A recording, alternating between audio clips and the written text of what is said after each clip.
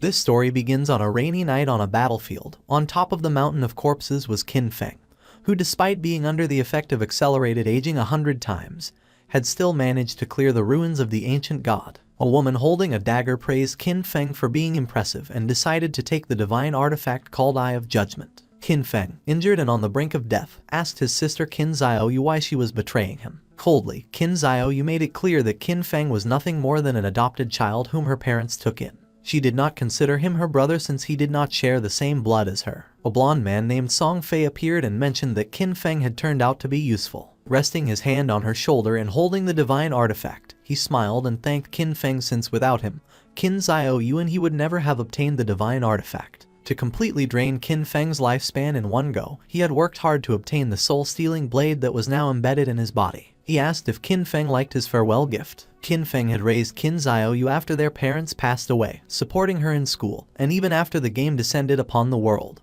He risked his life countless times for her. But now seeing that she had betrayed him, he realized that he had judged her wrongly. Qin Xiaoyu made it clear that after their parents died, Qin Feng kept meddling in her life, giving her orders and controlling her. Before, when Song Fei and she needed his protection, he was still somewhat useful. But now that they had the divine artifact, the only value he had for them was gone. Song Fei lunged at Qin Feng to end his life, promising that he would take good care of Qin Xiaoyu. As death was approaching, Qin Feng promised not to let them get away with it. Just before he could finish the sentence, Song Fei took his life. In 2025, the god-forsaken game descended where the only currency was lifespan.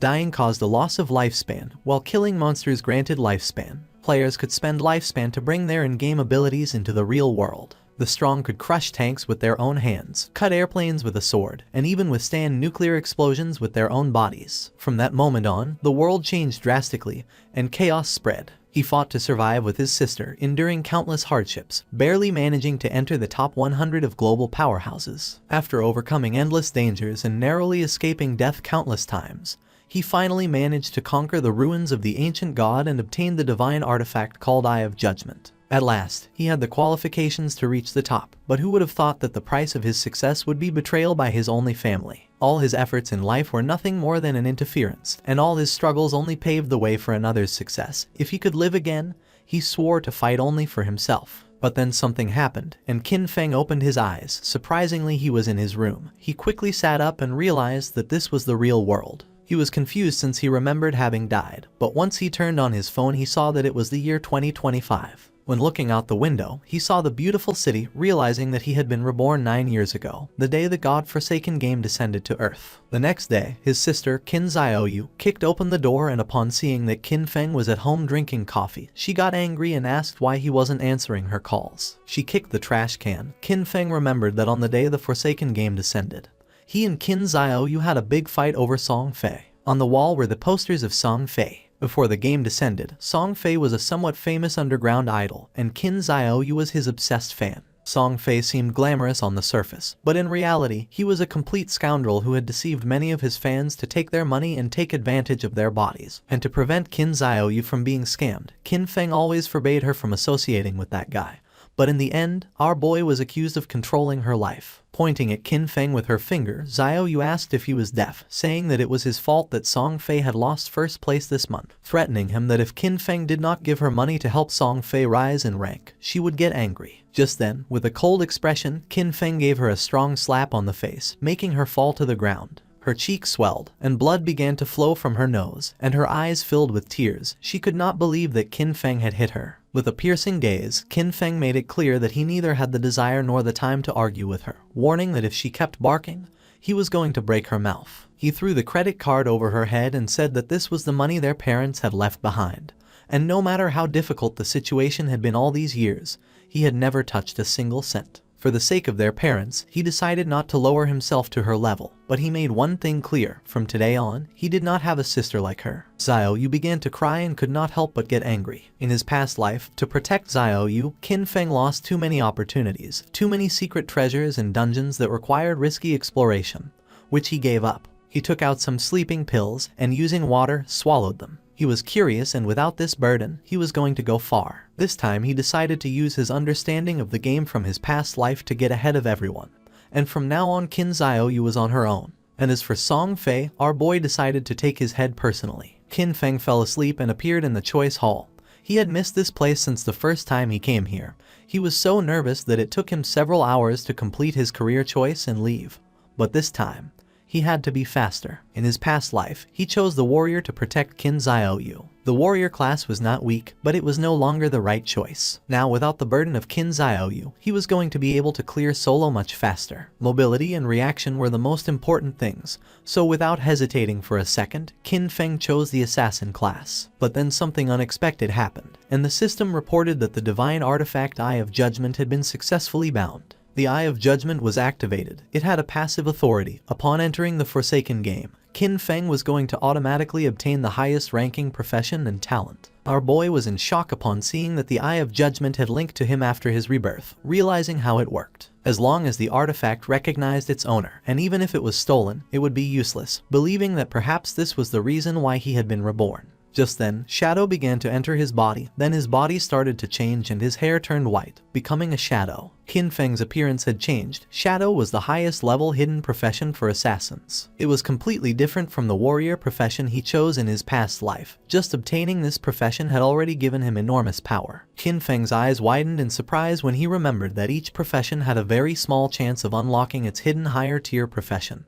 and the authority of judgment actually made this probability a certainty. The system activated, informing that the authority of judgment was the most genuine and ancient primordial authority in the universe. Its power surpassed rules and order. Temporarily, Qin Feng could not activate this authority actively since he did not possess divinity, but its passive effect was active. This revelation left our boy in shock. In his past life, it was not until the 7th year after the God-forsaken game descended that a powerful player managed to leave God's abandoned realm and reach the realm of order. Only then did humanity learn about the existence of the power of order. But in fact, even years later, no one obtained the power of order. Qin Feng never expected to achieve this. Now at the beginning of his journey, he had already obtained the primordial authority that surpassed order and rules. As long as he could leave God's abandoned realm and reach the realm of order to obtain divinity, he could activate this authority, now having another goal in this life. Now that the profession selection had been completed, the system asked him to enter his game alias. Qin Feng hesitated for a moment but then chose Shadow since his profession had been born from the shadow. Qin Feng was teleported to the god's abandoned realm. This was a ruined land, full of countless monsters. He had to be careful since the monsters were ready to tear him apart and steal his lifespan. One could leave the town, kill monsters and earn tradable lifespan. But if they died in the game, they would lose half of their lifespan, both tradable and non-tradable. Qin Feng was in Shell Town, a safe zone. Here there were no monsters and players could not attack each other, and the lifespan loss speed was multiplied by 1. Many people were dragged into the game. Some had taken a nap after eating and some others had fallen asleep after a long workday, only to end up in this place. Everyone's attention was fixed on Qin Feng. No one knew what profession he had, nor why it looked so different from theirs. Seeing the dagger, some realized that he was an assassin. Soon, powerful figures from various countries were going to appear one after another, reconfiguring the order of this world. If Qin Feng wanted to get ahead of them, then he couldn't wait since practice waits for no one. Just then, 3 men and an archer were teleported back to the town. You see, if during the monster hunt players died, they would return to the town. The players were furious and panicked since the wild monsters were too strong. With one bite the monster had taken all their life. They had been fighting against a weak level 1 crawler. But even so, they had only managed to take away 1/3 of its health together. And now that they had died, their lifespan had dropped to half. They asked the archer Lizzie what to do now. Qin Feng started observing her and remembered that archers started with short bows, realizing that she was also a hidden class. Lizzie noticed that Qin Feng was also a hidden class. With a kind smile, she asked if he wanted to team up with them. The monsters outside were really strong, and they couldn't handle them alone. Her team had already been annihilated once, so they had experience. Qin Feng refused and continued on his way. Lizzie's companions mocked him when they saw that he was pretending to be a pro. The 5 of them together had not been able to defeat the monster, so there was no way he could do it alone. According to them, Qin Feng was looking for death. Using the system, Lizzie saw that Qin Feng's alias was Shadow. While our boy was walking towards the exit of the town, Lizzie decided to follow him to see if they could find out what skills he had. She couldn't help but smile since maybe they could get new information about monsters and see how Qin Feng died. The land abandoned by the gods was a too unsettling and dangerous place. Lizzie and the others began to secretly follow Qin Feng. She did not know why she had ended up here, but with years of experience in online games, she quickly formed a group. However, the first monster they encountered outside of the town annihilated them. She knew that this monster was not an enemy that a level 1 player could defeat. Lizzie's friends were furious since Qin Feng's initial weapon was different from the group's assassin. He had a dagger, but Qin Feng had a short blade. The assassin felt envious since Qin Feng was even faster than him. But as an assassin, his agility should be the highest. Besides that, Qin Feng's clothing was different from his. Qin Feng seemed like an unusual player, so Lizzie decided to follow him as he might lead to crucial information. Qin Feng started staring at them, and upon feeling this, Lizzie quickly hid again without knowing if they had been noticed. Our boy used the shadow sneak technique and disappeared from the place without a trace, becoming a shadow. Lizzie and the others were somewhat confused to see that he had vanished into thin air. The assassin of the group realized that this was a stealth ability, an initial ability that granted invisibility. Qin Feng had become invisible. Lizzie decided to return to the town and look for ways to improve themselves. It was too dangerous to go out. They had already died once and their lifespan had already been reduced by half. They decided to look for NPCs to try to obtain hidden rewards like treasure chests. Shadow Sneak was a skill that allows the user to enter stealth for a duration. Attacking will reveal the user, and the first hit after breaking stealth deals increased damage. Stealth Mastery doubles the duration of stealth and increases the level of stealth by 1.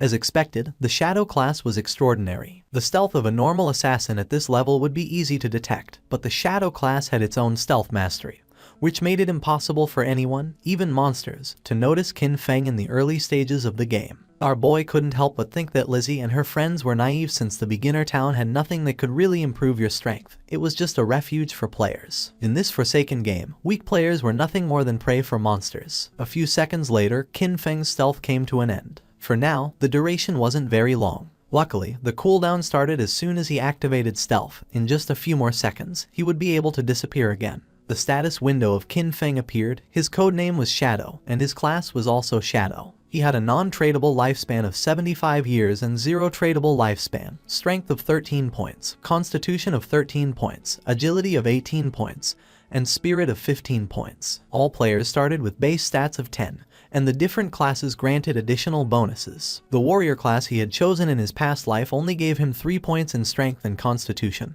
But this time, the Shadow class had granted improvements to all stats, and agility had increased by 8 points. He still had 5 free attribute points to assign. Most players use their points on strength or spirit to increase physical or magical attack power, but that was a big mistake. Without losing a second, Qin Feng assigned the 5 points to agility, now being 23 points. This statistic was key since in the early game, no matter how one allocated their stats, the monsters would always deal overwhelming damage to the players, and the only way to kill monsters without taking damage was to increase agility and boost speed. Then something caught Qin Feng's attention.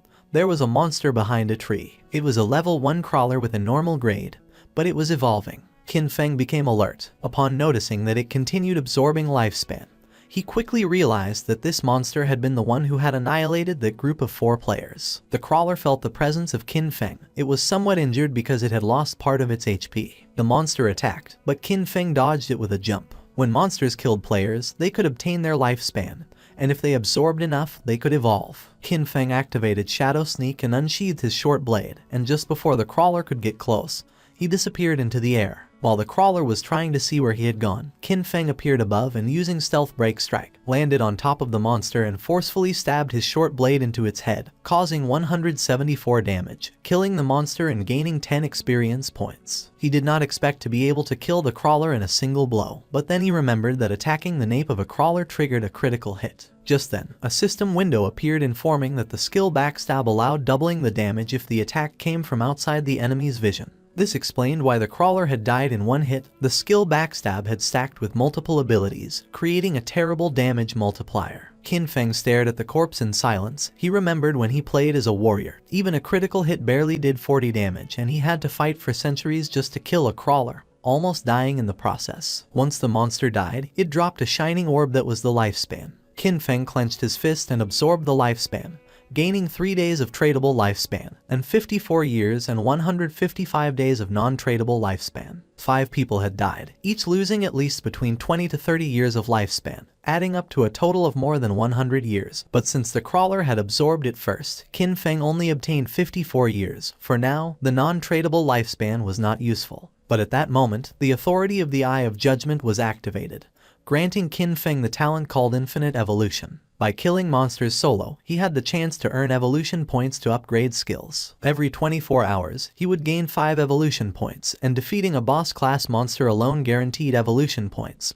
Currently, he had 5 points. He had infinite evolution and could improve his skills. In his past life, he had never heard of anything like this, no matter what equipment or skill book monsters dropped. Its grade was fixed and there was no way to improve it. This was a power beyond rules and order. Our boy decided to try it out and upgrade Shadow Sneak and Backstab. He spent 4 evolution points and the skills were successfully improved. The starting skill Shadow Sneak went from normal to bronze, and the duration increased from 12 seconds to 16 seconds. The breaking stealth attack bonus increased from 60 to 90, and the cooldown time was reduced by 2 seconds. Backstab went from inferior to normal and the damage increased by 5%. The Shadow Sneak now lasted 16 seconds, and with Stealth Mastery it doubled to 32 seconds. With such an extended stealth duration, he could now remain invisible permanently, and if his abilities had been improved earlier, he would have been able to eliminate even a full HP crawler in a single strike. Just then, a boy who was accompanied by a woman mentioned that this game was easy since even a scrawny guy like Qin Feng had taken down a monster alone. The woman praised him, thinking that with his physique he would be able to face 10 people. The boy began to smile and promised to protect her. Qin Feng noticed that there was a monster hidden in the tree. With a confident smile, the boy asked if he wanted to team up with them. Qin Feng sensed danger and disappeared using the Shadow Sneak. Seeing this, the boy thought that his muscles had intimidated him. A spider descended to the ground, making them panic. This was the level 1 and bronze grade monster nurturer. It attacked, ending their lives. Qin Feng remembered that the nurturer was a beginner boss with 16 OHP points. It was not something that a normal rookie could handle, and besides, it had many small spiders under its command. The nurturer began to feed and Qin Feng took advantage of this moment to check how strong his upgraded abilities were. Using the stealth break strike, Qin Feng stabbed his short blade into the spider's eye. It counterattacked, but Qin Feng reacted in time and after dodging the attack, he moved away and became invisible using Shadow Sneak. Our boy's attack caused 338 damage, and in the process, he received 9 damage. He had barely escaped thanks to his agility. Qin Feng had 130 HP points, and if the spider's attack had connected, he would have died instantly. He was impressed to see that his attack had dealt more than 300 damage to the boss. The nurturer enraged and in the process split the trees in the area in half. Qin Feng was aware that these monsters were intelligent, and that the spider would not just stand still taking hits. The spider was attacking indiscriminately to identify Qin Feng's location. Now even the small spiders were on alert, so he could not rush in recklessly. While the spider was distracted, Qin Feng took the opportunity to throw a rock, which hit its abdomen directly, causing 299 points of damage. Qin Feng grabbed another rock and his assumption was correct, realizing that his main source of damage came from the bonus of the skill Stealth Ambush Strike and the class skill enhancement, so even by throwing rocks he could still deal solid damage. All he had to do now was wait for Shadow Sneak to come off cooldown, and then throw a rock. This way, the rock was going to activate the bonuses of Ambush Strike, Backstab, and Weak Point Attack. Once Shadow Sneak came off cooldown, Qin Feng threw another rock again, dealing 279 points of damage to the spider, and then activated Shadow Sneak again. His plan was simple: stay hidden until Shadow Sneak was off cooldown, and then attack again. At the same time in the town, the leaderboard was updated revealing that the player Shadow had killed the boss nurturer of bronze grade, being the first to reach level 2, rising to the list as number 1. The other players were in shock since most had died to mobs and could not understand how someone had already defeated a boss. Lizzie and the others were speechless upon seeing that Qin Feng had defeated a boss and ascended to level 2, while they could not even handle normal mobs together, believing it must be a system error. The woman and the man who were attacked by the giant spider spawned in the town and were in shock upon seeing that someone had killed that big spider, realizing that Shadow was the boy they had seen earlier in the forest. Back in the forest, the system announced that Qin Feng had killed the boss nurturer, obtaining 300 experience points and 2 evolution points. Additionally, Shell Town's level leaderboard was unlocked, granting our boy 1 reputation point. Qin Feng began to absorb the lifespan of the spider. The moment the big spider died, the small ones scattered, which was a waste. He couldn't help but regret it since he should have killed the small spiders first to gain more experience. He obtained 46 tradable lifespan and a new skill book called Greedy Hand of bronze quality along with a corrosive dagger, which had 35 damage points and 4 agility points. After learning the skill Greedy Hand, Qin Feng could use it on defeated monsters, granting a 20% chance to obtain an additional loot reward. Qin Feng was somewhat surprised as he did not expect a bronze boss to drop this god-tier assassin skill. This skill significantly increased loot acquisition. In the late game, defeating powerful bosses would have a 20% chance of producing extra loot. According to what Qin Feng remembered from his past life, there was a guy in the Godslayer guild who had average combat strength. But just because he had this skill, he became one of the most sought-after players. He even had a personal bodyguard who escorted him everywhere. Qin Feng's eyes widened in surprise, realizing that although the activation rate was only 20%, if he combined it with his unlimited evolution talent, he would be able to infinitely increase both the drop rate and the amount of loot. The next day, the students were on their way to school. Xiao Yu's friend asked if she was not going to call Qin Feng and apologize, reminding her that yesterday they had skipped the exam to secretly go and support Song Ye. She was sure that Qin Feng must be angry with her. Xiao Yu refused since she had done nothing wrong, and because of him, they had almost missed the entrance time. According to her, Qin Feng was the one who should apologize. Her friend tried to convince her since Qin Feng treated her very well and also asked what had happened to her face. Xiao Yu stood firm in her decision since all Qin Feng did was meddle in her affairs, and she made up an excuse, saying that she had tripped and hurt her face. Upon entering the school, they saw many students gathered in front of a classroom. The friend became curious and, making her way through the crowd, entered the classroom where she saw that Zhang Wei's body was becoming semi-transparent. One of Zhang Wei's friends explained that he wasn't very sure, but just now, Wei had said he was going to take a nap, and when they turned around, he was already like this. This was not an isolated case, it was all over the internet. People from all over the world were experiencing the same phenomenon, and some experts said that if one fell asleep, they would enter a semi-transparent state like a ghost, and no one knew why. The friend went on alert and decided to call her parents to warn them and advised Xiao Yu to call her brother to warn him as well just in case. But she refused since she preferred to see him dead rather than contact him. Meanwhile, Qin Feng evolved the new skill Greedy Hand, upgrading it from bronze quality to gold. Now, when looting an enemy, the probability of obtaining an extra piece of loot increased from 20% to 70%. And thanks to this, our boy learned Greedy Hand and obtained 2 points. Qin Feng clenched his fist and activated the skill, obtaining 2 evolution points and 46 days of tradable lifespan. He was more than satisfied to have obtained 2 evolution points and knew that to upgrade Greedy Hand to level 3 he needed 3 points, and that soon he would have a 100% chance of obtaining extra loot. He knew that the governments of the world must have realized the situation by now, and more people were going to flood into the game, so he had to accelerate his progress and equip what he could use. Qin Feng equipped the corrosive dagger of bronze quality, gaining 35 attack points and 4 agility points. He activated the shadow stealth to avoid drawing attention from the monsters, knowing that it wouldn't be long before people realized that the skills and equipment from this game could be extracted into the real world.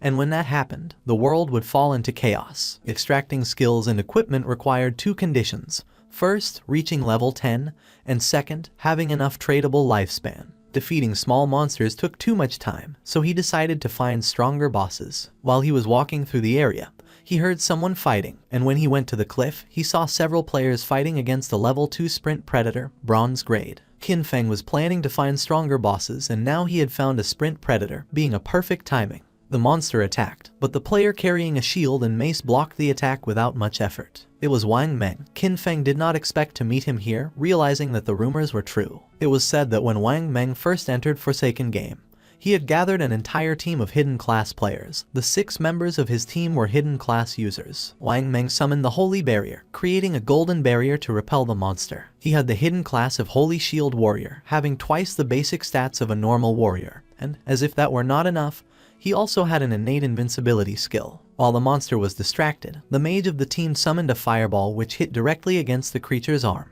She had the mage class hidden profession called Prophet, which allowed her to inflict double the magical damage of a normal mage and came with an incorporated prophetic fireball. The archer of the team had the hidden profession of the archer class called Sharp-Eyed Shotter, granting the user double the stats of a normal archer, and came with an incorporated rapid shot skill. The priest had the Oracle Priest class, having twice the healing power of a normal priest and a group healing ability. The archer and the mage attacked together, but the monster evaded the attacks without much effort and attacked Wang Meng, forcing him to retreat. The archer panicked upon seeing that the ranged attacks were not hitting, thinking that this boss was too fast. The priest healed Wang Meng, and he decided that the best way to defeat this boss was to keep attacking while the healers took care of healing. Seeing that he planned to wear down the monster's health little by little, Qin Feng thought that Wang Meng was very optimistic, but he knew that he was forgetting the most important thing.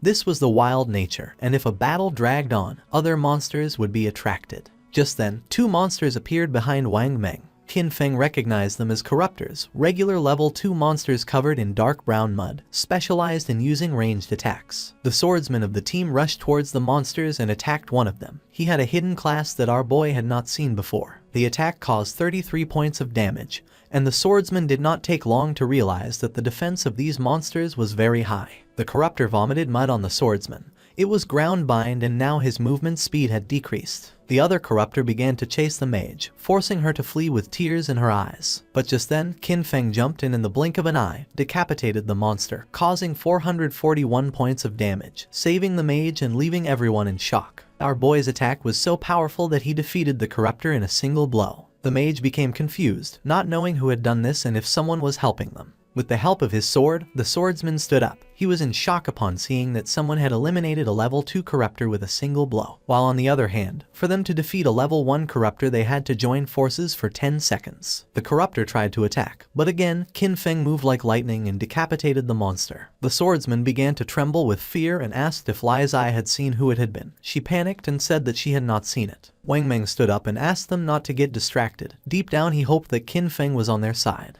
Now only the sprint predator remained, and our boy was watching from a branch. As a reward for having killed 2 level 2 corruptors, he obtained 40 experience points, 1 evolution point, the skill book called Venom Dart of common quality, and 8 days of tradable lifespan. Qin Feng did not waste a second and evolved Venom Dart as it was a perfect mid-range poison damage skill. Upon evolving it, the skill rose to level 2 and went from common quality to silver. It allowed the user to throw a deadly poison dart with a maximum range of 14 meters, inflicting 120 attack damage points upon impact and applying the status Venom, with a cooldown of 5 seconds. The status Venom inflicted 50% continuous damage per second, lasting for 5 seconds and could not be stacked. The monster attacked again. Wang Meng managed to block the attack with his shield, but in the process, the creature stabbed its sharp limb into his stomach. Wang Meng dropped his shield and mace to the ground, and the monster took advantage to stab him with its other limb, causing him terrible pain. The archer began to tremble with fear. The priest panicked knowing that this was not good since he could not heal fast enough. In a desperate attempt, Wang Meng asked them to flee. Qin Feng shot a dart, which lodged in the head of the sprint predator, causing 845 points of damage. The mage and the archer were in shock upon seeing that the attack had taken half of the boss's HP. Both the monster and Wang Meng began to writhe in pain,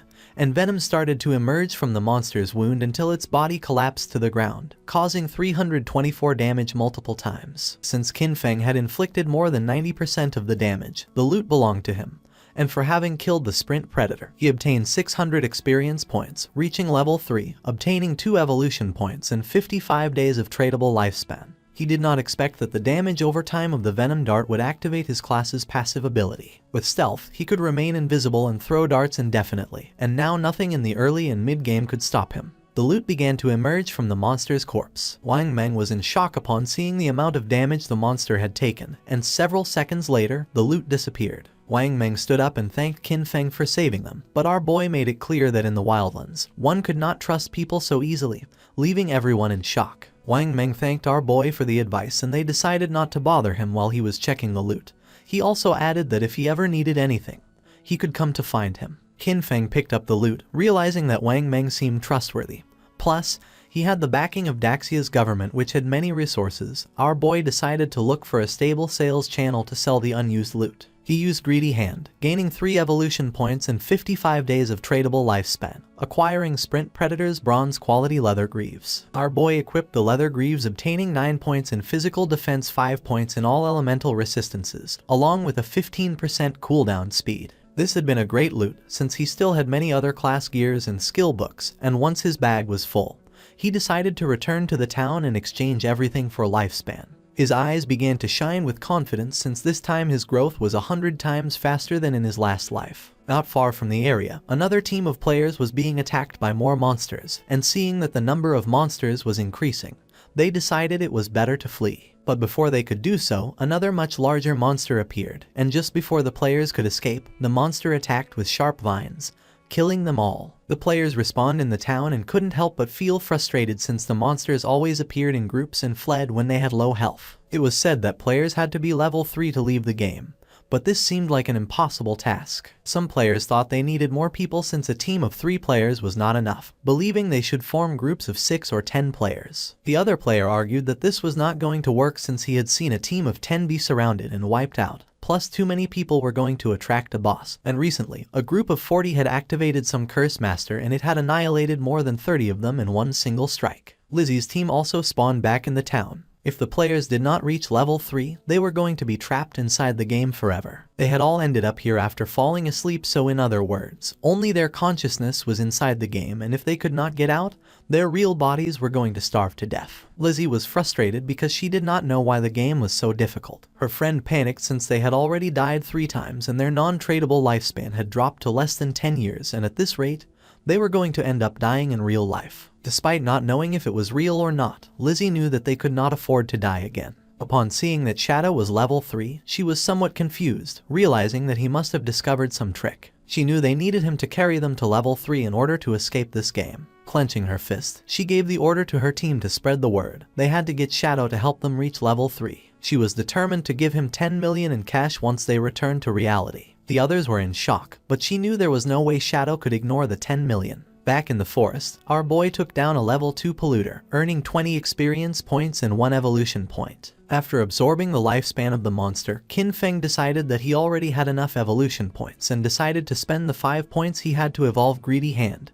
It improved in quality, going from platinum to emerald, increasing the probability of obtaining extra loot to 160%, and now the extra loot had a 20% probability of being 1 tier higher. Qin Feng was amazed knowing that the effect was insane, realizing that if he kept evolving it, it would reach 100% or even 200%. It was raining, and something caught Qin Feng's attention. It was the monster called Curse Master which was wandering through the forest. This monster was a bronze tier boss and was consuming vital force to advance to a silver tier boss. For Qin Feng, it was normal that this boss had annihilated a team of 40 men. For now, our boy had a full inventory, so even if he killed the monster, he wouldn't be able to pick up the loot, so for now, he decided to mark this place on the map. The boss's evolution took some time, so he thought about emptying his inventory first and coming back later. In the town, the news that someone was offering 10 million for Shadow, the number 1 player on the leaderboard, to help them level up quickly had spread everywhere. People were dying, losing lifespans, so the rich had already started looking for a way to escape, meaning that the commoners were doomed. While people were chatting, Qin Feng appeared in the town, leaving everyone in shock. Using the system, he activated the market stall option, making the system announce that he was selling equipment and skills, with the stall available for only 10 minutes. The players were in shock upon seeing that he was wearing 2 pieces of bronze tier gear, and furthermore was selling 2 more. They still couldn't believe that he had killed a bronze tier boss. One of the players asked why they couldn't see Qin Feng's face. Another player explained that he had enabled the face concealment function, making the in-game appearance match the real one, so for this reason he wanted to remain mysterious. A mage approached our boy's stall and with a curious gaze asked how much for the icicle spell, to which Qin Feng replied that it was 100 days of tradable lifespan. She was Grey Rose, currently ranked 11 in Shell Town, who also had face concealment activated. For Rose, 100 days of lifespan was a lot, so she asked if he could lower the price, to which Qin Feng explained that the common tier skill icicle spell increased a mage's early farming speed, and 100 days was already a bargain. Rose asked if she could use real-world money, but Qin Feng refused to accept it, advising her that if she had cash, she could first buy tradable lifespan and then exchange it with him, and if no one offered more, he was determined not to sell the skill until she had the lifespan. She started to ponder, and then using the team channel, she asked her teammates if this was a good offer. They had leveled up to level 2 so quickly thanks to her leadership, so they showed no objections. Moreover, with this skill, they would be able to reach level 3 even faster since the most important thing was escaping first. She asked them to transfer their tradable lifespan to her, promising to send them money when they returned. She handed over the 100 days of tradable lifespan to our boy. Seeing that all of her team members were level 2, Qin Feng realized that they must have killed at least 30 or 40 crawlers.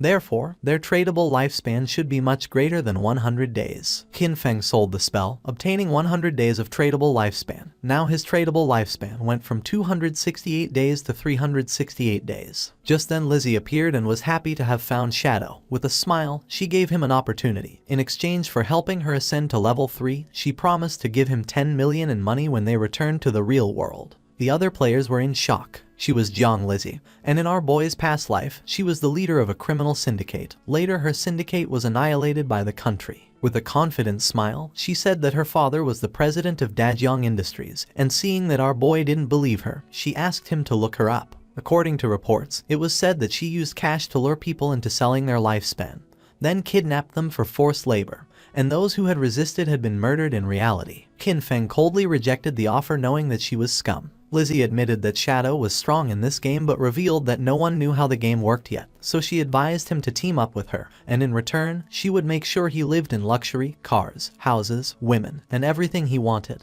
Qin Feng did not change his mind and asked her to stop blocking his business. He better than anyone knew that cash was worth nothing.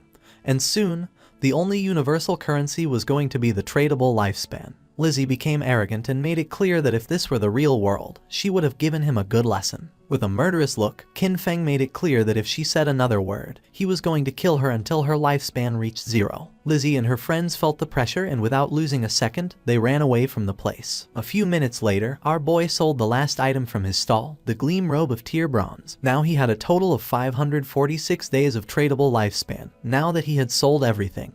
He decided it was time to go deal with the Curse Master. He became invisible. No one knew it yet, but the tradable lifespan could extract skills into reality, and soon this forsaken game was going to plunge the real world into chaos. Along with the real world backgrounds that people once took pride in, soon only personal strength would matter. Lizzie and her team moved away from the area. They're out of breath from running, and Lizzie shares that Shadow not only turned her down but also threatened her. She vows to find and kill him once she's in the real world. While she's thinking this, a man named Mao Li Jun, also known as Lao Mao, approaches her. Lao Mao says he's at level 2 and claims he knows some tricks to level up in the game. He asks if he can take the 10 million offer that Shadow turned down to help Lizzie and her team reach level 3. Lizzie, feeling cautious, asks what Lao Mao means by tricks. Lao Mao tells Lizzie that he normally keeps his tricks a secret, but he'll make an exception for her. He explains that to level up in this situation, you should quickly allocate all your attribute points to agility. Doing this will make your running speed faster than the monsters, helping you win without getting hurt. Lizzie is shocked because she had put all her points into strength. She agrees to Lao Mao's offer but says she'll only pay him 5 million since he's not as strong as Shadow. Lao Mao accepts, mentioning that while Shadow is strong,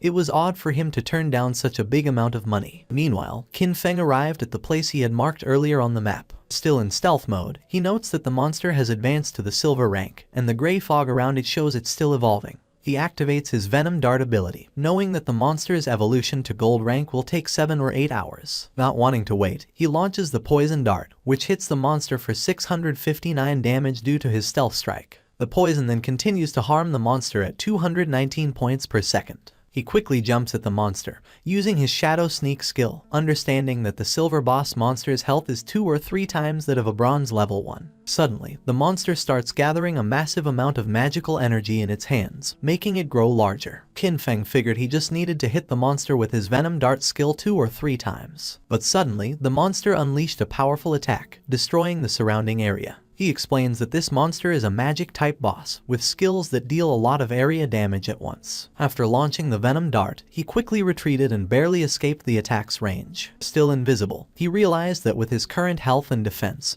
he wouldn't survive if he took the monster's attack directly. As the battle continued, the monster started charging another big attack. Its massive form turned toward him, but he stayed calm, moving carefully across the battlefield while watching his cooldown timer. His hidden shadow ability wasn't ready yet, so he needed to wait for the boss to show a moment of weakness. The plan was simple: wait for the right moment, strike precisely, and disappear before the monster could hit back. Moments later, the creature stumbled, briefly distracted. This was the chance. Without waiting, he moved forward, using his Venom Dart skill. The attack hit perfectly, dealing 659 damage. Almost right away, the venom started working, draining the monster's health by 219 damage per second. Seeing the danger, the monster tried to escape, but Qin Feng wasn't going to let it get away. He followed closely, his eyes focused and determined. The monster was nearly defeated. Its attempt to run away was useless. In a swift movement, Qin Feng vanished and reappeared on the creature's head, slamming it into the ground. The system quickly confirmed his victory. He had defeated the silver-ranked boss. A stream of notifications appeared before him. He gained a total of 1,800 experience points, and leveled up from 3 to 5 instantly. He also received 4 evolution points and a surprising 124 days of tradable lifespan. He chuckled, noticing how a single boss kill boosted him 2 levels and gave him extra evolution points. As the monster's body turned into loot, he used his evolved skill, Greedy Hand. The air shimmered as a system screen confirmed the loot was collected. The rewards were even better than he expected, with another 4 evolution points and an extra 124 days of tradable lifespan, doubling his gains. The generous rewards made him smirk. 2 extra bonuses right away were impressive. He realized the silver-ranked boss had given him a total of 12 evolution points and 372 days of tradable lifespan. Just as he was taking in his rewards, another system prompt appeared, revealing an unexpected bonus. The secondary effect of Greedy Hand had kicked in, upgrading one of his looted items from silver to gold rarity. He looked at the notification with interest, a gold tier item. It made sense why Greedy Hand was considered a Jade level skill. It could enhance loot beyond its original quality. His focus then turned to the scattered loot. 7 or 8 pieces of gear had dropped, but he only had 10 slots left in his backpack. He sighed, realizing that running back each time he defeated a boss would waste a lot of time. He knew that a storage ring or something similar would have been perfect to solve this problem. Just as Qin Feng was about to check out a specific item among the loot, the scene suddenly shifted back to the Shell Town. There, the mage from Wang Meng's team appeared in a flash of light, her face showing relief. She was finally back, all thanks to Wang Meng. As the rest of the team followed, they thanked him, admitting that without his leadership, they wouldn't have reached level 3 and returned safely. But Wang Meng brushed off their praise, saying their progress was due to everyone's hard work. The mage, however, couldn't let go of a lingering regret. She sighed, wishing she had managed to add Qin Feng as a friend in the forest. She thought maybe it was because she had been covered in mud at the time. Her teammate reassured her with a playful grin, saying that with her new outfit, she looked great, and surely the mysterious player wouldn't reject her again. As they chatted, a system announcement echoed through the town. The leaderboard had been updated. Shadow had reached level 5. The news shocked the players in town. Someone couldn't believe how Shadow had jumped from level 3 to 5 so quickly. The only explanation was that he must have defeated a powerful boss monster. Another player mentioned that just 10 minutes ago, he saw Shadow casually selling gear in the town square. And now this. Another guy said that his sister had just turned 18, and if Shadow liked her, it would be a big win for their family since having Shadow's help with leveling up would be a game changer. His friends quickly dismissed the idea, reminding him that Shadow wasn't interested in 10 million cash, so he wouldn't be interested in a matchmaking proposal. Back at Wang Meng's camp, his team was starting to worry. They had just celebrated reaching level 3, only to find out that Shadow had already moved far ahead. But Wang Meng stayed calm. He told them to put their worries aside for now. They needed to log out, return to reality, and warn their families and friends about this dangerous game. As their bodies started to fade, the system confirmed their logout. Wang Meng's last words were serious. If the world was heading toward chaos, they had to prepare their loved ones. The scene shifted to the real world. Wang Meng's eyes opened, and a voice quickly called for the captain. He wasn't just any player. Wang Meng was a police officer. His fellow officers rushed to him, visibly worried. One admitted they were scared because his body had started to turn transparent while he was unconscious. The terrifying truth was clear. If a player died in the game or lost all their life,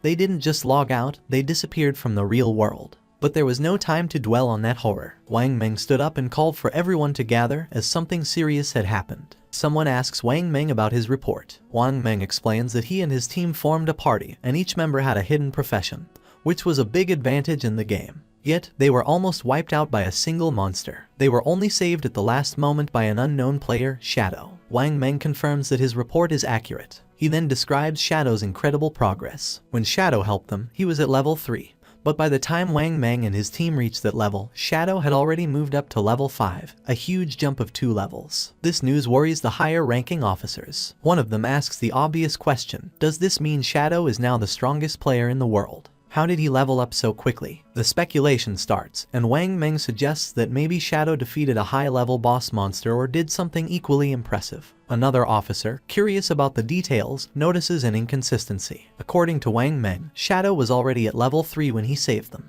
If that was true, why didn't he log out like the rest of them? Could it be that Shadow had no close family or friends waiting for him in the real world? A female officer comes up with a daring idea. She thinks Shadow might be a transmigrator, someone who shows up suddenly and gets stronger fast, as if destined for power. She says that transmigrators are often orphans, which might explain why Shadow hasn't come back to reality. Her words make the room go silent, and realizing the weight of what she said, she blushes with embarrassment. A senior officer, not impressed, calls her NU and tells her to stop making jokes during a serious talk. He dismisses her idea, saying she's been reading too many novels. Then, shifting back to the main subject, the officer shares some crucial information. Secret reports from the higher-ups reveal that researchers are studying a worrying pattern. Many older people have been mysteriously dying in their sleep. When researchers compared this data with those who had returned from the forgotten game of the gods, they found something alarming. It turned out that those who died in their sleep had also died multiple times in the game. This shows a scary truth. If a player's lifespan hits 0 in the game, they don't just die there, they die in real life too. One officer shares his worry, saying the forgotten game of the gods is an anomaly, something way beyond what they understand. The head officer agrees, suggesting that they might be facing an invasion by unknown beings from higher dimensions. The room goes quiet as everyone takes in this heavy thought. Without delay, the head officer moves on to urgent matters. He tells everyone that the higher-ups, probably the government, have given an emergency order. All officers must form vanguard teams based on their locations, enter the forgotten game of the gods, and gather as much information as they can. This is no longer just a police issue. The government is setting up a special force to handle this unique crisis. He highlights the global scale of the problem. Every nation is rushing to explore and understand this new reality, and falling behind would mean losing international standing. For national security, they must gather information at all costs. The head officer then announces his decision. NU will be the captain of Team 1. She accepts the role without hesitation. Wang Meng is appointed as her vice captain, and they are given the power to pick their team members. Wang Meng nods, understanding how important their mission is. The head officer then turns his attention to Shadow, the mysterious player Wang Meng met. Based on Wang Meng's story, Shadow doesn't seem to have bad intentions. Because of this, the head officer orders NU and Wang Meng to try and befriend him. Their goal is to find out who Shadow really is and work with him. He explains why NU is in charge. Her deep knowledge of games and stories makes her the best choice to investigate someone like Shadow,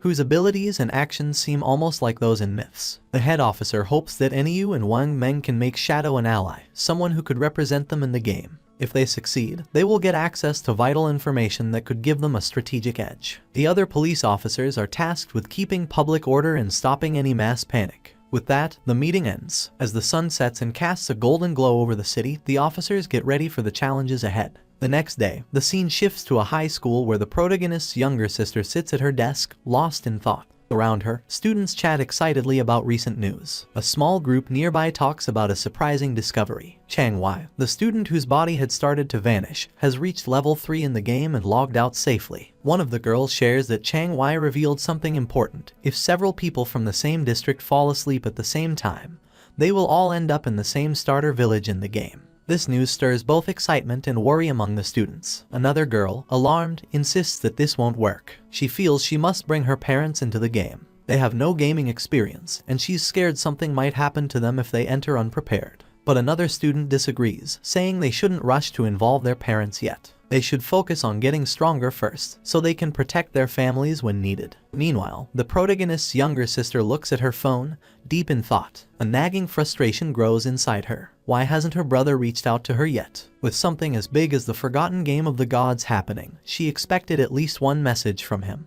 But there's been nothing. He hasn't checked on her or even apologized for hitting her earlier. That was completely unlike him. In the past, whenever they argued or she upset him, he would always find a way to make peace. But today, there was only silence. No apologies, no attempts to make things right. Even their parents had never laid a finger on her, yet he, her brother, had struck her. Still upset, she tries to justify her actions. All she did was skip class to see Song Fi's concert. Was that really such a big deal? She pouts, deciding that unless her brother calls and apologizes at least 1,000 times, she will never forgive him. Her annoyance quickly turns into excitement as she starts talking about Song Fi. Looking back, she's glad she went to see him yesterday. Once the forgotten game of the gods takes over, she might not have many chances to go to his concerts. A dreamy look appears on her face as she remembers last night, thinking about how close she was to him during the show. She pictures Song Fi on stage and can't help but gush over how amazing he was. Then, she realizes something. If everyone enters the game world while sleeping, that means Song Fi will too. Her face turns red as she imagines meeting him in the game. Could this be her chance? Is fate finally bringing them together? Her heart beats faster at the thought. As she gets ready to sleep, she suddenly remembers something. Chang Wei had reached level 3 really fast. That meant he was probably already an expert. If she wanted to do well in the game, she needed some good advice. So, without hesitating, she sends Chang Wei a message, asking if he has any helpful tips before she enters the game world. Meanwhile, Chang Wei is with his classmates when he gets her message. He looks at his phone and smiles. He's amazed by the situation.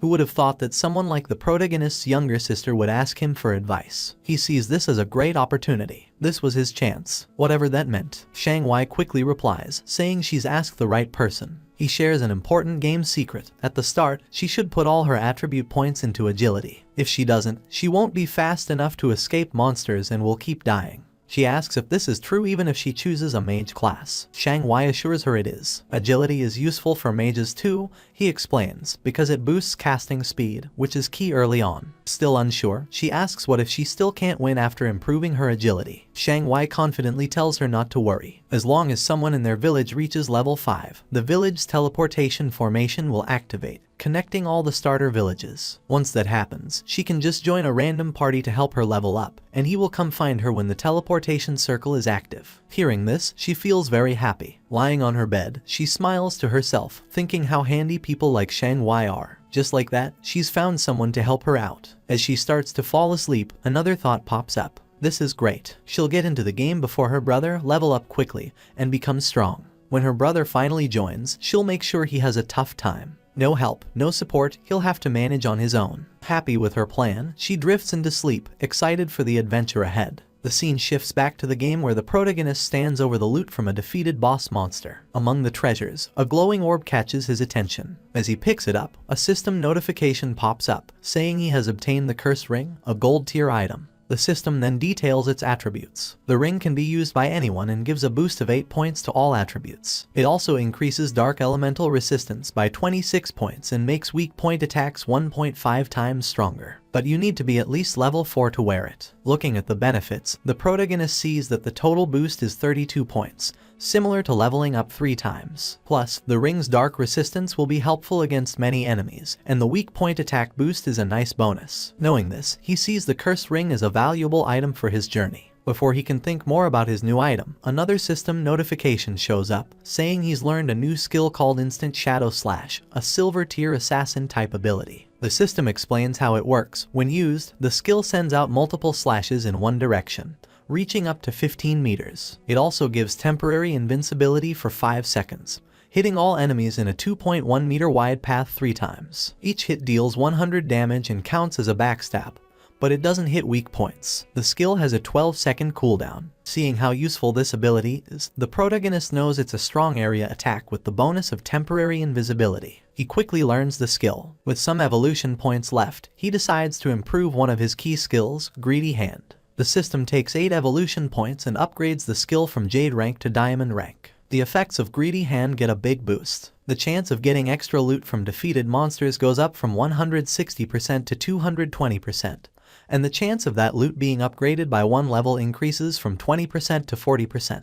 Thinking about this upgrade, the protagonist realizes that with this improvement, he'll now get 2 pieces of loot per enemy, making each kill 3 times as rewarding. Not wanting to waste his remaining evolution points, he upgrades Instant Shadow Slash by 3 levels. The system takes 3 evolution points, leaving him with just 1. The skill quickly evolves, moving from silver rank to gold rank, and finally reaching platinum rank. The skill's attack range has expanded, growing from 15 meters to 21 meters, allowing for greater reach. The invisibility now lasts 7 seconds, giving him a bit more time to stay safe. The number of slashes has increased from 3 to 5, hitting all enemies in its wider 3.1 meter path. The cooldown is slightly shorter, going from 12 seconds to 10.43 seconds, which makes it a bit more efficient but still needs careful use. Each strike now deals 200 damage, doubling its previous strength. Every attack counts as a backstab, triggering the backstab skill effect, even though it can't hit weak points. Seeing these upgrades, the protagonist knows that while the cooldown isn't much shorter, the skill's ability to keep him invisible longer can be a big advantage in fights. Looking at the rest of the loot, he quickly sees that most of it isn't useful. But one item stands out, a silver tier warrior skill book, Battle Roar. He knows selling it will give him more tradable lifespan. Just as he finishes checking the loot, he notices something moving. Turning around, he sees 3 huge creatures coming toward him. Without delay, he recognizes them as level 4 limb crawlers, ugly and dangerous monsters. Instead of being scared, he sees this as a great chance to try out his improved skill. He quickly activates Instant Shadow Slash. In a flash, he becomes a blur, launching a series of fast slashes that cut through the creatures with ease. The limb crawlers are torn apart before they can even react. As the dust settles, a system notification pops up, confirming their defeat. The system records his win, giving him 80 experience points and an extra 5 days of tradable lifespan as a reward. Standing in the aftermath, a dark, intimidating aura surrounds the protagonist. He calmly thinks about his new power, realizing that his ability to defeat enemies has greatly improved. He thinks about a strategy, figuring that if he uses his poison dart skill with instant shadow slash, he could win battles before they even start. Checking his tradable lifespan, he sees he has 618 days, but to bring his game skills and gear into the real world, he needs at least 900 days, or about 2.5 years. With that goal in mind, he plans his next steps. First, sell all the valuable items in his inventory. If things go well, he might reach the required lifespan sooner. Once he hits level 10, he can finally connect the virtual and real worlds. The scene shifts to the protagonist heading back to the starter town, invisible thanks to his latent image skill. Moving quietly, he hears a conversation nearby. A man congratulates a woman on reaching level 3 and reminds her of a promise. Watching them, he sees that it's Lizzie and Lao Mao. Their talk reveals a deal they made before. Lao Mao had agreed to help the Lizzie reach level 3 so she could log out of the game, in return for 5 million in cash. Now that she's reached her goal, Lao Mao is expecting his payment. Lizzie reassures him, asking if he really thinks her father's company, Du Young Industry, can't spare such a small amount. She tells him she'll log out and handle the transaction in the real world. Before leaving, she gives Lao Mao her phone number and tells him to contact her after he logs out. She then makes another offer. She wants to buy all of his tradable lifespan, offering 10,000 in cash for each day's worth. Lao Mao eagerly agrees, excited about the money he'll make. With a smug look, he remarks on how foolish King Fen was for turning down Lizzie's offer, saying they can talk more about the deal when they meet in reality. Unseen by them, King Feng moves silently between them, hidden in plain sight. Lao Mao, unaware of King Feng's presence, dismisses the importance of lifespan in the game. He thinks there's no need to worry since he can gather lifespan just as easily as in-game currency. For him, turning game achievements into real-world money is the best strategy, and he feels clever for figuring this out. The scene shifts to the starter town, where King Feng stands in front of the teleportation gate. As he stretches out his hand, the gate glows with bright blue energy. As the light grows stronger, a system window appears, congratulating him for activating the teleportation formation in Shell Town and awarding him 1 reputation point. The system explains that he can use the teleportation gate once a day for free, but using it more will cost tradable lifespan. However, since no other teleportation gates in the game are active yet, it's not useful right now. King Feng thinks about the teleportation system, knowing it's a two-way setup. Just activating one side doesn't help. Another player in a different starter town needs to reach level 5 and activate their gate for it to work. He remembers that in his past life, Song Fi was in Firefly Town. To stay ahead, he sets up an altar that will alert him as soon as someone activates the Firefly Town gate. He's not just waiting, he's getting ready. The moment that gate is active, he'll be prepared to face Song Fi. As he moves deeper into the city, his thoughts are on his main goal. While teleporting between towns is important to most players, he knows the real challenge is still ahead. His true aim is to reach level 10 and enter the God's abandoned realm, where he can finally activate his authority. Only then will the real challenge of the God-forsaken game begin. A bit later, he sets up his shop, and a system notification appears, letting all nearby players know that he's selling equipment and skills, but only for 10 seconds. It's a first-come, first-served chance. The reaction is immediate. Players get excited, rushing toward him and calling him an expert. Some say they've been waiting for this moment, saving up tradable lifespan just for this. One player proudly mentions he has saved up 150 days worth, while another remembers that the last time King Feng set up shop, he sold an icicle spell, which helped Gray, the buyer, climb to second place in the rankings. Another player, thrilled, discovers a silver tier skill book called Battle Roar, a warrior-only ability, and decides to buy it without a second thought. A system notification pops up, confirming the Battle Roar skill book has been sold for a huge 300 days worth of tradable lifespan. The players around are stunned. One questions if a single skill book is really worth that much. Another player dismisses him, explaining that Battle Roar greatly increases a warrior's ability to farm monsters. With this skill, the 300 days of tradable lifespan can be earned back in less than 2 days, making it a very smart buy. Understanding the value of what King Feng offers, the rest of the players rush forward, desperate to buy anything before it's gone. In just a few seconds, everything is sold out. Looking at his system window, King Feng checks his earnings. In just 1 minute, he gathered 650 days of tradable lifespan, bringing his total to 2,174 days. But he's still not satisfied. To bring his attributes, skills, and equipment into the real world, he needs much more lifespan. Meanwhile, some players complain about not getting a chance to buy anything.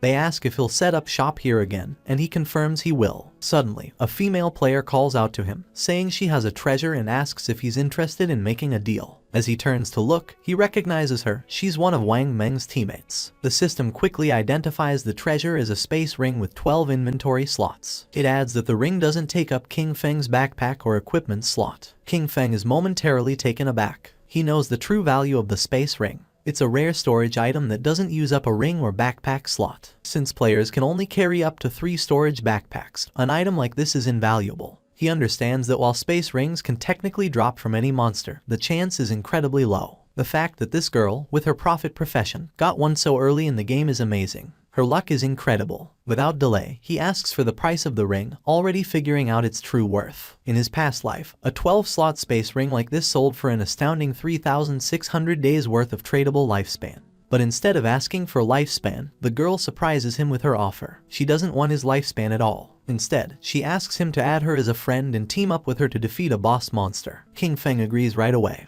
and a system notification pops up, confirming that player Big Plum has accepted his friend request. As they leave Shell Town, King Feng asks Plum about the boss monster she needs help with. Plum explains it's a gold tier boss, but she didn't catch its name because it was too far away. She says it's located on a worn-out boat in the swamp. King Feng is surprised. Could it be the Golden Ghost ship? He knows this ship is a rare special boss that can show up at any level. Its appearance rate is very low, but when it appeared in the past, it caused big guilds to fight fiercely over the strong gear it dropped. Just spotting this monster could start a big battle. But from what Plum says, he thinks this version of the Golden Ghost ship is probably around level 5, making it the easiest to beat. Still, he wonders how Plum found such a rare boss so near the starting town. His mind races as he tries to figure it out. The space ring, her link to Wang Meng's team, a gold tier boss showing up as if by luck. A thought hits him. Could she be the rumored koi fish from his past life? He recalls whispers from before. People said someone in Wang Meng's team had crazy luck, finding rare bosses, treasure chests,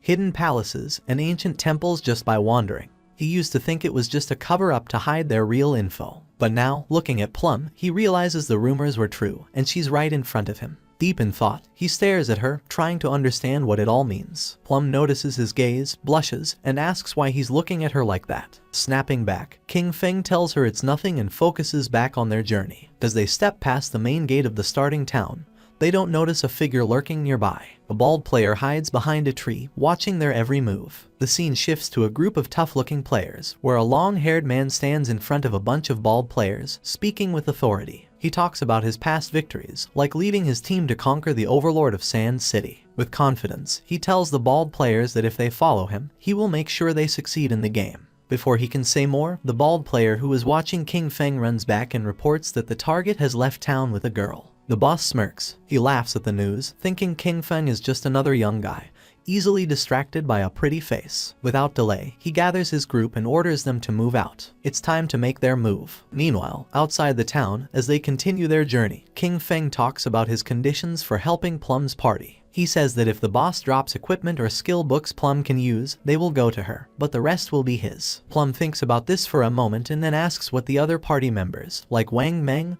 will get from this deal. King Feng explains that since the party has different roles, there's no promise that gear for an assassin will drop. If that happens, he would have fought for nothing, which wouldn't be fair. Understanding his point, Plum agrees to his terms but has a small request. If any gear drops for her captain or other party members, she asks if he would sell it to her at a discount. King Feng agrees. With the terms set, Plum says they will go to the boss's location once Wang Meng and the rest of her party log back into the game. But after walking for a while, she realizes she doesn't know where they're going. It's only when King Feng finally tells her their destination that she understands. They are going to fight the gold tier boss monster now. Plum is shocked. The idea seems crazy. King Feng is an assassin, and she is a mage. He might turn invisible, but she can't take a hit from such a strong enemy. Facing a gold tier boss this early with just the two of them sounds like a death wish. But King Feng stays calm and confident. He doesn't plan for her to fight at all. His plan is to tackle the boss alone while she watches from a safe distance. Even with his confidence, Plum finds it hard to believe. She knows he's strong, but beating a gold tier boss solo is unheard of. Just as she gets ready to question him more, King Feng suddenly stops, sensing something.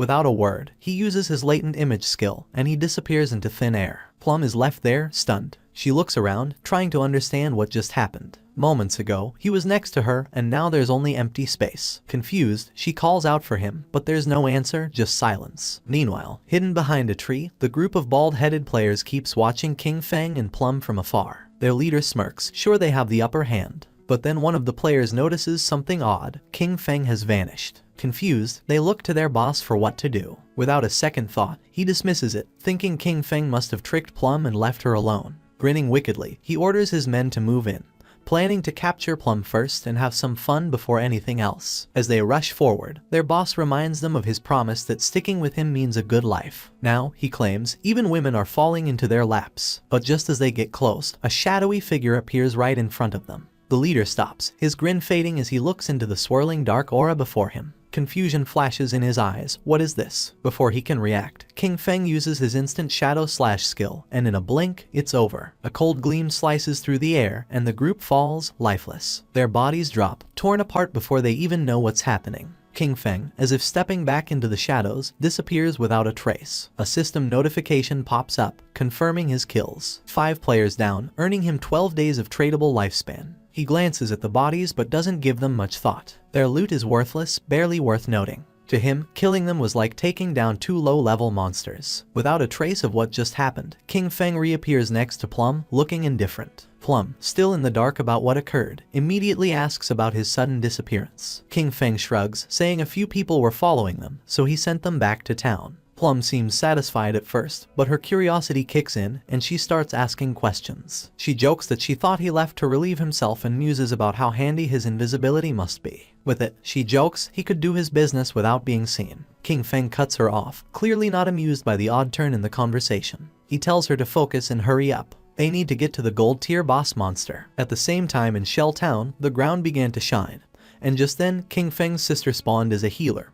Her eyes widened in surprise upon seeing a magic staff. She picked up the staff realizing that everything was real, so much so that she could even feel things. The player's attention was fixed on her, realizing that she was another newcomer. She was happy since she had obtained the hidden class sacrifice, thinking that it must be very powerful. She firmly believed that with this class she was going to capture Song Fei's attention. She was worried about knowing where Song Fei was right now and if he knew the secret about the starting points. Her eyes began to shine with rage at the thought of where King Feng might have gone. He was always looking after her all day, but when the critical moment arrived, he couldn't be trusted at all. She decided to stop thinking about it since she now had a hidden class and Jiang Wei had promised to help her level up. From now on, King Feng would have to manage on his own because she was not going to worry about him. Her attention fixed on the leaderboard, leaving her in shock upon seeing that rank 1, Shadow, was level 6. She was furious because Jiang Wei was only level 3, and yet dared to boast about how powerful he was. Realizing that Shadow was the true expert, she thought that if she could stick close to Shadow, she would be able to level up faster than with Jiang Wei.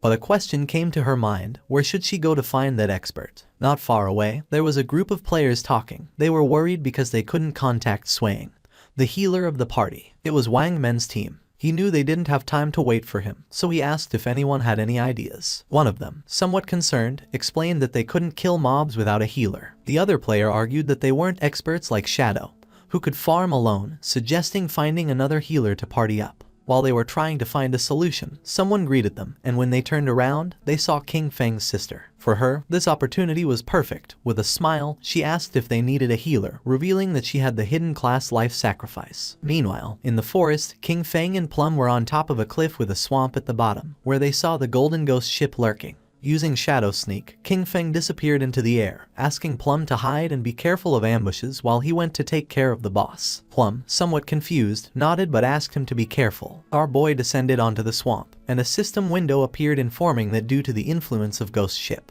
this area had become a violent domain, with a rate loss of lifespan of 100 times. Doing quick calculation, King Feng realized that at a speed 100 times greater than time, staying here for 15 minutes was equivalent to consuming 1 day of lifespan. For him, this kind of violent temporal domain did not have a great effect. The system detected that the golden tier ghost ship was a level 5 boss, and then something unexpected happened. A timer of 45 minutes and 25 seconds appeared. King Feng was somewhat surprised to see that there was a time limit to defeat special bosses like this, but he felt fortunate since there were still 45 minutes left. It was more than enough time to kill it. Using instant shadow slash, King Feng moved like thunder, attacking the boss with powerful slashes, causing a total of 15-0 damage. While the boss was trying to understand what was happening, King Feng deactivated Shadow Sneak and launched a Venom Dart, which hit the ship's bell directly, activating Critical Hit and Stealth Break Strike. While the poison was causing continuous damage, King Feng distanced himself from the boss. To climb at the Golden Ghost ship, there were some challenging points. First of all, many people did not know what its weakness was and believed it had to be its skeletal body, or the ship. But in reality, the weak point was the Ghost Fire Bell located at the tip of the ship. The boss enraged because when its weakness was attacked, it controlled the surrounding water. The boss prepared a massive AI attack, making pillars made of water emerge. Evading the attacks, King Feng began to approach the boss. The water pillars had abnormally high damage, and early-stage warriors wearing silver armor sets could barely take a hit. He was happy since his shadow class had high agility. Otherwise, he wouldn't have been able to dodge. At that moment, hands emerged from the swamp. Decaying zombies known as ghosts began to surface. King Feng remembered that once the AoE attack ended, the boss would summon 12 decaying water ghosts, each with a silver tier capability. Thanks to Shadow Sneak, the ghosts couldn't sense King Feng's presence as he stood right in their midst. The 12 decaying water ghosts were about to attack savagely, and most parties would be in a frenzy by then. And as if that weren't enough, the Golden Ghost ship would summon a decaying water ghost every 3 minutes. If you weren't fast enough in dealing with them, their numbers would only increase more and more, resulting in total party elimination. But since he had been invisible from the start, they wouldn't be able to detect him. He just needed to find the perfect angle. Using instant shadow slash, he started moving quickly and destroying all the ghosts at once. While our boy was taking care of the monsters, Plump was watching from the cliff. She was trembling and red, realizing that this was the power of the ranked 1 expert, Shadow. To her, he was too powerful since he appeared and disappeared without a trace. In the blink of an eye, he had already taken more than half of the boss's health without even giving it a chance to counterattack. But to her surprise, King Feng communicated with her through chat and, calling her by the nickname Little Black, revealed that he was going to die in a while, leaving her in shock. With a confident expression, King Feng said that there was nothing to worry about and the only thing she had to do was wait for him to revive. Plump panicked as she thought our boy had the advantage, and also asked who Little Black was. Calmly, King Feng asked if she wasn't Little Black. She explained that her nickname was Big Plum and not Little Black, which sounded like a dog's name. Someone stomped on the ground forcefully. It was the man our boy had killed before. This time he had brought his entire team and was furious for having been careless. In his glory days, he used to kill legends one after another, but now he was being bullied by a little girl. One of his men appeared running with good news. He had found the girl on the cliff, revealing that Shadow's bastard was challenging the boss alone at the bottom of the cliff. The leader was filled with determination and thought they could kill him since this time he had brought his entire team. In the swamp, the boss was furious and the ship's bell was shining. King Feng was in stage 4 and the most difficult to deal with. The boss raised the ore, creating powerful waves. When it was at half health, it launched massive AI Soul Surge. The waves started traveling through the swamp, making Plump's eyes expand in fear. The Soul Surge disabled our boy's invisibility skill, and something started emerging under his feet. In the next second, a powerful giant pillar of water trapped his body, taking away 1059 points of damage. The system confirmed his death. Our boy lost 326 years of non-tradable lifespan and 1087 days of tradable lifespan. The leader, who was on the cliff, was pleased thinking that King Feng had become arrogant after being called an expert several times. To him, our boy was a fool for believing he could challenge a gold boss alone. Seeing King Feng's lifespan lying on the ground, he and his men started running like mad towards it. They didn't know Shadow was so rich, realizing that such a large orb of light must contain at least 100 days of lifespan. They decided to kill the boss now that it had low health, believing that at the same time they could collect our boy's lifespan. But once they took another step, they appeared in the sky. The leader was confused, not knowing what was happening. He and his men were teleported back to Shell Town. They felt frustrated without knowing why this boss was so powerful, and how the player Shadow had attacked it until leaving it at half health. Some were furious since just after entering the swamp, the boss had instantly killed them with the water pillar, not to mention that the swamp was full of small mobs. For them, there was no way to fight this. The leader gritted his teeth and refused to believe this. They had suffered great losses, so he gave the order to his men to follow him as he wanted to try again.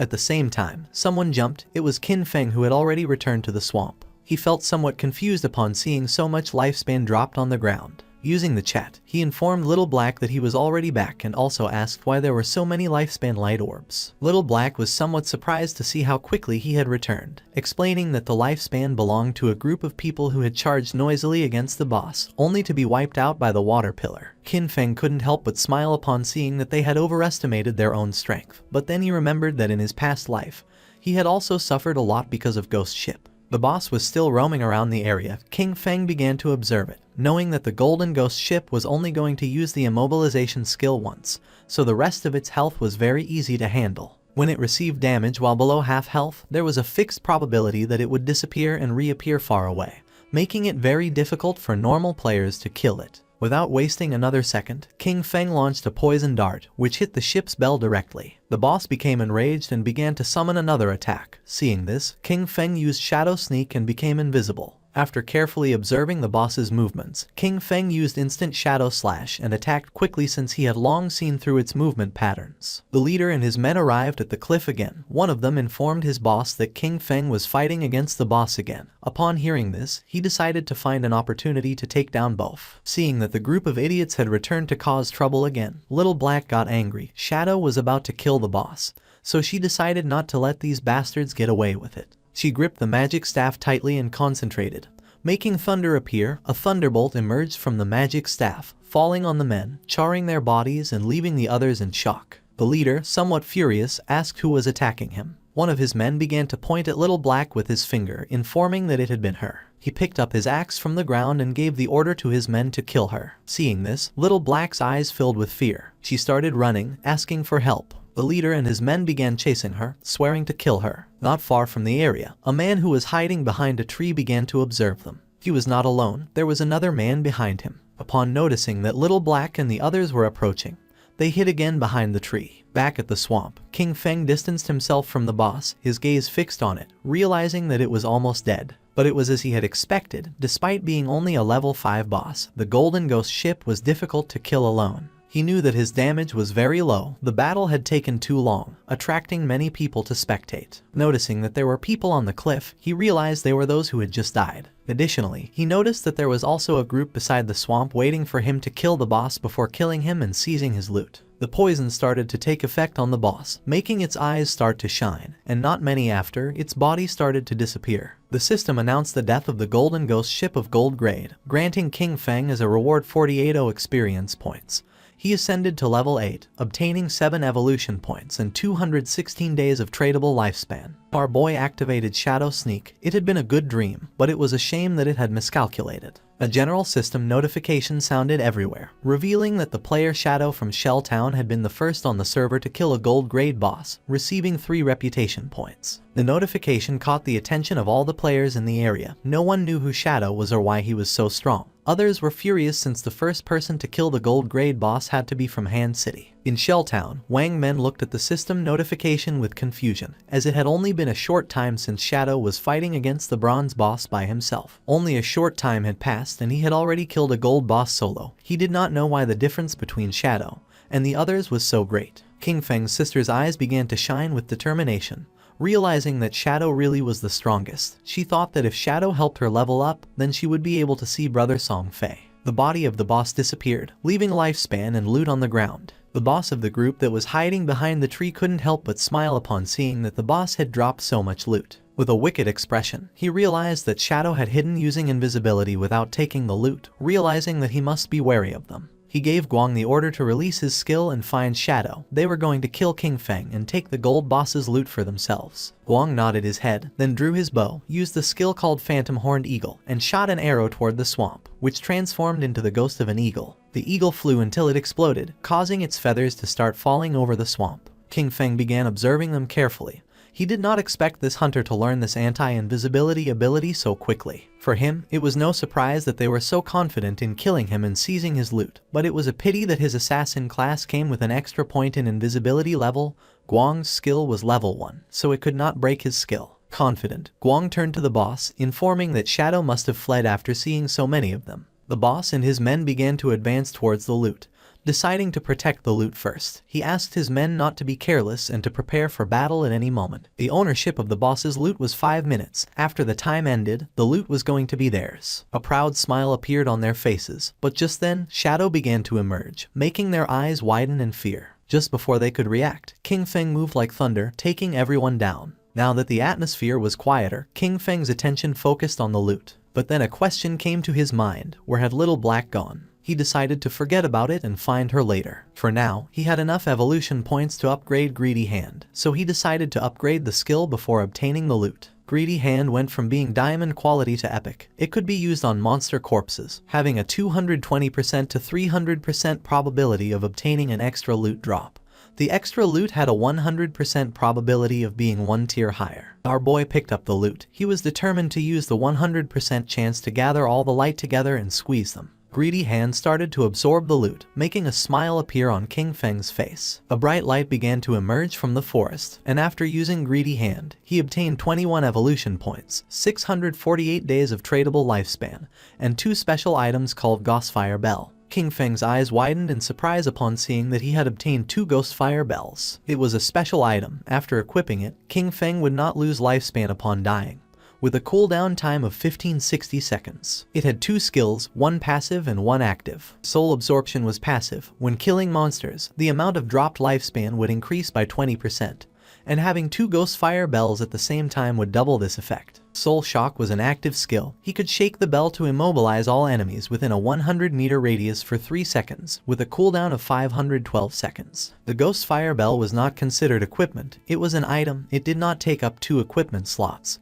and 2 Ghostfire Bells only occupied 1 inventory slot, making it very convenient. While he was distracted, Little Black contacted him through chat asking him to come save her. Shadow became alert and asked with a worried expression where she was. King Feng, somewhat worried about knowing where Little Black was, the only thing he heard through the voice chat were her screams asking them not to come near her. Little Black was very scared since the leader and his men had already cornered her. They praised her for having strong resistance, but revealed that there was nowhere to escape, advising her to come over calmly, promising that they were going to make her feel so good that she would ascend to heaven. She clenched her fist, and when she looked back she saw that she was at the edge of the cliff, determined not to give these bastards the kill. Without thinking too much about it, she threw herself backward off the cliff, leaving the leader and the others in shock. Her body began to descend rapidly until it forcefully hit the ground, causing her terrible pain and making a pool of blood appear. Her body began to disappear and turn into lifespan. The leader peeked over the cliff and felt somewhat confused upon seeing that she had really jumped, thinking that she was quite resolute. Little Black informed our boy that he no longer needed to save her, since she had died and returned to the town. She felt relieved, as it was good that the tradable lifespans of their party were all on Captain Wang Meng. King Feng felt relieved and asked Little Black to wait for him there, as he was going to pass the stuff to her. She felt happy and praised our boy for having worked hard. He collected all the lifespan that was in the area. This time he had 1 big. His tradable lifespan had reached 3115 days, and he even had 21 evolution points. He decided to use the points and evolve Greedy Hand. A system window appeared, informing that the skill Greedy Hand had already reached epic. It required 10 times the evolution points to keep evolving. The system asked if he wanted to spend 210 evolution points to evolve this skill. King Feng was not surprised. For him this was to be expected. It was not so simple. The higher the level of the skill, the more evolution points it consumed to evolve. He decided to forget about it and first raise his attack skills, since the higher his damage, the stronger the boss he could face would be, and in this way, he would be able to receive better loot. He concentrated, and instant Shadow Slash went directly from Platinum to Diamond. The attack range of the skill increased from 21 meters to 27. The duration of invisibility stayed increased from 7 seconds to 9. Now he could perform 7 slashes on all enemies along the way instead of 5 slashes, with a total duration of 10 seconds. The length of the slash increased from 3.1 meters to 4.1 meters, and now each slash would cause 300 additional damage instead of 200. He used 10 evolution points and now only had 3 points left. The initial skill Backstab enhancement went from normal to gold, skipping bronze and silver. When using Backstab, damage would increase by 30% instead of 15%.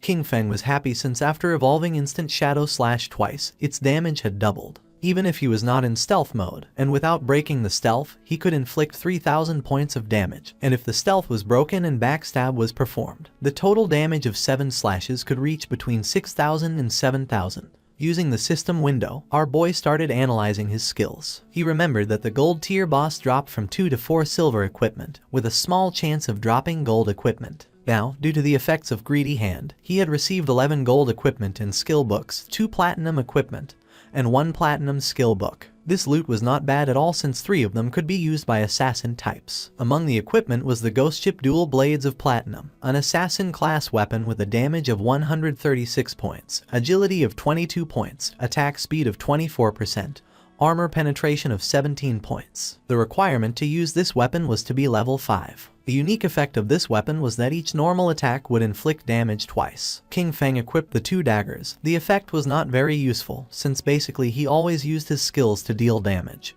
But the base attack of this weapon was quite high, and it also had 22 agility points. The attack speed was also going to increase the skill casting speed, reducing the recovery time, so it was not totally useless, and as for the armor piercing properties, the benefits were also quite high. Then, our boy equipped the Ghost Fire Leather Armor of Gold Tier, with a physical defense of 25 points, fire element resistance of 50 points, damage block of 14 points, granting 419 health points, and the requirement to use this equipment was to be level 5. He was amazed since leveling up had not increased his constitution.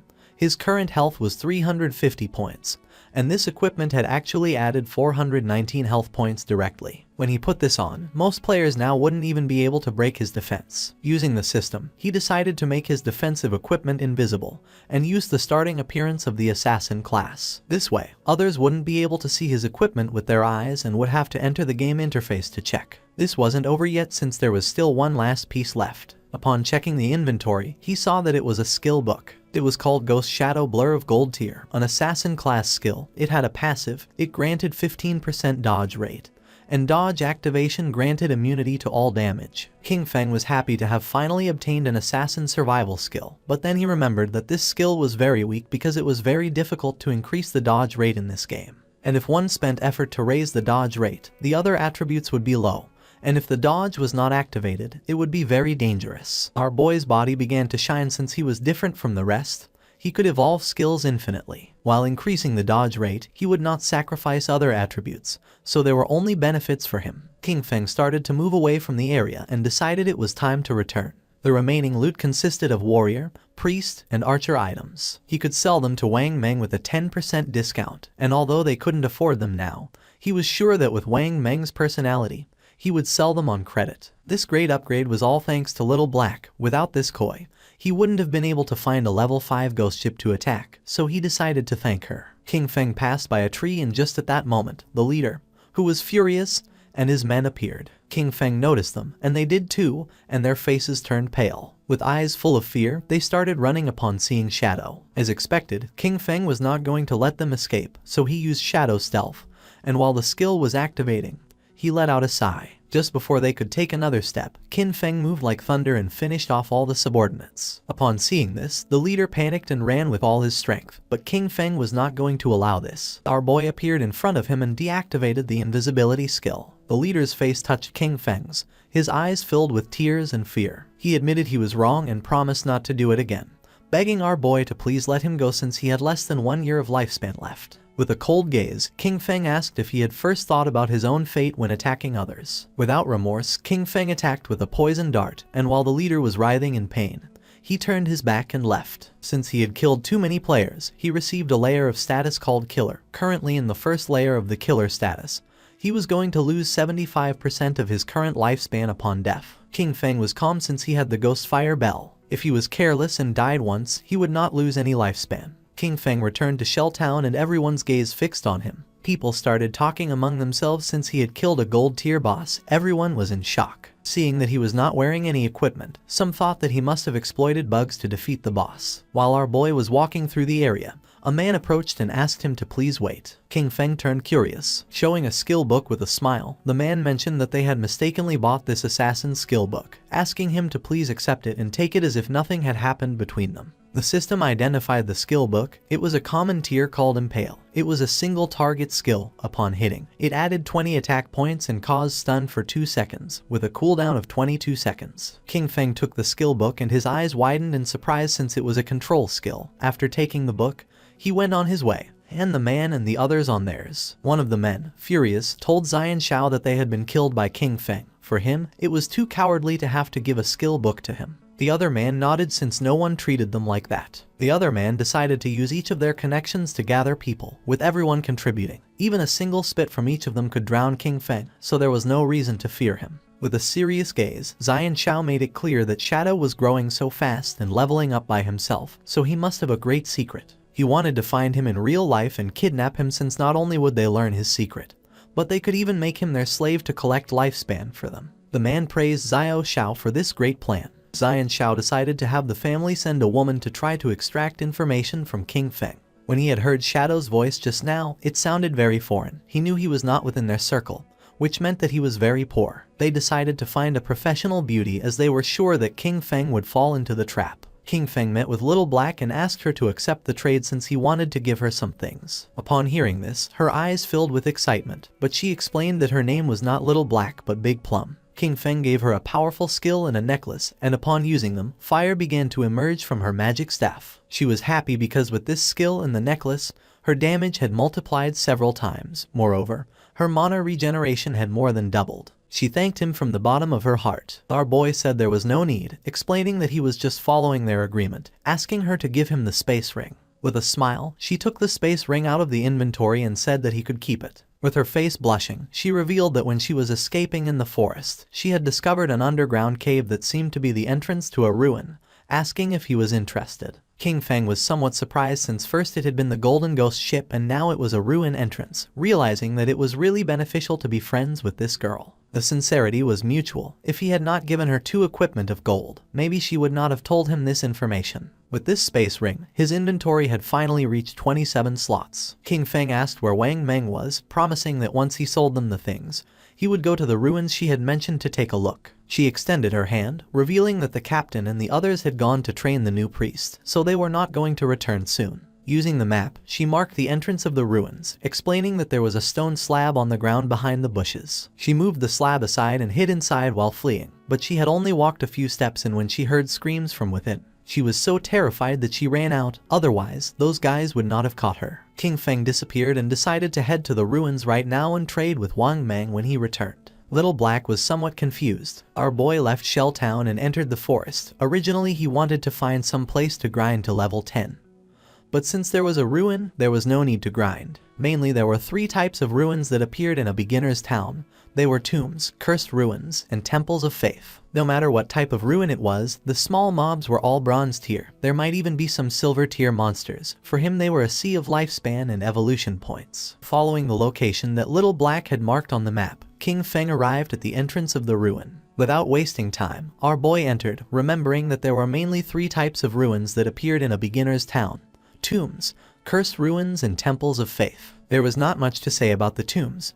They were inhabited by a lot of monsters and it was very difficult to kill them all, and also there was almost always going to be a golden boss at the end. The monsters in the cursed ruins were all cursed by ancient gods and evil gods. They could have been humans in the past, but some went mad and others became ghosts after death. The monsters in the temple were all believers of ancient gods and evil gods. Moreover, the layout of the temple was very complex. The walls were filled with ancient murals. If one managed to get past the last 2, they would receive a special item or a skill book. Upon observing the murals on the walls, our boy realized that this was a temple of faith. He began to observe the murals carefully as they were very familiar. At that moment, roars began to be heard. Our boy started walking down the hallway, realizing that this was the faith temple of the ancient god of judgment. It had the same origins as his eye of judgment. At the same time, in the forest was Wang Meng and his party fighting against a monster. Wang Meng drew his shield and blocked the monster's attacks. But then, the monster lunged at him and just before he had time to react, it attacked with its fierce claw,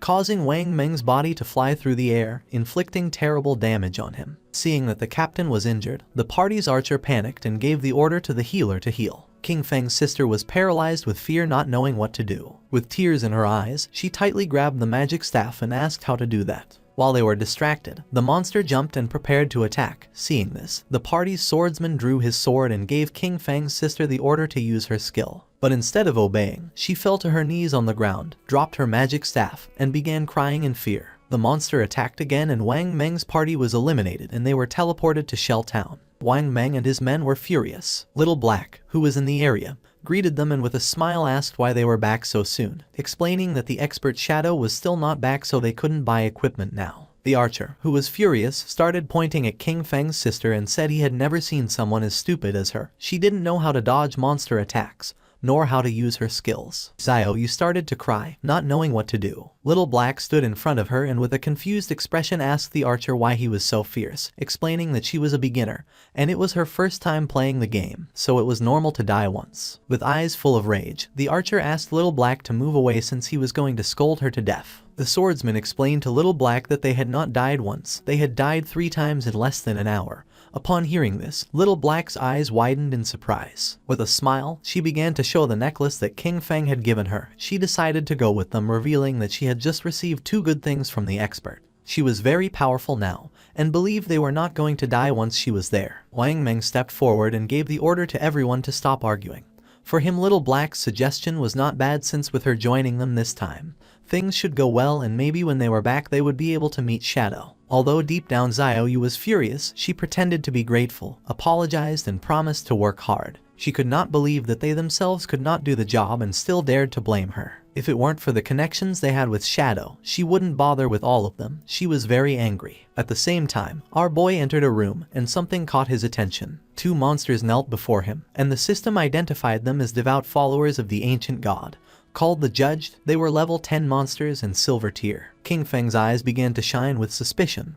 Without wasting another second, with a determined expression, he attacked the monsters using instant shadow slash. Our boy became invisible and when he turned around he saw that he hadn't taken much health from them. Even after breaking his stealth and backstabbing them, they had only lost a small portion of their health. For him, this was to be expected. They were level 10 silver bosses, and the health of these 2 devout followers together was already greater than that of the gold tier golden ghost ship. Just then, something caught our boy's attention, making him turn curious. The monsters knelt before him again.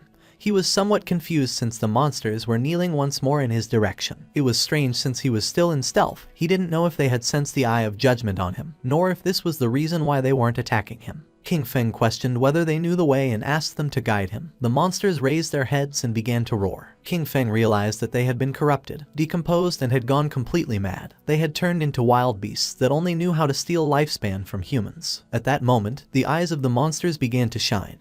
And not long after, they turned their backs on our boy and ran off. Right at the door of the room there was a group of players. The monsters felt their presence and began to charge at them. The players realized that these bosses were silver tier. They could not face one, so they decided to flee from this place. Just before they could do it, the monsters attacked and toxic mist began to melt their bodies. Their bodies disappeared, dropping lifespan orbs. They were the team of the girl who had bought Ice Spike from our boy, called Grey Rose. He never thought that they would also find this ruin. Judging by the current players' equipment levels, King Feng came to the conclusion that no one was equipped to go deep yet. Our boy deactivated stealth and decided to pick up the lifespan. The monsters knelt before him again. These guys had lost more than 100 days of tradable lifespan, and our boy didn't expect them to be rich. Our boy returned to the room and started searching. Several minutes passed, and after searching around, he hadn't found anything. There were no traps or treasures, so he came to the conclusion that there were only 2 silver mini-bosses. His eyes began to shine with rage and he decided to forget it. Without hesitating for a second, he attacked using the poison darts, which embedded themselves in the heads of the monsters. As a reward for having killed 2 silver tier bosses, he obtained 4,000 experience points and ascended to level 9, obtaining 4 evolution points and 188 days of tradable lifespan. King Feng used Greedy Hand and the bodies of the monsters began to disappear. He felt happy since the epic tier Greedy Hand was absolutely insane. He got 32 evolution points, 1504 days of tradable lifespan, 4 gold tier items and 10 silver tier items. He extended his hand, making a pendant appear. He was happy since he had obtained a gold tier item for assassins. It was the Pendant of the Faithful, an assassin class accessory. It was going to grant 15 agility points and 20% cooldown reduction, with the unique effect of summoning a silver tier devout follower to fight for you with a cooldown of 6,000 seconds. King Feng clenched his fist. This necklace had good stats. The 20% cooldown reduction was going to lower the cooldown of his stealth skill from 22 seconds to 19. The cooldown of poison darts dropped from 4.35 seconds to 3.75 seconds. That of instant shadow slash went from 10 seconds to 8. Grinding had become much more efficient since all his other gear required being above level 8. No one else could use this yet, so he decided to keep it for now and sell it later. Just when King Feng was about to leave, the ground started moving. Our boy became somewhat curious, and when he turned around, a small pillar emerged. His eyes began to shine with joy, since after eliminating all the monsters, the mechanism had been activated. King Feng examined the pillar carefully, realizing that it was a hidden mechanism. Not long after, the mechanism of the pillar was activated, and a platform appeared under our boy's feet. A door that was on the ground opened, and little by little the platform began to descend. It was a lift. Once the platform descended several meters, the door began to close. Several minutes later, it stopped. King Feng felt as if he had descended 300 or 400 meters. This place was dark and seemed gloomy. King Feng's attention was fixed on it. Thanks to his knowledge, he realized that this was the maze hidden beneath the temple. He knew there was a certain chance that a hidden maze would appear in the ruins. He had explored many of them in his previous life, so he knew there were countless traps in the maze. But as long as there were people acting as cannon fodder, there was no danger in exploring them, only that it would take a lot of time. With a confident gaze, he took out the pendant. With his current attributes, if he activated any trap, he would die. But luckily he had this thing, which allowed him to summon a silver tier devout follower to fight for him. He extended his hand and used the power of the pendant to summon a devout follower, making a zombie appear on the ground. Pointing toward the hallway of the maze, our boy gave it the order to go scout. The devout follower stood up and began walking toward the hallway. King Feng crossed his arms and couldn't help but feel happy, since it was easy to explore with a lackey scouting ahead. But there was still a chance of danger, so he decided to evolve his dodge passive first just in case. He used 11 evolution points, and his ghost shadow blur went from gold tier to epic tier, increasing passive dodge rate from 15% to 75%. Now dodge activation was going to grant immunity to all damage. 75% dodge rate was already very high. He had just enough remaining points to evolve Instant Shadow Slash to Epic tier. Using 13 evolution points, King Feng evolved his Instant Shadow Slash from Diamond tier to Epic. The range increased up to 30 meters and the duration up to 12 seconds. Now he could perform 9 slashes instead of 7 with a cooldown time of 8.8 seconds. The width of the slashes increased up to 5 meters and the damage increased from 300 points to 400. King Feng's eyes began to shine, since to evolve from epic to legendary it required 10 times the evolution points. The higher the starting tier of an item, the more profitable it was to evolve it. For example, if a skill was of epic tier at the beginning, evolution to legendary tier was the first evolution, so it only required the base evolution point of 1. Since the target for evolution was legendary tier, it required 10 times the points, and 1 times 10 were 10 points. This also meant that if he only obtained an epic skill, he could quickly evolve it to legendary tier, then mythical tier, ancient tier, and immortal tier. But if a skill was normal tier at the beginning, then to evolve it to epic tier, it would need to be evolved 7 times. And by the time it reached the 10 times point, it would need hundreds of points. But the good thing was that, no matter in which tier the skill started, he could spend very few points to evolve it to epic tier. In other words, from now on, all his skills were going to be at least epic tier. He had 11 evolution points remaining, and he could only evolve the starter skill, Shadow Sneak. He used 8 points and the skill went from silver tier to platinum. The duration of the skill increased from 16 seconds to 24, and the attack that broke stealth increased by 90, going from 120 to 50. Cooldown went from 26 to 22 seconds. He had the attribute that reduced the cooldown speed by 35%, and for this reason, the final cooldown for Shadow Sneak was 16.3 seconds. The cooldown was still too long, and the stealth breaking attack was a bit low. He knew he needed to swap this skill in the future. While walking through the hallway, the devout follower stepped on a slab, activating a trap, and then a giant rock fell on top of it, crushing its body. Its body transformed into light. Now that the summon had died, he decided to wait for the cooldown before resummoning. This maze was complex and dangerous. He could only do this to explore slowly, and hope to find good things when the time came. In the upper layer of the temple, a man carrying a shield and a hooded woman peeked their heads through the door. The man informed his captain, Grey Rose, that the monsters had disappeared. Upon hearing this, Grey Rose couldn't help but feel somewhat surprised. They entered the room, and Grey Rose noticed that their lifespan had also disappeared, knowing that someone must have killed those monsters and taken their lifespan. But she didn't know who. The man mentioned that only the expert Shadow could kill 2 silver tier bosses. Grey Rose thought he was right but felt relieved since they wouldn't have to die again. She put her hand on her chin and remembered that when they had come here, they had seen a person who seemed to be communicating with the monsters. She didn't know if it was Shadow, nor if he had a skill that could enchant the bosses. If that was the case, He had an incomprehensible and terrifying power. At the same time, in the second layer of the temple, King Feng's devout follower died again by activating another trap. In front of our boy there was a long path leading to a door King Feng had explored for 3 hours, and this should be the end of the maze. And based on his previous life experience, using human lives to explore would kill at least hundreds. Using the pendant, King Feng summoned another devout follower again. It started walking ahead and King Feng began following closely behind. King Feng gave it the order to open the door. Following our boy's command, the monster began to use all its strength but was unable to open it. It got to the point where its body began to tremble. King Feng's eyes filled with suspicion upon seeing that the monster could not open the door. Then, he approached and touched it with his hand. By doing this, little by little the door began to open,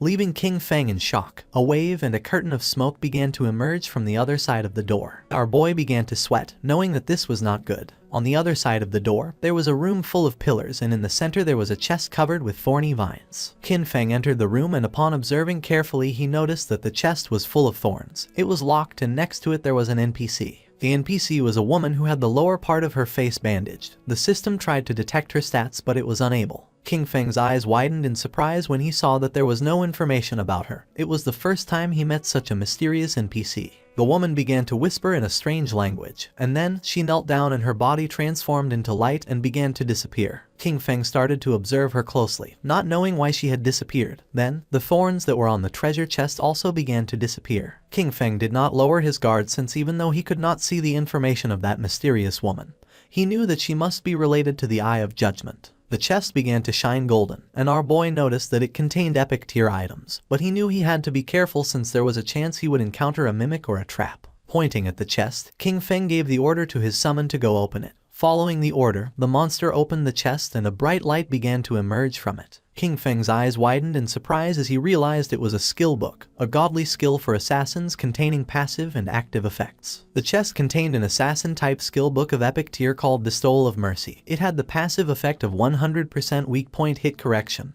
and weak point damage multiplier doubled. The chest also contained an active skill called Slit Throat. Shadow's next attack was going to inflict Slit Throat, causing 100% of that attack's damage per second for 3 seconds, with a cooldown time of 60 seconds, but thanks to his skill the cooldown dropped to 44.4 seconds. King Feng noticed that the passive ability doubled the hitbox for the enemy's weak spots, but the most ridiculous part was the active skill, Slit Throat. If his next attack dealt 300 damage, the debuff would cause 300 damage per second for 35 seconds. The total damage would be 12 points, which is 3 times the original damage. King Feng began to read carefully. Skills like Instant Shadow Slash landed multiple hits, but Slit Throat only counted the first strike. Also, this skill was only of epic tier, so it only needed 10 evolution points to upgrade it to legendary. This loot had been a great harvest since his burst damage had just increased several times. King Feng began to move toward the exit. Knowing that it was all thanks to Little Black, he decided that it was time to return and sell the leftovers to her party. Using the chat, he asked Little Black to tell Wang Meng to return to town, since he had items to sell him. Upon knowing that Shadow had finished exploring the ruins, they decided to return now. Once King Feng arrived back at the starter town, his eyes widened in surprise. A crowd of players were waiting for his arrival. All wanted to add him as their friend. Some even offered to be his followers, promising to cheer him on. The chairman of the Runding group from the city of Zhonghai had come to formally invite Shadow to join their corporation. King Feng even had fans from Firefly Town who had come to greet him. Players from different towns had come to form teams with King Feng. Seeing this, he realized that the teleportation gates from other towns had started activating. Finally, he could go to Songfei's Firefly Town. Without wasting another second, King Feng disappeared without a trace, becoming a shadow. Using his invisibility skill, King Feng began to move away from the area and the players started fighting among themselves, thinking that he had left because they kept bothering him. King Feng reached Little Black and caught her attention. Raising her hand, she informed her captain that the expert Shadow had arrived. Something caught King Feng's attention. It was none other than his sister, Qin Xiaoyu. She began to show a kind smile. Many questions came to King Feng's mind. He didn't know how she had managed to get into Wang Meng's team, knowing that Wang Meng's crew could be destroyed because of her. He knew he had to be careful, since everyone knew that Shadow existed now.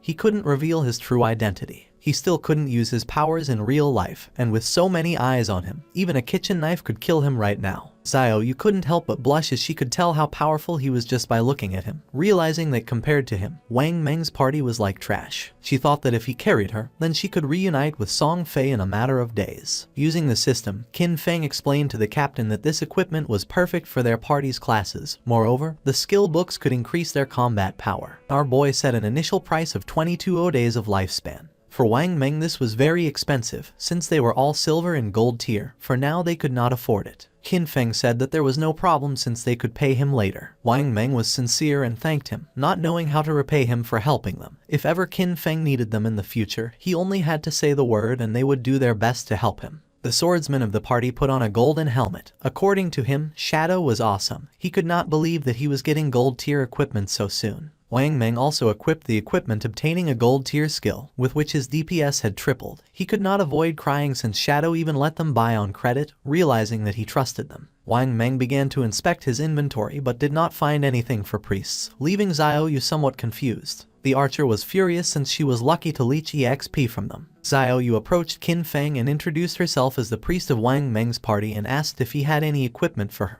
The system informed our boy that the player, Little Graceful, wanted to add him as a friend. Xiaoyu's eyes widened in surprise. Qin Feng began to stare at her with a cold gaze and disappeared without a trace, leaving poor Xiaoyu in shock. With a confused expression, she asked where Shadow had gone. Wang Meng explained to her that he probably just hadn't gotten any priest drops this time, and that maybe next time he would bring items for her. The archer revealed the harsh truth. Qin Feng had intentionally ignored her. For Little Black, Shadow was very cool as he appeared and disappeared like a dragon. Qin Feng walked away from them, knowing that he currently had a gold tier priest staff in his bag, and also a gold tier priest skill book. But there was no reason why he would give such precious things to Qin Xiaoyu. As he progressed, he would have tons of unused equipment and skill books. Selling them individually wasted too much time.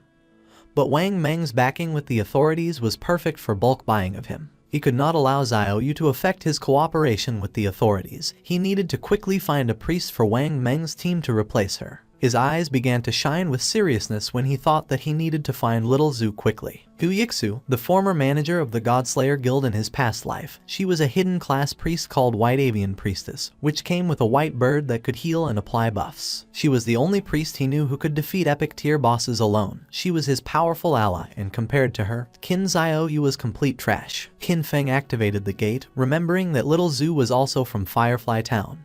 Just like Song Fei, being perfect. If Qin Feng could find Little Zhu, he was going to put her on Wang Meng's team. Using the gate, he traveled to Firefly Town. Qin Feng arrived at Firefly Town, a place very different from Starter Town. While he was walking through the area, he heard two players who wanted to hurry back. Since the silver boss was below half health, they couldn't let someone steal it, as they would have died in vain. One of them cursed Song Fei since that bastard brought many fangirls with him, knowing there was no way to compete with him. Nor did he know how some minor celebrity had so many brainless fans. Qin Feng had just arrived and had already found clues about Song Fei. Following the players, he reached a valley.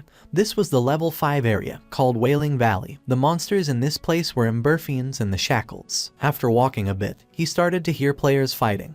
When peeking his head out, he saw a group of players attacking a two-headed monster with its body surrounded by flames. Qin Feng knew that this twin-headed Emberfiend was a silver tier boss, and noticed that the situation was somewhat chaotic since many players were attacking each other. When observing closely, Qin Feng saw a group of players, and among them was the bastard Song Fei. Two players stood in front of Song Fei's team and drew their weapons. One of them had been ambushed by Song Fei, and his lifespan had been stolen by him. He swore to kill him. With a smile, the player carrying a shield asked if Song Fei thought that hiding behind his mage girls made him safe, revealing that he had the godly anti-mage skill. Just before he could take a step, one of Song Fei's mages crushed his head using the magic staff. Qin Feng remembered that Song Fei, with the title Heaven-Defying Mage God, had the mage class. In his past life, this bastard tricked a bunch of fans into choosing the mage class, only to take all their equipment and skills to strengthen himself quickly. But a team couldn't be made up of only mages, so his fangirls came up with a solution. Some put their attribute points into intelligence to become glass cannon mages. Some put their points into agility to become disruption mages. Others used their points on health to become meat shields, and some chose strength to become battle mages who attacked using their staff. In the early stages, Song Fei's team was extremely dominant, stealing lifespan from players everywhere without anyone being able to stop them. And as expected, as the game went on, most of his fangirls died pretty quickly. Pointing at the boss with his finger, Song Fei made up a lie saying that his fans were working so hard that now his heart hurt. He hoped the boss would die soon so everyone could rest, and also that the world would be full of love and free of violence. The twin-headed Emberfiend began to advance towards Song Fei's group. One of Song Fei's fans explained that this was not hard for them since the one who was trying the hardest was him. According to her, he worked so much that he shouldn't have to endure all this. She started pointing at the monster and decided to kill it so it wouldn't hurt their beloved Song Fei. Song Fei's fans began attacking the monster by casting spells. They were willing to defeat it so that Song Fei would become king, swearing to follow him no matter where he went. The monster opened its mouth and launched a burst of fire towards Song Fei, putting him on alert. But just before the burst of fire could get close, one of his fans stepped in the way, taking the attack fully. Song Fei took the girl's hand and began to show a sad gaze, while the woman's body was disappearing. With tears in her eyes, she swore to do anything for him. The chubby girl tightly grabbed her magic staff and told the others to get angry since if they killed this ugly monster, brother Song Fei would be able to ascend to first place in the ranking. He had to surpass Shadow. This made the others excited. Raising their weapons, they swore to conquer the world, dominate the heavens and fight alongside Song Fei. They summoned several powerful spells, causing thunderbolts to strike the monster. Song Fei realized that it was going to die, knowing that this silver tier boss was hard to kill. He couldn't help but wonder how someone had been able to defeat a gold tier boss alone. He was sure that Shadow had used a bug. Song Fei had many fans helping him and was only level 7. He didn't know how Shadow leveled up so fast. A smile spread across his face since once he defeated this silver tier boss, he was going to level up to 8. He knew that Shadow had been stuck at level 9 for a long time, so he decided to take the opportunity to surpass him and become the #1 player of the God-forsaken game. Just then, a hand surrounded by Shadow grabbed Song Fei by the mouth. In the blink of an eye, Qin Feng decapitated Song Fei, and using instant Shadow Slash, cut his body into pieces. Blood began to emerge from the mouth of the bastard Song Fei. His fans went into shock, and just before they could take another breath, Qin Feng attacked again. Moving like thunder, he cut the bodies of the fans and of the boss into pieces. A system window appeared, informing that the boss had been defeated and granting him 15 experience points. The boss fell to the ground and its body began to transform into Lifespan. The players were in shock since they couldn't believe that Shadow had killed the boss with a single strike. A single attack from Shadow did thousands of points of damage, while theirs only did 100 points of damage. Shadow was 10 times stronger than them. The corpse of the boss transformed into orbs of lifespan, and Qin Feng deactivated his stealth skill. The smartest players realized that it had been an AoE attack. They couldn't believe that a single attack had killed Song Fei and all his gang of fans. Upon observing closely, they saw Shadow and remembered that he was the one who had achieved the first global kill of the gold tier boss. They decided to leave and let Shadow have the loot. They began to cheer for Shadow for having avenged them by killing Song Fei's gang. Qin Feng knew that they were only afraid of being attacked, and that's why they could only join forces to attack him. In his past life, he would not have hesitated to kill them. At the same time, Song Fei respawned again in Firefly Town. The system reported that he had been killed by Shadow, and he lost 1106 days of tradable lifespan, and 18 years and 113 days of non-tradable lifespan. Song Fei panicked and realized that Shadow had come to Firefly Town. He couldn't believe that out of the hundreds of starter towns in Zhonghai City, he had come to his to steal the kill. His fans also respawned again.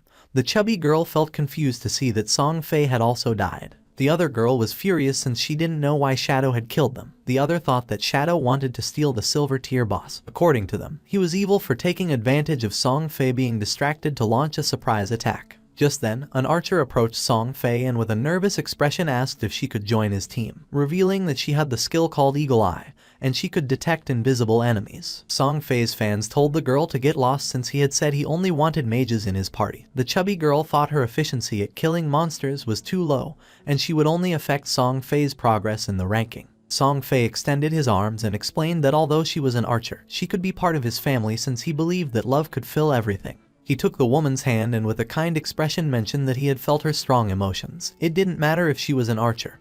He decided to let her join his team, swearing they would strive together to level up. Having Song Fei so close made her blush and tears of joy began to flow from her eyes. An assassin appeared and mentioned that she could also become invisible, swearing that she was going to make Shadow pay for having killed him. The mage revealed that she had learned a new AoE skill and could freeze Shadow. Song Fei extended his arms, making it clear that his family was full of love. Any girl who wanted to join his team was welcome. The girls began to cry with joy and swore to stand by Song Fei forever. According to them, Shadow had no honor for having attacked their beloved Song Fei by surprise. They promised that he was going to pay the price. As soon as they found Shadow, they were going to let Song Fei kill him so that he could learn what happened when someone messed with Song Fei. The attention of two players focused on them. They didn't know what Song Fei wanted to do now, but they were aware that someone had killed him out there, being very satisfying. They remembered that there were many girls protecting Song Fei, so they didn't know how he had been killed. But then they realized it must have been Shadow. According to them, Shadow was incredible. And seeing the girls crying for Song Fei, they thought these girls were not right in the head. A smile spread across Song Fei's face as he was confident that with so many people as witnesses, when he defeated Shadow, everyone would know that it was useless to be strong if one fought alone, especially being an assassin. According to him, Shadow was a soft assassin who had dared to challenge a great and noble mage like him. At the same time, Qin Feng picked up the loot using Greedy Hand, obtaining 16 evolution points, 217 days of tradable lifespan, 6 pieces of silver tier loot, and 1 piece of golden tier loot. Qin Feng decided to evolve the skill Graceful Liberation, consuming 10 out of 19 points. The skill went from epic to legendary. The passive effect Weak Point Attack Correction went from 100% to 200%, and the weak point attack multiplier was doubled. The active effect also improved. The next attack was going to trigger Throat Slit effect, causing 150% attack damage per second instead of 100%. With a duration of 3 seconds, the cooldown of the skill went from 30 seconds to 18.5. The weak point hit correction had increased by 100%, reaching 200%, which equaled doubling the target's weak point. If it was amplified even more, half of the enemy's body would be considered a weak point. He feared that even his Shadow Slash could deal weak point damage. The initial epic level skill, with 0 evolution points, could evolve to legendary. However, to evolve it from legendary to mythical, it required 100 times more evolution points. It needed 200 points to evolve from legendary to mythical. According to this pattern, the epic level Greedy Hand was going to require 210 evolution points to evolve, and when it reached legendary, evolving it was going to require 34 points. He had 9 evolution points left, so he decided to evolve Backstab Enhancement. Qin Feng spent 8 points and the skill Backstab Enhancement went from gold to platinum, and the damage of the passive effect increased from 30% to 40%. A silver tier boss, plus the group of players, had given him a total of more than 14 days of tradable lifespan. His mission had been fulfilled, so he decided it was time to return. While Qin Feng was distracted, a girl tried to attack him by surprise. She intended to kill him. Shadow began to observe her in silence and dodged the attack without much effort. The girl attacked again, but he evaded it again without problems. The girl was in shock to see that he could dodge all her attacks. Without wasting any more time, she used stealth and disappeared. Just then, Song Fei's fans appeared on top of the cliff. They had cornered him and swore to avenge Song Fei. The mages of Song Fei raised their magic staffs, and the archer who had just joined the team began to aim her bow at Qin Feng. They were furious and swore to avenge Song Fei. Qin Feng used stealth and disappeared into the air, becoming a shadow. Upon seeing this, the archer used her skill called Eagle Eye and made it clear that Qin Feng's invisibility was useless. Her arrow transformed into a ghost eagle until several seconds later it exploded and its feathers began to descend from the sky like drops of rain. The feathers began to fall on the assassin from Song Fei's party and her stealth was deactivated, making her visible. The chubby girl clenched her fist and felt happy, believing they had detected Qin Feng. She gave the order to the others to use their most powerful skills and attack with everything. Following her order, Song Fei's fans used their most powerful skills to attack. A rain of powerful spells began to descend upon the assassin. Seeing this, she panicked and tried to tell them that she was not Qin Feng. It was already too late, as the spells hit her body directly, creating a great explosion. Instead of feeling sad, the chubby girl felt furious since she didn't care about this anyway because she wasn't a mage, and that showed that she didn't sincerely love Song Fei. According to her, this was a punishment from heaven for her falseness. She gave the order to the archer to launch the eagle again to find Shadow. The archer nodded with her head, but at that moment, Qin Feng took out the Ghostfire Bell and started shaking it, activating its active effect called Soul Attack, which could immobilize all enemies within a range of 100 meters for 3 seconds, with a cooldown of 521 seconds. Just before the archer could use her skill called Eagle Eye again, an aura appeared around her body and those of her friends, leaving them immobile. Seeing this, they felt confused. Just before they could take another breath, Qin Feng appeared and using Instant Slash, attacked like thunder, cutting their bodies into pieces without even giving them a chance to react. Song Fei, who was hiding behind the corner, peeked his head out and felt confused, not knowing what was happening or why they had suddenly died. At first he thought the culprit was Shadow, but then dismissed this idea since if he had made a move, he would have revealed himself. King Feng, who was invisible, approached him and with an arrogant gaze made it clear that his death was near. Upon hearing Shadow's voice, Song Fei's eyes widened in fear and surprise, making him tremble. Without losing another second, he activated his magic shield, causing a powerful shield to appear around him. But to his surprise, King Feng launched a poison dart which passed through Song Fei's shield without much trouble, breaking it into pieces. The dart hit him squarely on the forehead, making the bastard Song Fei fall to the ground and start screaming in agony. Song Fei's body transformed into orbs of lifespan. King Feng deactivated stealth, and upon seeing that Song Fei had so much remaining lifespan, he realized that originally he had more than 2,000 days of tradable lifespan. Song Fei's body disappeared, leaving only lifespan. King Feng began to observe it and felt somewhat confused since he didn't know why his fans had no tradable lifespan, realizing that they had given all their lifespan to Song Fei. A lot of time had already passed and there were still people thinking that the godforsaken game was just a game. The crazy fans were truly terrifying. For our boy it was a shame since the tradable lifespan added up in total to several hundreds of years, and now it was only going to go to the nearby monsters. Back in Firefly Town, Song Fei and his fans respawned again. Song Fei was furious since out of more than 2,000 days of tradable lifespan now he only had 500 left. With a confused gaze he asked the archer why she hadn't been able to find King Feng using her detection skill. She explained that she had indeed used the skill, but the only thing she had found was their assassin sister. The chubby girl mentioned that she could see there was stealth level in her attribute panel. She didn't know if Shadow's stealth level was higher than they expected. The archer revealed that her eagle eye skill had a counter stealth level of 1, so she could only see targets with a level 1 stealth. If the opponent had a higher stealth level, she couldn't detect them. Song Fei felt frustrated since Shadow attacked and disappeared without leaving a trace. He didn't know how to defend against that. Touching his face, Song Fei thought that he had not offended Shadow, and now that he had also taken the boss kill, Shadow had no reason to come after him again. But then he thought maybe Shadow was jealous of his unparalleled beauty, and was going to come kill him again. Song Fei's fans raised their weapons and decided for everyone's safety to level up somewhere else. Wherever Song Fei wanted to go, they swore to follow him. Not long after, King Feng also returned to Firefly Town. After searching for a while, he thought this was strange since Song Fei and the others had left. He didn't know if they had gone to another town or logged off. Deactivating stealth, our boy asked a player who was in the area if he knew where Song Fei and the others had gone. Upon seeing Shadow, the man couldn't help but feel afraid. Pointing to one side, the man revealed that Song Fei and his fans had gone in that direction. He begged Shadow to please kill Song Fei. He also had a request. After killing Song Fei, he asked King Feng if he could spare the life of his girlfriend, a female hunter named One Flying Treasure Cat. Our boy advised the man to look for another girlfriend, realizing that his girlfriend was the hunter who could detect invisibility. Using stealth, our boy disappeared again. The man began to beg, saying that he had worked very hard to find her. Although King Feng knew the direction in which they had gone, he had no idea where they were heading, and searching everywhere was going to take too much time. The man put his hand near his mouth and started calling Shadow. Our boy knew that things would be much easier if he could find Gu Yixu. At that moment, a woman passed by his side, and his attention fixed on her, leaving him somewhat surprised. This girl was none other than Gu Yixu. Our boy deactivated stealth, and with a cheerful gaze called her beautiful and asked if she could help him. Upon seeing Shadow, she couldn't help but feel surprised. King Feng took out the golden grade staff from his inventory and mentioned that he had heard that her class could search for targets in a wide area. He promised that if she could find Song Fei, as a reward he would sell her the staff at a bargain price. Seeing this, Gu Yixu's eyes began to shine with excitement. She opened her system window and asked how he knew that she could search over a wide area. She remembered never having told anyone about it. King Feng asked if she wanted this golden grade weapon, and she said yes, even though she didn't know if she could afford it. With a confused expression, King Feng asked if she didn't even have 500 days of tradable lifespan,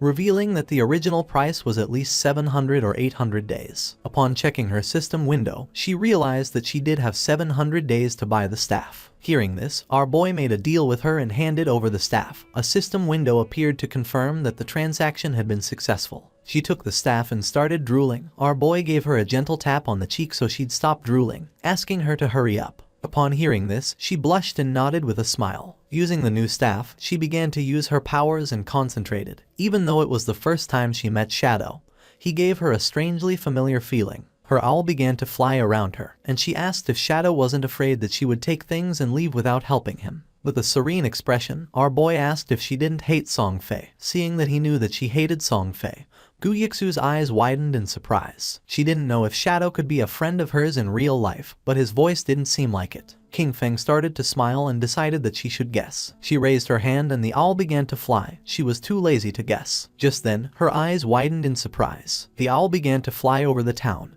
and in the distance in the middle of the canyons she saw Song Fei and his fans. Her owl finally found where Song Fei was hiding in the rocky canyons and quickly told King Feng the place. She also told him to hurry because Song Fei and his friends might leave before he got there. The owl could fly fast, but following them for too long could make it really tired. Shadow, ready to go, told her not to worry because he'd be there super quick. Right then, King Feng took off like a shot, zooming over rocks and through rough spots without slowing down. But then, the owl stopped flying. That made King Feng stop too, because it meant something was messing with their tracking. He looked around and saw a tree with a weird sign on it. Wanting to know more, he got in touch with Yu again, and she had the owl check the area. Soon, the owl found 2 more trees with the same signs. One was 100 meters ahead, and another was 100 meters to the left. King Feng went up to each tree, touching the symbols very carefully. When he touched all 3 with a bit of his energy, a bright light connected them. Then, the ground in the middle started shining, and suddenly, a treasure chest with a bright green light and golden glow appeared. Feng was shocked. A treasure like this in a simple place like Firefly Town. He could hardly believe it. These treasures, left by ancient gods, were super rare and could pop up anywhere. Some brought monsters, some unleashed swarms of beasts, and some, like this one, had incredible treasures. Yu, watching through her owl, couldn't believe it either. That green chest could be worth 1,000 days of someone's lifespan,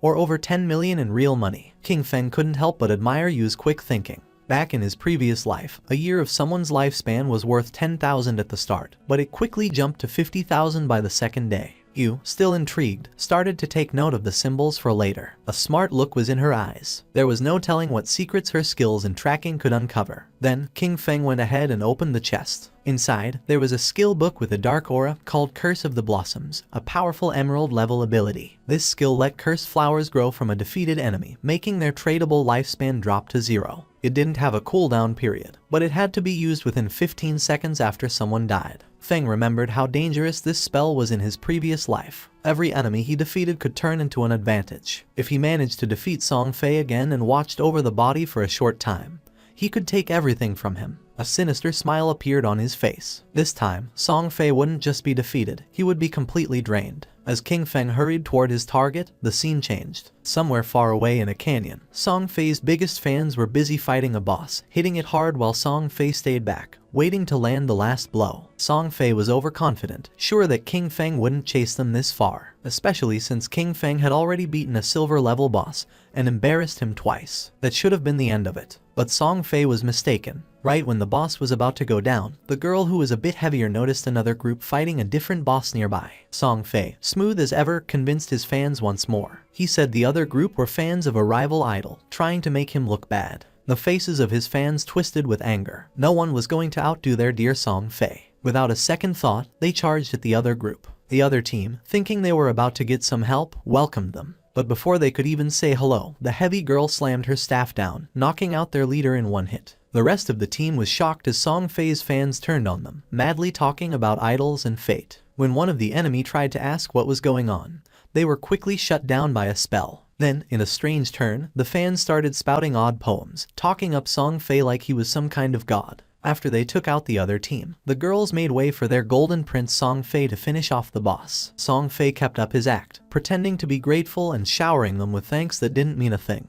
He made up stories about almost getting caught in an ambush and called them heroes. His words made them all blush and giggle. They were totally caught up in his make-believe world. But that was the end of it. At the same time, Shadow appeared at the edge of the canyon. Song Fei felt something wasn't right and got a cold feeling down his back. But by the time he turned around, it was too late. Feng's sword moved through the air like it was meant to punish, striking in an instant. Song Fei's head was cut off in one smooth motion, and his body fell to the ground. This time, Shadow didn't just leave after the deed was done. He knelt down next to Song Fei's body and used the Curse of the Blossoms. A big red flower grew right out of Song Fei's chest, its petals moving like they were alive, sucking away the tradable lifespan from the young troublemaker. The fangirls watched in shock, not able to make sense of what was happening right in front of them. Then, the scene changed, and Song Fei was back at Firefly Town's portal, feeling confused and annoyed, still not getting why Shadow was always after him. In his confused way of thinking, he decided it must be jealousy. Maybe Shadow was upset about all the attention from the fangirls, or perhaps one of those girls was someone Shadow had feelings for. Song Fei convinced himself that Shadow's constant showing up in Firefly Town was part of some complex revenge scheme. While he was lost in his wild guesses, a system alert popped up, scaring him with the news that his tradable lifespan was going down fast, much more quickly than just from dying.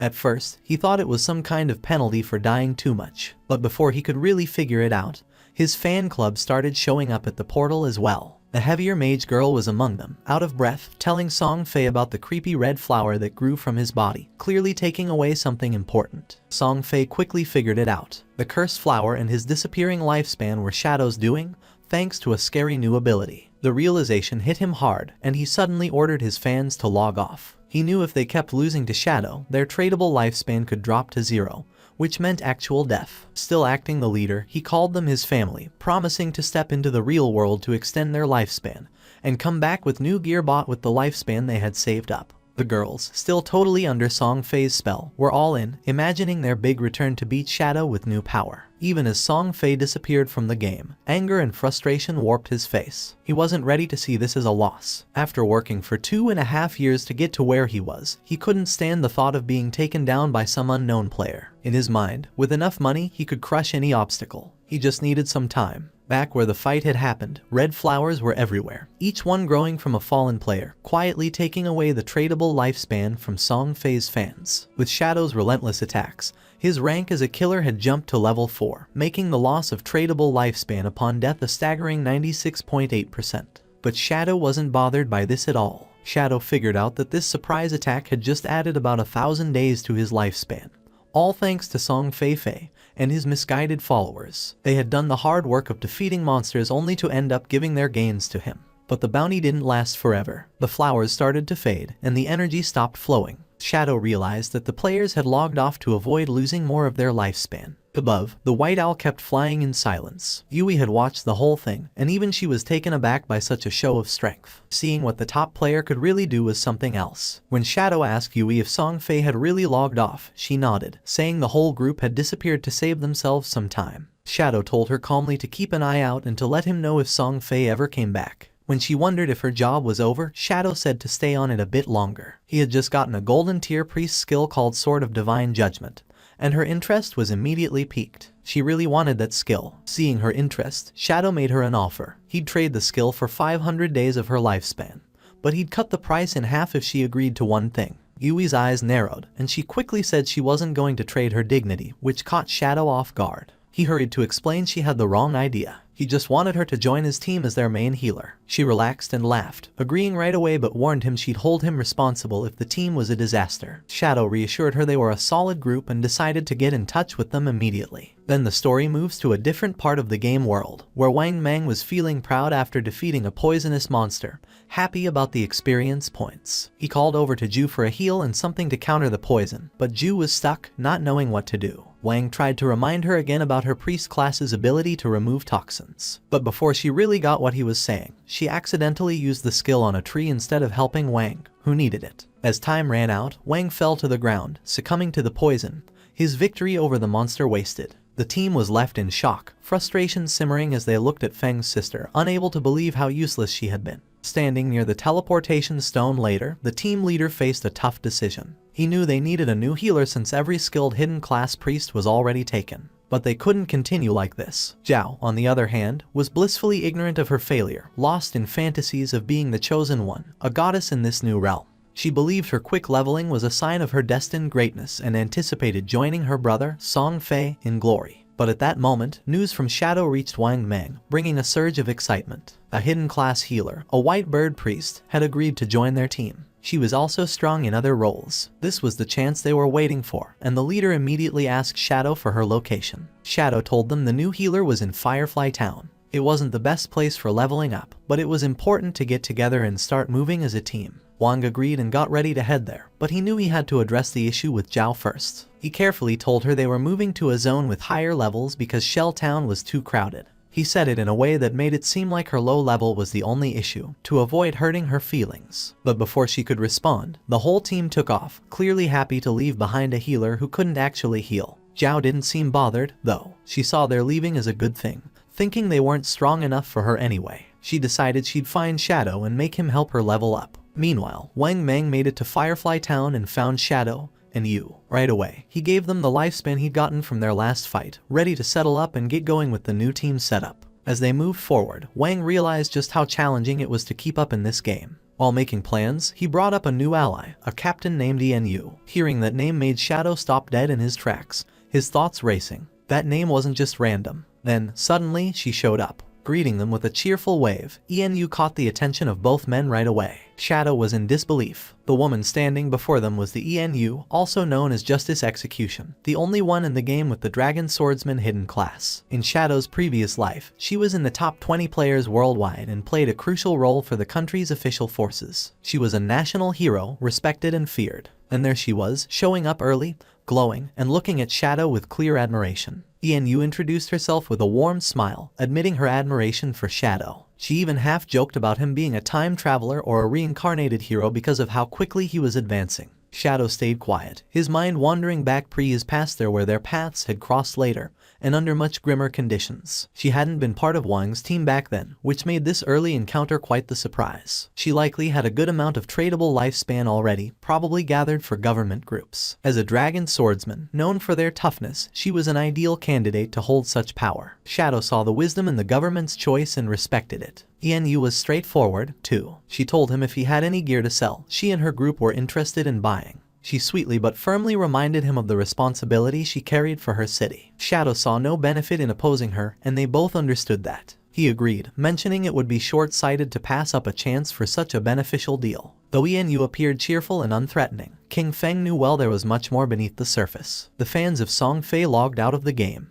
They had seen the official announcement that left them in shock. Lifespan in God-forsaken game was real, and if it reached 0, one would die in the real world. The archer was furious since she realized this wasn't just a game. She had given all her tradable lifespan to Song Fei. Some of them only had a few days of lifespan left. The assassin had killed several players and had the assassin's stat, and dying one more time was going to make her lose double the lifespan. They were in shock. They couldn't believe how it was possible that dying 3 times cost so much lifespan. The chubby girl began to read the messages and her face filled with sweat. She realized, cursing to herself, that in the game, as a tank mage, she had always charged at the front. She had killed many people and died many times, so now she only had 1 day of lifespan left. If it reached 0, she was going to die. Just then, something caught her attention. Brother Song Fei was buying lifespan. That was great. She decided to go find Brother Song Fei, thinking that he would definitely help her. Quickly, she changed clothes and thought about putting on Brother Song Fei's support outfit from head to toe, thinking that it was great, and that she was going to find Brother Song Fei, who would definitely help her. She even mentioned Brother Song Fei's latest release, the Song Fei Ultra Thin Anti-Side Leak. She dressed in Song Fei's merchandise, and without wasting a second, she left her house and started heading to the concert. Not far away, there were some apartments. Qin Feng's sister also logged out of the game. She didn't know if she was in the real world since now it was hard for her to tell the difference. She turned on her phone and couldn't help but smile when seeing that. At that rate, 1 day of lifespan could be sold for 15,000. With the 200 days she had left, she could become a millionaire. But then, she went into shock when she saw that Shadow had killed Song Fei 3 times. She couldn't help but cry from sadness and fury, since she remembered that they had told her that if her lifespan reached 0 in the game, she would truly die in real life. Even having 100 years of non-tradable lifespan, dying 3 times had left her with barely 12 years remaining. Then she remembered Brother Song Fei and wondered why Shadow had killed him. According to the group chats, Shadow, despite being surrounded by dozens of people, had managed to kill Song Fei 3 times. To her he was something so terrifying and incredibly strong. The chubby girl started sending messages through the chat, saying that Brother Song Fei needed help at this moment. She asked any sister in Zhonghai City to go find her to sell their tradable lifespan to her. She also revealed that Song Fei was at Dajiang Plaza at that moment and that the exchange rate for lifespan was 1 to 10,000. This was the perfect opportunity to get rich and help brother at the same time. King Feng's sister put on her clothes. She couldn't believe that Brother Song Fei was in Dajiang Plaza, not far from her. She thought she couldn't just stand by and watch his lifespan run out. She had to go help Brother Song Fei. Thanks to that Shadow and the others, she had managed to save more than 200 days of tradable lifespan.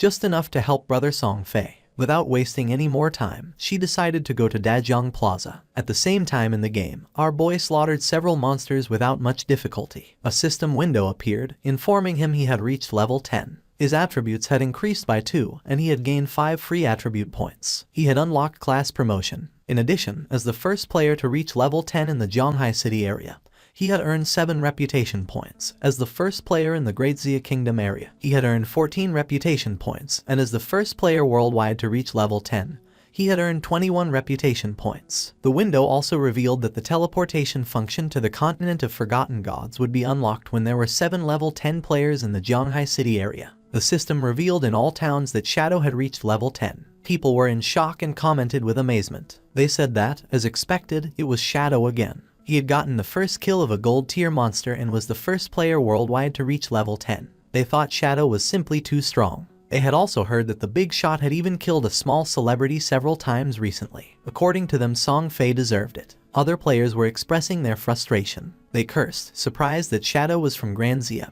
and compared their own progress, pointing out that their hidden smith class was only at level 8, while wondering what was going on with Shadow. No one knew if among the 1.5 billion people in Tianju, there really wouldn't be anyone who could catch up to him. Our boy was near a shore, and decided to use the points he had obtained. He consumed 13 evolution points, leaving him with 0 points. His initial skill, Backstab Enhancement, evolved from Platinum to Emerald, increasing its passive effect from 40% to 50%.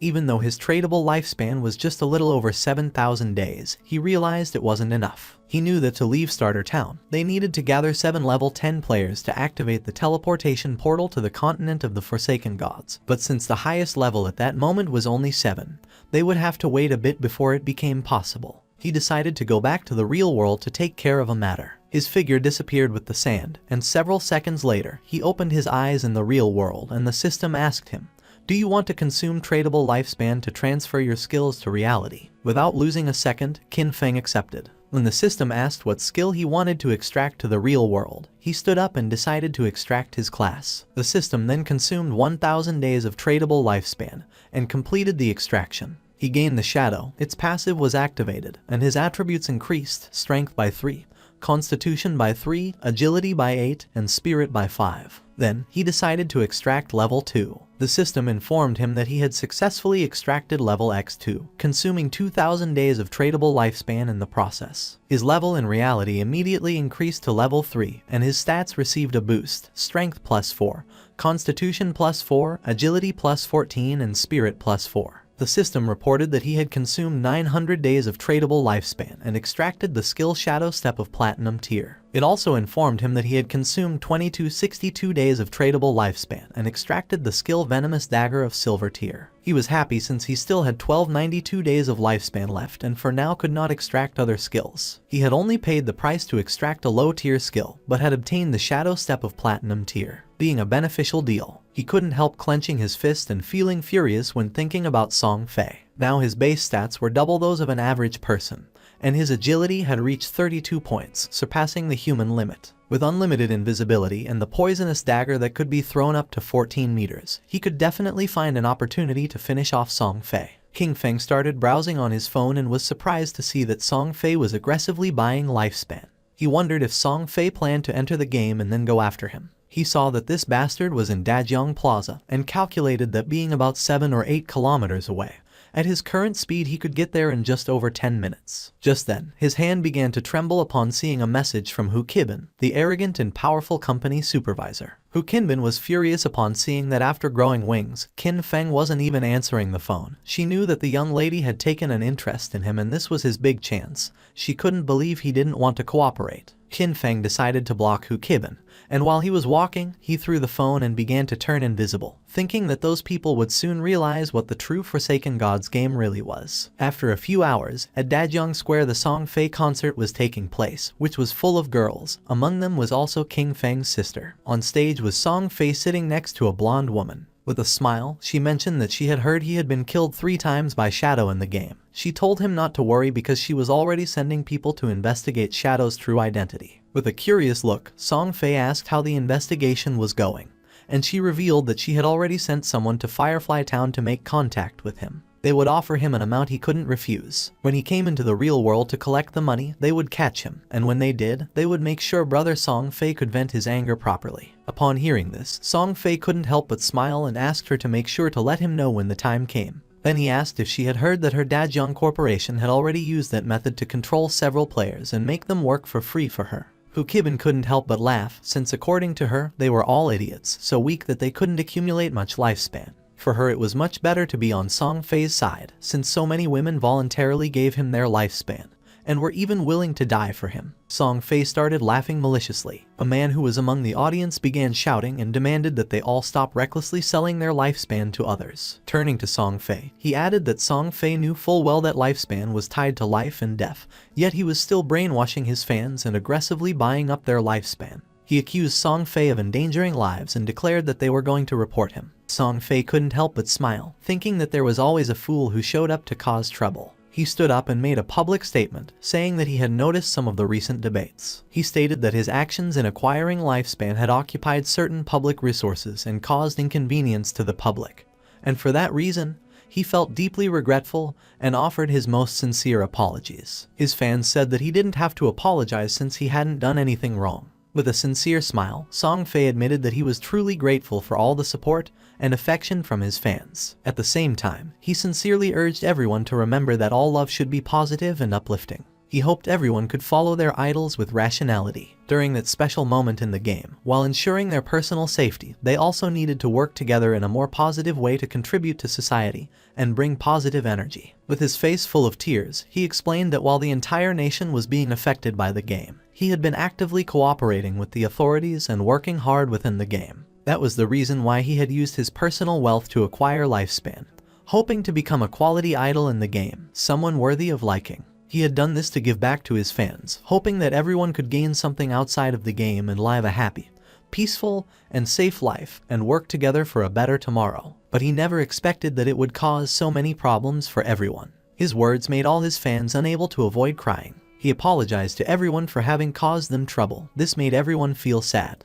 They started shouting, saying that he had not done anything wrong. They got angry with the man, calling him a bunch of savages and telling him to leave from there, since they were voluntarily helping the brother, and told him not to insult their genuine intentions. The chubby girl went up on stage and asked everyone not to listen to those ridiculous rumors from outside. She didn't know how they dared question the brother, since only fools with pig brains believed everything, asking how the lifespan of the game could possibly affect the real world. She put her hand over her chest and declared that she was the one who was willing to die for the brother. She said that when she logged out, it showed her that she had less than a day of lifespan left, but she was perfectly fine. Even if the rumors were true, if even they didn't have the resolve to die for the brother, then they didn't deserve to say that they loved him. His words made the other fans feel excited, and they decided to give all the lifespan they had to Song Fei. He was happy to see the enthusiasm of his fans. He extended his hand toward the chubby girl and mentioned that being loved by someone like her made him feel truly honored. The chubby girl, in turn, was crying and willing to die for him. Just then, something flew out and went through Song Fei's head, leaving everyone in shock. Song Fei began bleeding from the mouth and his hair started falling like leaves. Song Fei's body fell on the shoulder of the chubby girl, making her eyes fill with fear. She fell on her butt to the ground and started screaming. She didn't know what was happening. Once it was revealed that Song Fei was dead, all his fans panicked. The guards began to escort Hu Kibin, and she couldn't help but cry and scream. She said that she had seen it, that when Song Fei died in the game, his body was surrounded by an orb of lifespan, and that they should leave immediately. She knew that the person who killed Song Fei clearly did it using a skill from the game. She wondered, horrified, if the skills from that game could really be used in the real world, and how that was possible. She thought about the actions, killing Song Fei instantly, becoming invisible and collecting lifespan, and concluded that the only person who could do that was Shadow. Just then, a dart pierced her head as well, killing her instantly and leaving the guards in shock. Among the crowd was King Feng. It was already dusk, and the news announced the tragic death of superstar Song Fei in Dajong Plaza. It was also reported that his most devoted fans had sacrificed all the lifespan they had left, falling dead next to Song Fei's corpse, and the police investigation had revealed that his death was due to supernatural abilities. The faces of King Feng's sister and her friend were full of tears and fear. She was sad since she still couldn't believe that just the day before they had gone to see Song Fei's concert, and now he was already dead. The friend wasn't dumb at all and realized that the throwing knives and invisibility must be abilities from the godforsaken game. She wondered if Shadow had been the one who killed Song Fei, since she had heard that Shadow had killed him 3 times in the game. Xiaoyu was confused as she wondered how the game's skills could appear in reality. She couldn't believe that Shadow had killed Song Fei. She remembered that Shadow had killed him several times in the game and came to the conclusion that, in reality, the only one who would kill Song Fei would be Shadow. The throwing knives and invisibility weren't those an assassin's skills. It had to be. The killer was Shadow. Her brother had been killed by Shadow and her world was already left without light. If Shadow could find a way to use the game's skills in reality, then she would get close to him, approach him. No matter what it cost, she would become stronger. From that day on, she would have only one goal. They stopped the taxi and got out. Her friend was somewhat confused and asked if she was okay. Xiaoyu's eyes were full of rage because all she wanted was to kill Shadow and avenge her brother Song Fei. At the same time, our boy was quietly eating noodles in a restaurant. In the godforsaken game, although players were invincible in reality, they still consumed energy and, if they got hungry, they still needed to eat. Just then, his phone started ringing, and when he unlocked it he saw that he had a message. Someone informed him that Fat Hu was furious. He had blocked his phone and WeChat, and if King Feng didn't go soon, he would be expelled and wouldn't receive his salary for that month. The message was from Yang Xiaoya, whom he considered a good girl, although quite delicate and often bullied. In his previous life, she had also been a member of his Jan Shen guild. King Feng asked her not to worry about him or the job but to focus on leveling up in the game. She was confused since she asked Qin Feng if he had played the game. She had heard that it was very difficult and that the lifespan of many people was almost exhausted. Our boy explained that, whatever her profession was, she simply had to focus on improving agility at the beginning. She decided to listen to him, but mentioned that she had heard that the lifespan produced in the game was really expensive at this moment. Then, she asked Qin Feng how his progress was going and how much he had earned. Our boy replied not much, since he had almost spent it all. He knew that Fat Hu was a lackey, and that the real problem was his boss behind him, Kaiyan Shishi. She was the daughter of the president of Kaiyan Group, and the company for which he used to work belonged to said group. This young woman did nothing all day except look at men. She had gone into a hotel with 6 middle-aged foreign men, had driven a sports car with 3 African men for fun, and now she was even taking an interest in him. Kaiyan Shishi was obsessed with foreign culture. After the arrival of the game, she had left Great Xia and gone to North America, where she led the formation of North America's top 3 guild, Alice's Wonderland. She had specifically opposed Great Xia. In his previous life, she had caused endless trouble for Great Xia and its Jan Shen guild. Our boy thought he needed to find a way to deal with her before she went abroad. Otherwise, once she was in North America, it wouldn't be so easy to handle her. If Kaiyan Shishi died, the guild Alice's Wonderland might never get established. It was rumored that all the key founders of the Alice Guild had some kind of connection with Kaiyan Shishi, and as soon as that woman disappeared, the bond between those founders would naturally break. His phone started ringing again. Now it was a call from Xiaoyu. She was somewhat confused to see that Qin Feng was still answering calls, as she thought he had died in the game. Now that he was still alive, she let him know that she had earned enough money to buy a house, so he no longer needed to worry about her. Our boy decided to play along and asked if she had anything else to say. She asked him not to bother her anymore and said that she would not look for him either. She also asked him not even to try finding out where she lived since from now on, she had cut ties with him. Our boy hung up the call and couldn't help but feel happy. He decided it was time to return and continue leveling up since it wouldn't be long before someone reached level 10 and learned that skills could be transferred into reality. By then, the world would no longer know peace. Not long after, Xiaoyu and her friend also logged back into the game. The friend was somewhat confused and asked if it wasn't too harsh to cut ties with her brother and advised her to make peace. Xiaoyu stood firm and refused, revealing that she had sold her lifespan to the Kaiyan group, sold for a full value of 2 million. This left the friend in shock. Xiaoyu also mentioned that she had bought a house and that they would live together. She added that soon she would meet Shadow, and by then, King Feng would no longer matter. Just then, a player who was passing through the area caught her attention. With a smile, the man handed her a book and mentioned that this was the assassin skill book she wanted. He also reminded her not to forget what she had promised him. With a cheerful expression, she nodded and said that once everything was done, she would indulge his little wishes. Although inwardly she called him a flatterer and thought that once she met Shadow, no one would care about a worthless piece of trash like him. She informed Wang Meng that she had an assassin skill book, a control skill. She asked him to check with Shadow if he needed it, since she could give it to him. A smile spread across her face. According to her, Zhang Wei, that flatterer, was still somewhat useful since he actually had such a good skill book. This skill book would be the red thread between her and Shadow. She would approach Shadow soon, stay quietly by his side, heal him, help him kill enemies and level up with him. She would make sure he felt every bit of her help so that he gradually trusted her, so that he saw her as his other half. But when she became strong enough and he no longer served any purpose, she would kill him with her own hands and rip out his eyes, all to avenge her brother Song Fei. But to her surprise, Wang Meng said that Shadow said this skill was trash. He didn't need it. She could keep it and sell it herself for money. A while later, Shadow also logged into the game, and just then, he heard someone fighting a boss that didn't seem ordinary. Following the sound of battle, King Feng saw a man carrying a shield fighting against a multi-armed boss. The man started running, but it was in vain since the monster cut him into pieces. Our boy realized that this boss was a golden arachnid, a level 8 gold tier boss. This boss possessed a level 2 anti-stealth ability. That meant that, in front of it, his invisibility would be completely ineffective. The monster began to roar. King Feng gathered momentum and came out of his hiding place, and attacked quickly, using Shadow Slash, causing it several thousand points of damage. He had the buff, damage doubles when attacking outside the target's sight. He knew this effect, in a situation where the enemy could see through invisibility, wouldn't activate, which significantly reduced his damage. However, the legendary effect of Graceful Liberation amplified the head and heart weak points of the golden arachnid by 200%.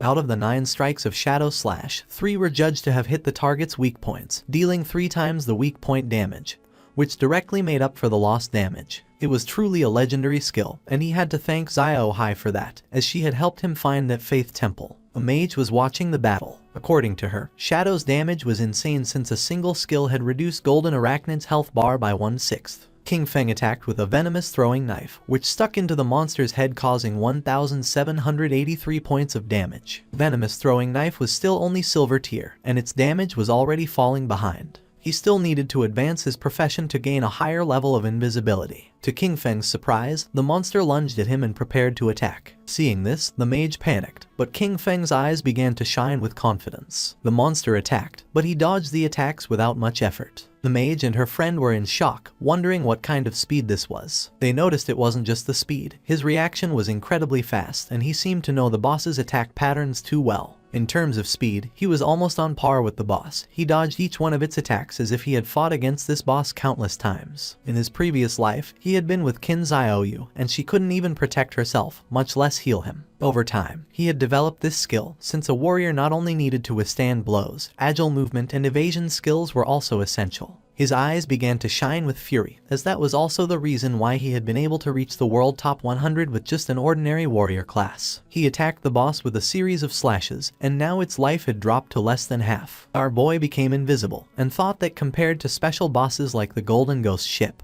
which had unavoidable attacks, dealing with the Golden Arachnid was much easier. The mage was in shock to see that the boss was fleeing. King Feng was not going to let this happen, so he drew his dagger and slit the monster's throat. A system window appeared informing that he had killed the level 8 gold tier boss and obtained 64 experience points, 7 evolution points and 497 days of tradable lifespan. King Feng used Greedy Hang and obtained 21 evolution points and 497 days of tradable lifespan. He was happy to see that a gold tier boss had given him 28 evolution points and almost 2,000 days of tradable lifespan. But to his surprise, another system window appeared, granting him the Blacklight Shield, an assassin skill. Its active effect converted all dodge rate into a damage-reducing shield for 8 seconds, had a cooldown of 60 seconds, and required level 8. The conversion rate detailed that every 20% dodge rate converted into 1 layer of damage reduction shield. The shield would disappear or the dodge rate would return to normal once the duration ended or the shield was broken.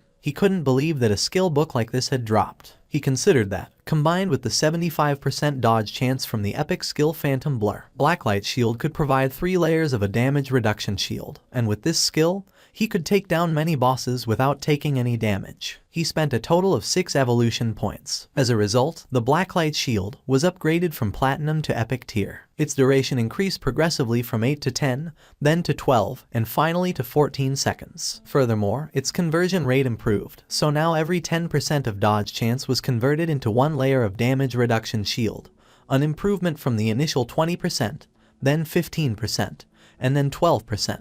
He was happy since he now had 7 layers of damage reduction shield. With this, he could even explore many high-level areas ahead of time. He still had 22 evolution points left, so he also decided to evolve the venomous throwing knife to increase its damage. He spent 16 evolution points, and the venomous throwing knife of silver tier evolved into emerald tier. Its maximum range increased from 14 to 17 meters. The continuous damage had no weak point bonus, lasted for 5 seconds, and could not stack. The additional damage on hit increased from 120 to 240 attack, and the venom now dealt 80% of attack per second, instead of the previous 50%.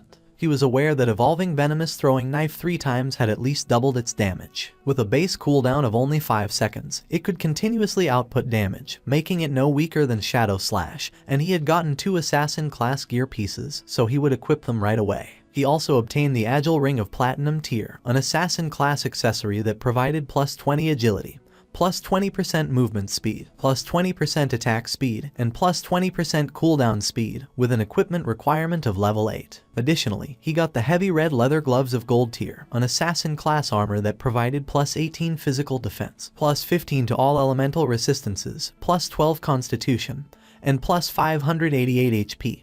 With an equipment requirement of level 6. With these 2 pieces of equipment, his cooldown speed was now at 55%. What used to be a 12-second cooldown for Shadow Slash was now only 7.7 seconds. Plus, he had increased 51 points of constitution, 106 points of physical defense, and 17 points of HP. It was not bad at all. Now, his stats allowed him to tank 3 attacks from the Golden Arachnid without dying. Combined with Blacklight Shield, his survivability had greatly improved. The mage and the others went out and praised Shadow, saying that the boss had been nothing to him. They couldn't believe he had defeated it alone. Then, the mage asked him if he had any equipment or skill that she could use, adding that she would buy them. Our guy revealed that for a mage, he had a gold tier skill book, Frostball Bounce, a group skill that released ice balls, bouncing up to 10 times, priced at 800 days for a one-time purchase. The mage thought that 800 days was a bit expensive, as she had seen someone sell a level 5 gold tier skill book for just 400 days earlier. With a serious gaze, he made it clear that this Frostball Bounce was a level 7 skill book, which had over 40% higher damage than a level 5, so 800 days wasn't expensive at all. The mage did not hesitate and made a deal with King Feng and decided to buy it for 800 days. The system window confirmed that the transaction had been completed. Our boy started to become invisible. At this moment, there was no boss in the initial stages that could threaten him. He decided to go back to the town to post a message, gathering information about the locations of silver and golden tier bosses. This way, he would have a constant flow of bosses to hunt, and his leveling speed would be maximized. Wang Meng informed him that Xiaoyu, the priestess from his team, wanted to send him a skill book. He found it interesting and wondered what kind of skill book it would be. King Feng was somewhat surprised to see that Xiaoyu wanted to send him a skill book. Moreover, it was one of bronze tier. He wondered what it could be, but even so, he decided he should take a look at it. King Feng wasn't stupid at all and knew that now everyone speculated that he had killed Song Fei, and right after that she was trying to send him a skill book. He decided to reject her offer while wondering if she was trying to associate with him or if she was trying to avenge Song Fei, or maybe both things. Wang Meng informed her that Shadow said her skill book was trash, he didn't need it, and she could keep it and sell it for money. King Feng asked Wang Meng to go to the town, since he had something to sell him, and to prepare some lifespan. With a serious look, Wang Meng decided to ask him a question, and our boy asked what he meant and if he was asking whether he had been the one who killed someone. Then, he revealed that he had been the one who killed them. For King Feng, Wang Meng was his friend, so he knew that during the time Song Fei had been murdered, Shadow had been disconnected the whole time.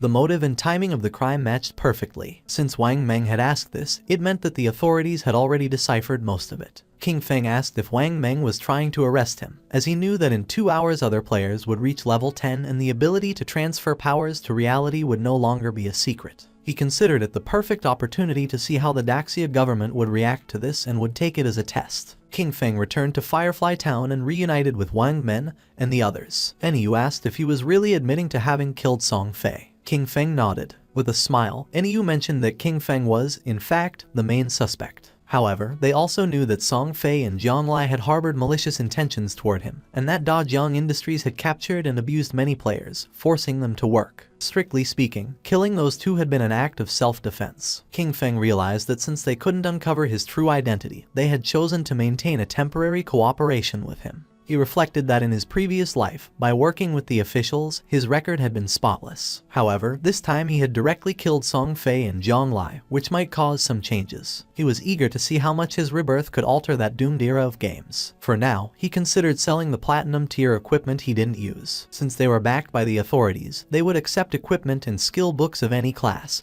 and most importantly, they possessed enough resources for the transaction to be worthwhile. Our boy opened the system window. Upon seeing what it contained, the others couldn't believe that he possessed platinum tier equipment and skill books. They exclaimed in astonishment, wondering if Shadow had just achieved the first kill of a platinum grade boss. However, they immediately dismissed that possibility, as there had been no global announcement about it. Our boy mentioned that his luck had been decent. He had found a few treasure chests, and Xiao Zhu could confirm it. Even he himself had obtained an emerald tier skill book. The mage confirmed that she herself had seen King Feng open that emerald chest. Little Black couldn't help but feel jealous upon noticing that King Feng called her Xiao Zhu, but when it came to her, he simply said you. Our boy decided to call her Little Blackie instead of Little Black, and this made her angry and she asked him to better call her Little Black. Wang Meng let out a sigh, since according to him, people really couldn't be compared with each other. And you felt jealous, since it was true that they had barely managed to defeat a silver grade boss, while Shadow casually opened platinum and emerald tier chests. King Feng revealed the prices of the items. The platinum grade archer skill book at a fixed price of 2,500 days. The platinum grade berserker weapon at 1,500 days. The platinum grade mage skill book at 3,000 days. And the gold equipment and skill book package at 8,000 days, including the remaining platinum equipment and skill books, which totaled 25 items. He offered a discount, setting the total price at 16,000 days. Wang Meng was in shock and asked NEU to pay whatever he said. Then he asked if she wasn't going to try bargaining. With a smile, she mentioned that she thought the price was quite fair. She would also include what Xiao Zhu and Wang Meng owed her from before in the deal. The transaction was completed and King Feng praised her, calling her a true heroine, direct and decisive. Deep down, King Feng knew that once the tradable lifespan exceeded 10,000 days, the unit would change to years. 60 years converted to days were approximately 22,000 days. At the current exchange rate, that equaled 400 million in cash. Even for the officials of Zhanghai City, it was a huge expense, but the benefits for them far outweighed the money. After all, with this batch of equipment and skill books, many teams under the tutelage of Zhanghai City officials could develop ahead of schedule. He was aware that the stronger the authorities became, the more unnecessary problems could be avoided in the future, and they could even gain an advantage in international confrontations. NEU informed King Feng that several players had been imprisoned at Dajiang Industries. They were planning a rescue mission and asked if he wanted to join them. King Feng felt somewhat confused since he didn't know whether the authorities were trying to recruit him or just trying to whitewash the fact that he had killed Song Fei. He said he wouldn't go but that he could tell them something in advance. Their suspicions were correct. He had indeed used game skills to kill those two, leaving everyone in shock. King Feng made it clear that, while in the game they reach level 10, they could consume lifespan to extract skills from the game into reality. NEU realized that for this reason, Dajiang Industries was also buying lifespan at that time. Once their people reached level 10 and extracted skills from the game, their rescue mission would face even greater resistance. King Feng was glad that she had understood and decided it was time to leave. Not long after, he transformed into Shadow and disappeared from the place. With a serious look, NEU gave Wang Meng the order. From that moment on, they should level up separately. She explained that their 6-person team already had high levels, and when they stayed together, they defeated small monsters with a single blow due to excessive damage. However, if they separated, each leading a team, they could greatly improve their overall leveling efficiency. Wang Meng nodded his head, and NEU mentioned that everyone should reach level 10 first. Then, she told him to log off for a moment to report that intel. 2 players who were in the town noticed that Shadow was setting up a stall again. But this time he wasn't selling, he was buying. A system window appeared and announced that Shadow was buying silver boss coordinates for 30 days. And gold boss coordinates for 100 days. Upon seeing this, one of the men nearby couldn't help but smile. He approached our boy and informed him that his young lady had said that as long as he was willing to help her level up, she would give him 300 million, plus shares in Dajiang Industries. The man added that such an opportunity rarely came along in life and advised him to take advantage of it. The other players noticed that the man still hadn't disconnected. He probably didn't know that Shadow had killed Song Fei and the young woman from Dajiang Industries in real life. Some couldn't believe that the girl from Dajiang Industries had also been eliminated. They had seen that girl and thought it was a waste. The man's face filled with rage as he remembered that the girl had brought it upon herself. She had initially planned to capture Shadow in real life to force him to do illegal work, but she was killed on the spot. With a shock, he realized that Zhonglai was dead. He recalled how, at first, Zhonglai had offered 10 million for Shadow to help her level up. Shadow refused, so he, seeing the money, rushed to help her. He thought he could get a huge payment of 5 million.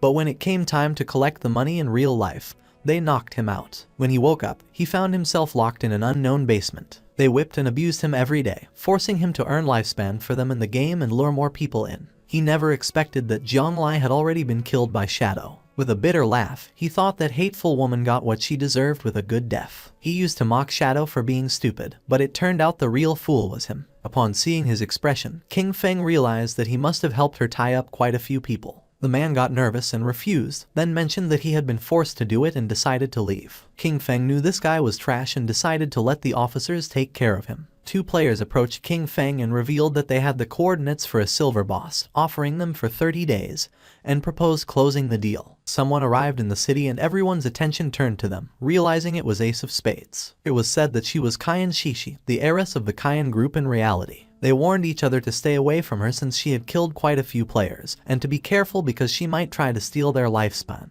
Yang Shishi logged into the game along with her men. She couldn't help but smile, since she didn't think the game was anything special. You only needed to spend money to buy a lot of equipment and skills. As long as her combat power was ahead of other players, when she found someone with lifespan, she would kill them and take it. She was furious since that damn game had delayed her flight. At that moment, she should have been in North America, enjoying pleasures with Big Dick and Max Fackle, surrendering herself to lust and passion. Her attention focused on 2 players who were trembling with fear. She was trapped in Daxia's magic city, unable to leave the country. She looked at those men from Daxia, each one as weak as an insect. According to her, Tony's men were still more attractive. With a smile, Tony mentioned that she had good taste. They were naturally much stronger than those men from Daxia, being superior in that aspect. He added that, once they returned to reality, she could experience it for herself. Upon hearing this, she couldn't help but blush like a tomato. She had heard that the useless Song Fei had died. She had played against him once and he disappeared in a minute. According to her, he was a waste. She felt excited since it was said that the person who had killed him was named Shadow. Although he was a man from Daxia,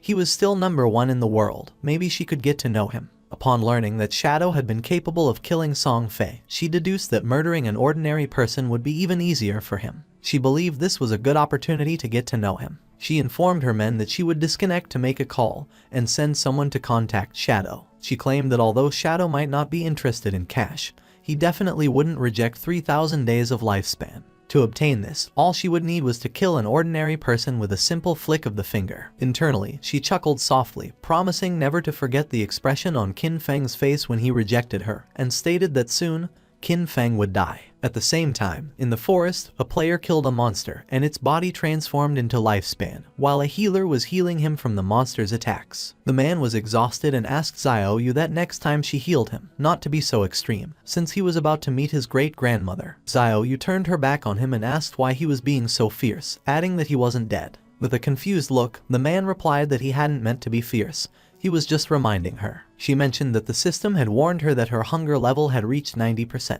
She decided to log off along with her friend Yan Yan to eat. They disappeared and the man felt somewhat confused. He was furious, cursing internally, because before she used to call him boss, but after seeing Shadow once, she had started giving him dirty looks. He promised himself that, sooner or later, he would tear her clothes off. At the same time, Xiaoyu logged out of the game and woke up in her new house with an empty stomach. Upon checking her phone, she was in shock, as all delivery places were closed and no delivery person was accepting orders. She wondered if everyone had gotten into the godforsaken game. She remembered that at home Qin Feng always prepared delicious food for her. She never had to lift a finger or use her brain. Her eyes began to shine with rage, and she decided not to think about it anymore and be more ambitious. She thought that it was just eating. Compared to freedom, that wasn't a problem at all. Clenching her fist, she thought she was the best and that she had to keep going, that she was the best and could achieve it. Without Qin Feng, she would definitely live better. At the same time, in the game, near the shore there was a small cave, and a monster was fleeing. It was a crab. When the crab came out of the cave, someone cut it in half. It was Shadow, he sighed, as he had killed 4 silver bosses in just over an hour, and overall efficiency was quite good.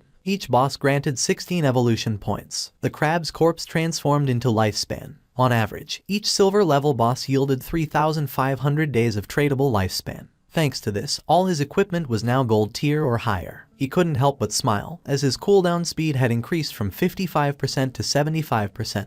The Shadow Slash, which originally had a 12-second cooldown, now only took 6.8 seconds, greatly boosting his output power. There were no platinum level bosses around the outskirts of the safe town, so gold level equipment was the highest for now. To improve further, the only way was to advance his profession. He knew that the platinum level bosses he would face in the future each had at least level 2 anti-stealth. He had to advance his profession quickly to reach level 3 stealth, as he was still over 20,000 experience points short. Only with stealth at level 3 or above could he minimize the chance of accidents when facing platinum bosses. After all, in his previous life, defeating a platinum boss had required a tightly coordinated team of 20 people. With that in mind, he decided he would head back to the town first and contact the officials to sell all his stuff. He started to become invisible, since he wanted to be ahead of everyone and claim the first kill of a platinum level boss by himself. King Feng returned to the town, for now he had 105 years of tradable lifespan. While he was walking through the area, a player asked him that next time he had more equipment, to sell it to them. King Feng had almost 40,000 days of tradable lifespan, and knew that it would allow him to extract quite a few skills. A man who was hiding behind a pillar peeked out and, with a smile, realized that he was Shadow. He approached and offered him an assassination contract, asking if he would take it. He asked him to kill someone in reality, assuring him that the payment would not be less than what he deserved. Our boy ignored the man and left. Seeing this, the man panicked and stood in front of King Feng, asking him to stop. He explained that it was just about killing an ordinary person named King Feng. He would give Shadow the address. He argued that since he had even killed Song Fei, this should be easy for him and asked him not to reject free money. With a cold gaze, our boy was in shock and asked if King Feng had provoked him and if he wanted to kill him.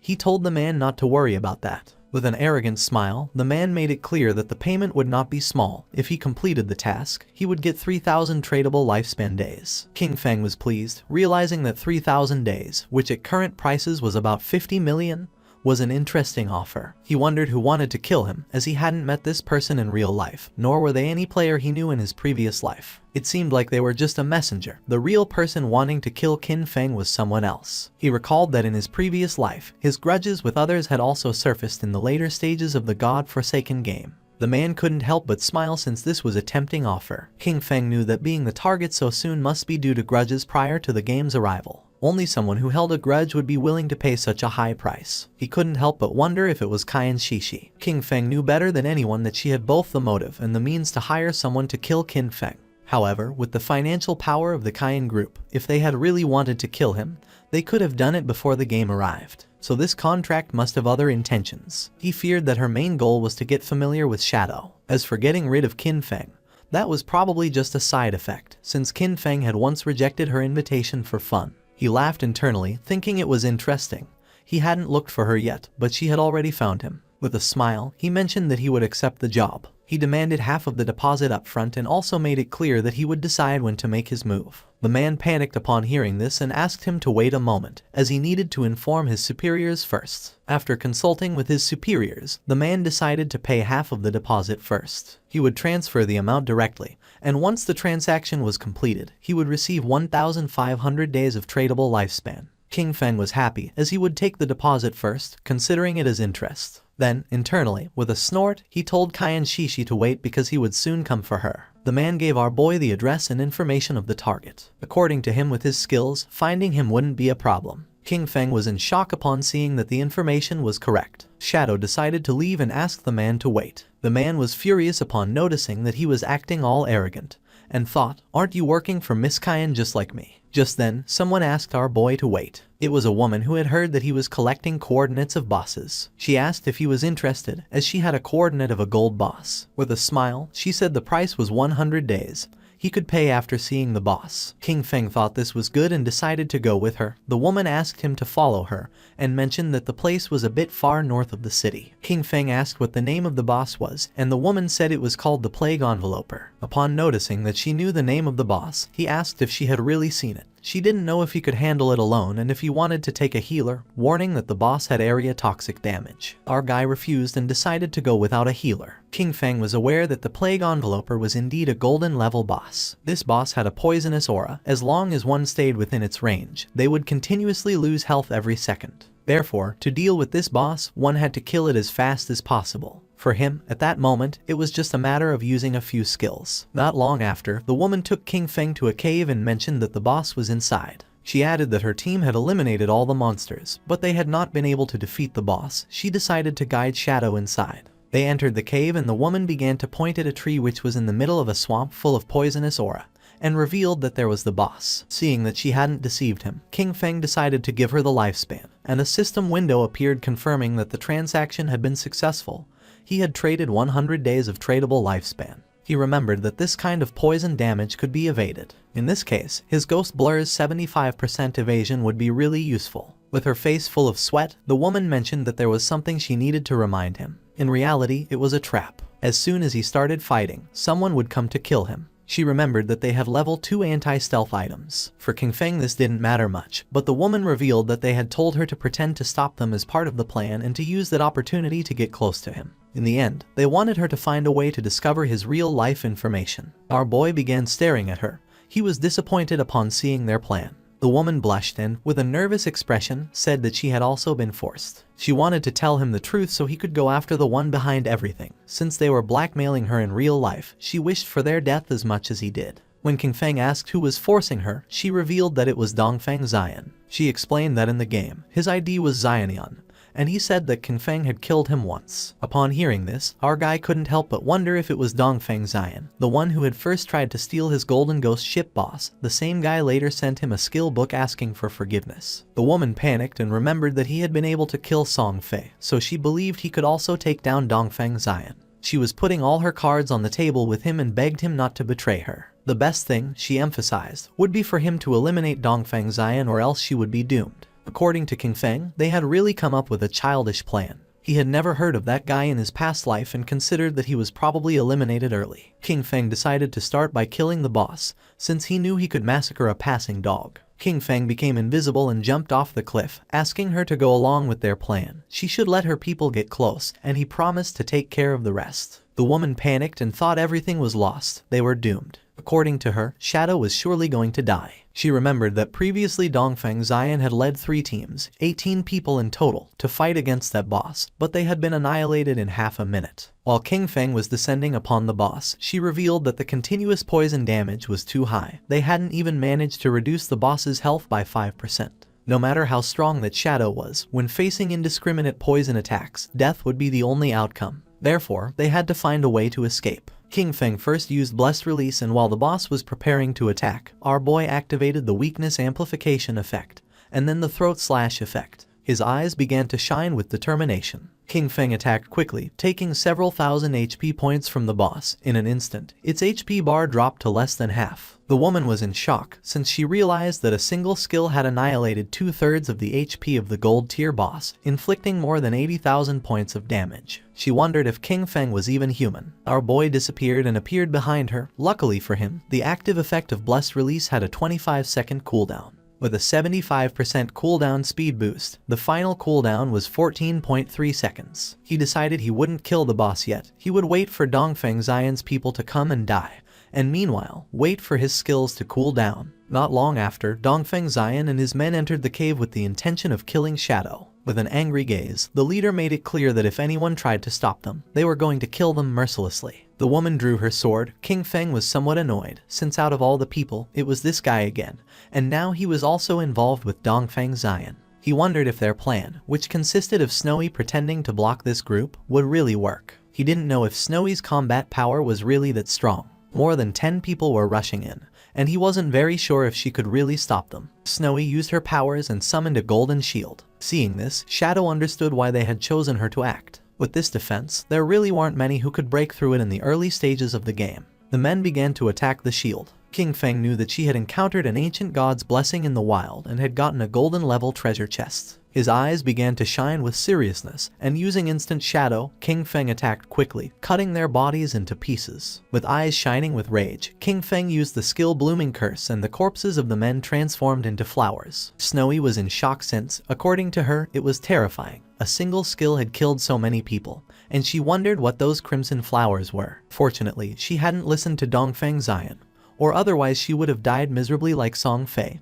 and the others. She asked Shadow to add her as a friend, promising that if she had the chance, she would tell him Dongfeng Xian's location in real life. King Feng decided to listen to her. Snowy couldn't help but blush and asked him that if he ever needed any special service, He should come to her, assuring him that for him they would always be free. King Feng realized that was how it was, and it was no wonder it burned so much. Then he jumped and began descending the cliff. He attacked the boss quickly using powerful slashes. According to King Feng, the lifespan that had been absorbed from more than a dozen people did not even compare with what the boss had granted. He remembered that after all that, instead of dedicating themselves to farming safely, they went out to cause trouble, and therefore deserved to die. He turned around towards Snowy and asked if there was any problem. She said no and decided to leave. King Feng used Greedy Hand and felt happy, since it had been a long time since he had seen an assassin skill book. Finally, another one had appeared. This skill book was called Darkest Hour of Platinum Level. It was an assassin-type skill that unleashed a burst of dark light from his blade, blinding all enemies within range. It had a cooldown of 60 seconds, required level 10, a range of 20 meters, and a base duration of 10 seconds. The higher the target's spirit stat, the shorter the duration. King Feng clenched his fist and decided to learn it. He unsheathed his dagger as he knew that as long as he blinded the enemy,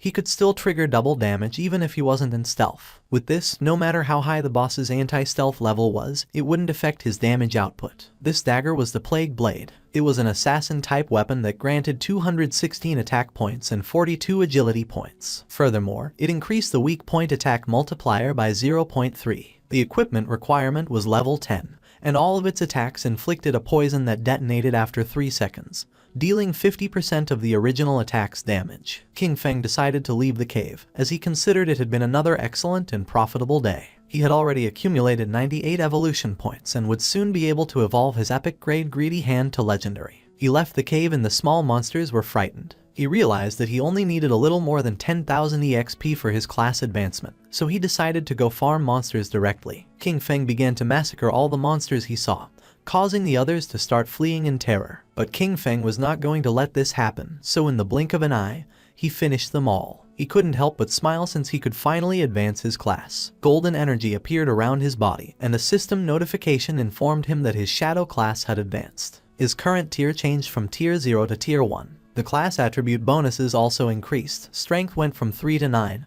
Constitution from 3 to 9, Agility from 8 to 24, and Spirit from 5 to 15. His class passive 1 now doubled stealth duration and, as a new feature, allowed him to use stealth skills while in stealth mode. Class passive 2 increased his stealth level from +1 to +2. Finally, class passive 3 improved his damage when attacking from outside the enemy's line of sight, increasing it from double to triple. Our boy started to look at his hand as he realized that with the class advancement to tier 1, the attribute bonuses had tripled. He understood that he could even activate stealth while already in stealth, which meant, as long as his cooldowns were short enough, he could stay permanently hidden. Not only that, the damage dealt from attacks launched outside the enemy's line of sight had increased from double to triple. He mused that this was just tier 1, no wonder it was the strongest stealth class. At that moment, the system announced that there were already 7 players who had reached level 10 in Zhonghai City. It also informed that the teleportation matrix to the abandoned divine continent would be activated in 10 minutes, and urged players who met the requirements to prepare to depart. A table appeared, showing Shadow in first place,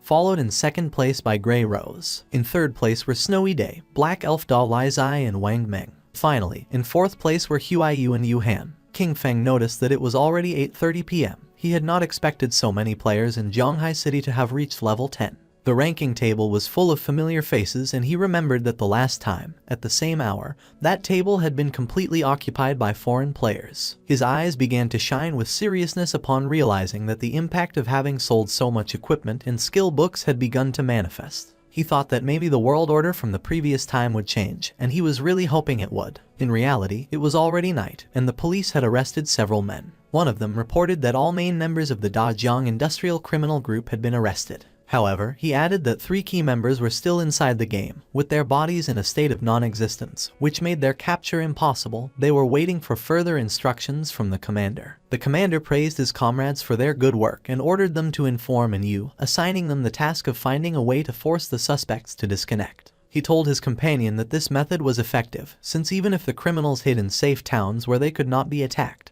their bodies would still feel hunger in reality. He nodded and mentioned that when they got hungry, they would have to disconnect to eat, and as soon as they disconnected, they could be captured. They were happy since this time everything had gone very well, and all thanks to Shadow. He had not only provided them with criminal intelligence about Dajiang Industrial, but had also warned them in advance that the skills from the game could be extracted into reality. If he had been a little later, the leaders headed by Jiang Lai would have soon reached level 10. By then, they would have already extracted their skills, and any attempt to capture them would have resulted in numerous casualties. Several countries had already experienced small-scale uprisings, with thousands of deaths. The squads they had sent into the game had gradually reached level 10, largely thanks to the equipment and skills provided by Shadow. They knew that Shadow was an indispensable talent for Great Xia, and that they needed to find a way to fully bind him to their warship. At the same time, our boy returned to Firefly Town, and Snowy mentioned that she didn't expect him to be a great hero who would free the town from evil. She admired him. King Feng asked what she was rambling about and told her that if she had something to say, just say it. She stuck out her tongue and, with a smile, told King Feng that he didn't need to be modest, since the authorities had already made the news public. She explained that Da Jiang Industrial, along with Song Fei, had orchestrated the kidnapping, detention and murder of players, and that the reason he had to kill Song Fei and Jiang Lai was under official orders. King Feng remained silent. He could not believe that the authorities were clearing his name, and he could not help but think that, surely, they were doing it to facilitate future cooperation with him. When King Feng asked if she had already discovered Dongfeng Xian's location in the real world, she mentioned that he had not yet disconnected and asked him to wait a little longer, assuring him that she would send him the information as soon as she obtained it. King Feng began to walk through the city. He considered that everything else could wait. The urgent task was to head first to the Divine Abandoned Continent. He noticed that quite a few people were already using the teleportation arrays of the town. However, no one had yet been able to use the continent's teleportation array. Using the teleportation matrix of the town, he decided to go to the Divine Abandoned Continent, since he considered that the current areas of the town were only beginner zones and that the real game began upon arriving at the Divine Abandoned Continent. The players who were nearby went into shock. They couldn't see anyone and wondered who had just teleported. One of them exclaimed that it obviously had to be Shadow. Another, confused, commented that he possessed level 2 anti-stealth and questioned how it was possible that he couldn't see him. Quickly, someone else snapped at him that he was an idiot, explaining that it simply meant Shadow's stealth level was higher than 2. Several seconds later, our boy appeared in the Divine Abandoned Continent, and just as he expected, everything was exactly like in his past life. This place was empty, there wasn't a single player in sight. While our boy was exploring the area, a monster with glowing eyes started staring at him intently. They were the familiar ruins of Zhanghai City. When players from different cities arrived at the abandoned Divine Continent for the first time, they appeared in the ruins of their own cities. The location of these urban ruins matched perfectly with their real-world geography, and the reason for this had always been a mystery. The monster emerged from its hiding place, and upon noticing this, King Feng turned around. A worm-shaped monster appeared and began to roar. The monster attacked fiercely, destroying the ground. Using Shadow Blur, our boy dodged the attack, and then using Instant Shadow Slash, he cut the monster in half. A system window appeared informing that he had killed a level 11 Earthshaker. Just then, more Earthshakers appeared and tried to attack King Feng, but he jumped and dodged the attacks. With his eyes shining, he used Blessed Release, and then activated Instant Shadow Slash and cut the monsters into pieces. The bodies transformed into Lifespan, and he knew that there were no longer safe zones like in the towns. The monsters lurked from all directions, ready to attack at any moment. But he was aware that, as long as one could find the refuge hidden in the ruins, a fortress could be established and dominate the area. He remembered that the best refuge in the ruins of Zhanghai City was located in the northwest. It was exactly the refuge of the Godslayer Guild from his previous life. At the same time, in the Divine Abandoned Continent, another group of players also arrived. It was Wang Meng's party. Little Black was somewhat surprised, while Wang Meng did not know why this place looked like the ruins of a modern city. For them, this place was very familiar. Little Black began to point toward the tower and asked if these were not the ruins of Jiangnan City. Du Yixu replied that yes, and confirmed that she was right, adding that the towers of Jiangnan City were still standing. Little Black began to look around the area, since she had heard that someone had said they had seen Shadow teleport here, and she was insistently wondering where he was. Gu Yixu asked her to stop searching, adding that he could turn invisible. At that moment, 2 Earthshakers emerged from the ground. Seeing this, Wang Meng drew his shield and warned everyone that they were being attacked by monsters. Gu Yixu used her skill called Elven Blessing.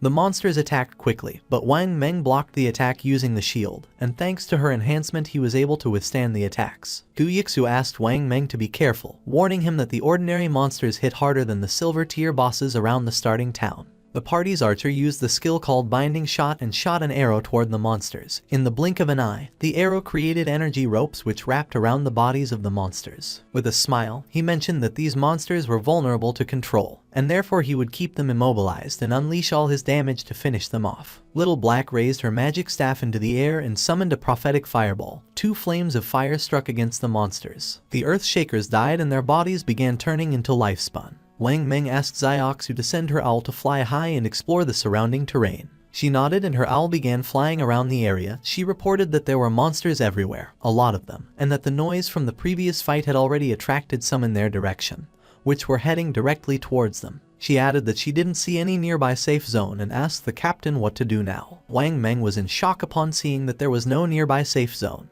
The archer panicked, wondering what kind of lousy continent this was and how it had suddenly turned into a survival game. Little Black asked Xioxu to try to find Shadow, explaining that he had arrived about 10 minutes before them and shouldn't be far away, and assured that if they found him, they would be safe. At the beginning, she couldn't see any human figure nearby, but then she started to see Lifespan. She observed a huge cluster of bright lights toward the northwest and realized that those were the rewards from the defeated monsters. She deduced that it must be Shadow's work, who probably had a full inventory and that's why he hadn't picked up the loot. More monsters emerged from the ground and began to charge towards them, and Yu started to run and asked everyone to hurry up. Now that Shadow had cleared all the monsters from that place, it was safe, and if they followed the glow of the rewards, they would find him. The captain asked everyone to stay alert, maintain formation and not fall behind, adding that they would fight while retreating. At the same time, not far away, more Earth Shakers emerged and prepared to attack.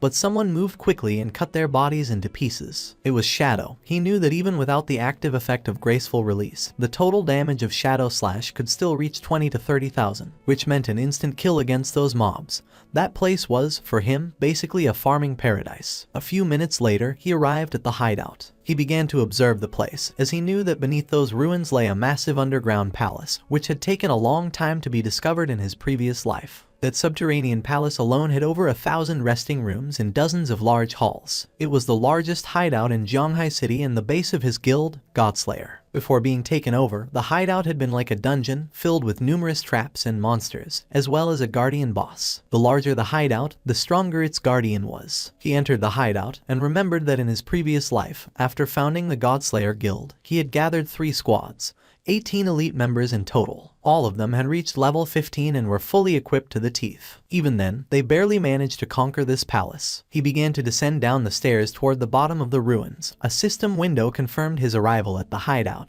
This place was full of monsters and was known as the land of soul purification. His eyes began to shine with confidence since he knew that being alone he was going to be able to conquer this place. A system window appeared informing that if he defeated the area guardian, he could claim ownership of that region. The monster's attention fixed on King Feng, and they all lunged at him. Our boy remained calm and drew his dagger, realizing he was facing a level 12 gold tier mob, an elemental spirit. Just before the monsters could attack, King Feng used his skill called Darkest Hour, and then used Shadow Flash Slash and massacred the monsters in the blink of an eye. King Feng began to move quickly and started cutting into pieces all the monsters he encountered, making their bodies turn into lifespan.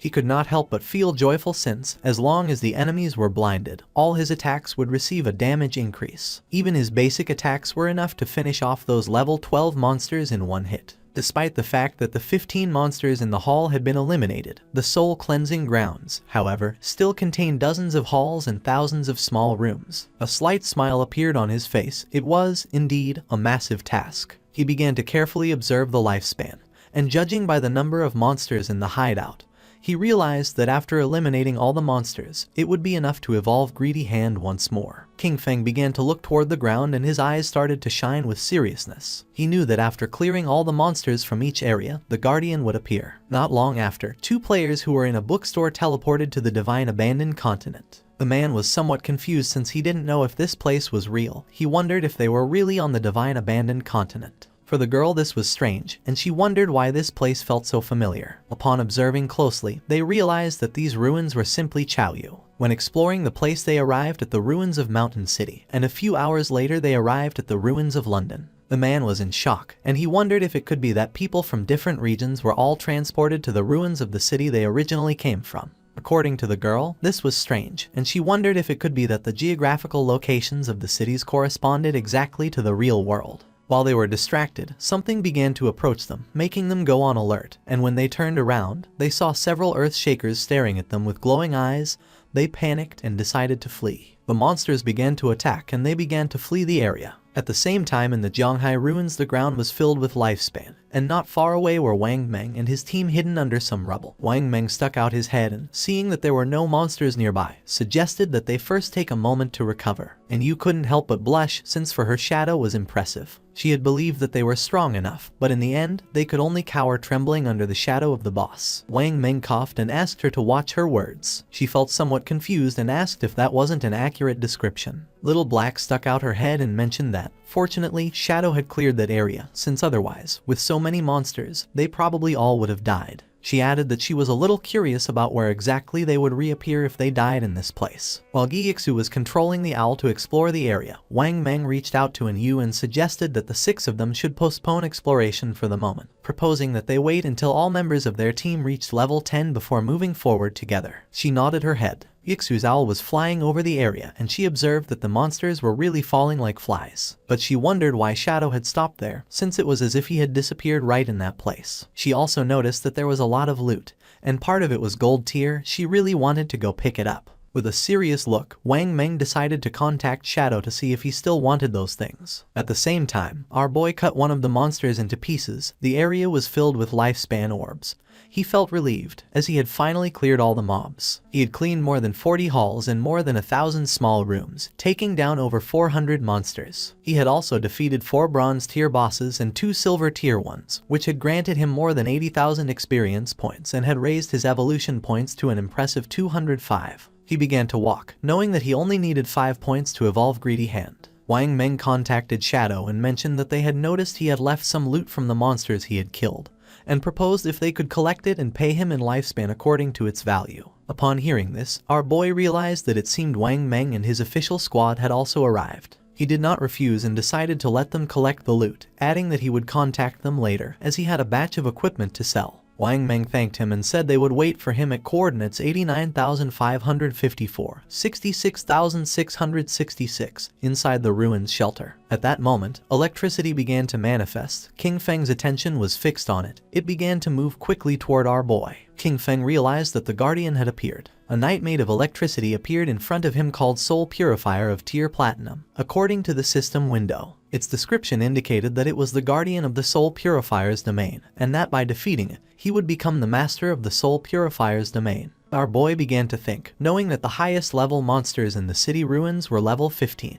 This Soul Purifier, Faisal, was already the highest level monster within the city ruins and also the highest grade boss. If he remembered correctly, this boss had a total of 750,000 HP and 3 phases. Using instant shadow slash, King Feng decided to take the first step and attack, but the attack didn't have much effect. King Feng attacked using throat slash. This time the attack took a bit of HP from the boss. It raised its hand and summoned a spear of electricity. A rain of spears began to descend from the sky toward Shadow, but he started moving quickly and dodged the attacks. While dodging the attacks, he realized that if he were hit by those lightning attacks, with his current defense and lightning resistance, death was certain. He knew that any skill or attack from a platinum level boss or higher had hit correction. With his current evasion rate of 75%, normal monsters only had about a 25% chance to hit him, but the Soul Purifier's attacks hit him with at least a 50% probability. However, his agility attribute had already reached 182 points, and at maximum speed, his running speed exceeded 40 meters per second.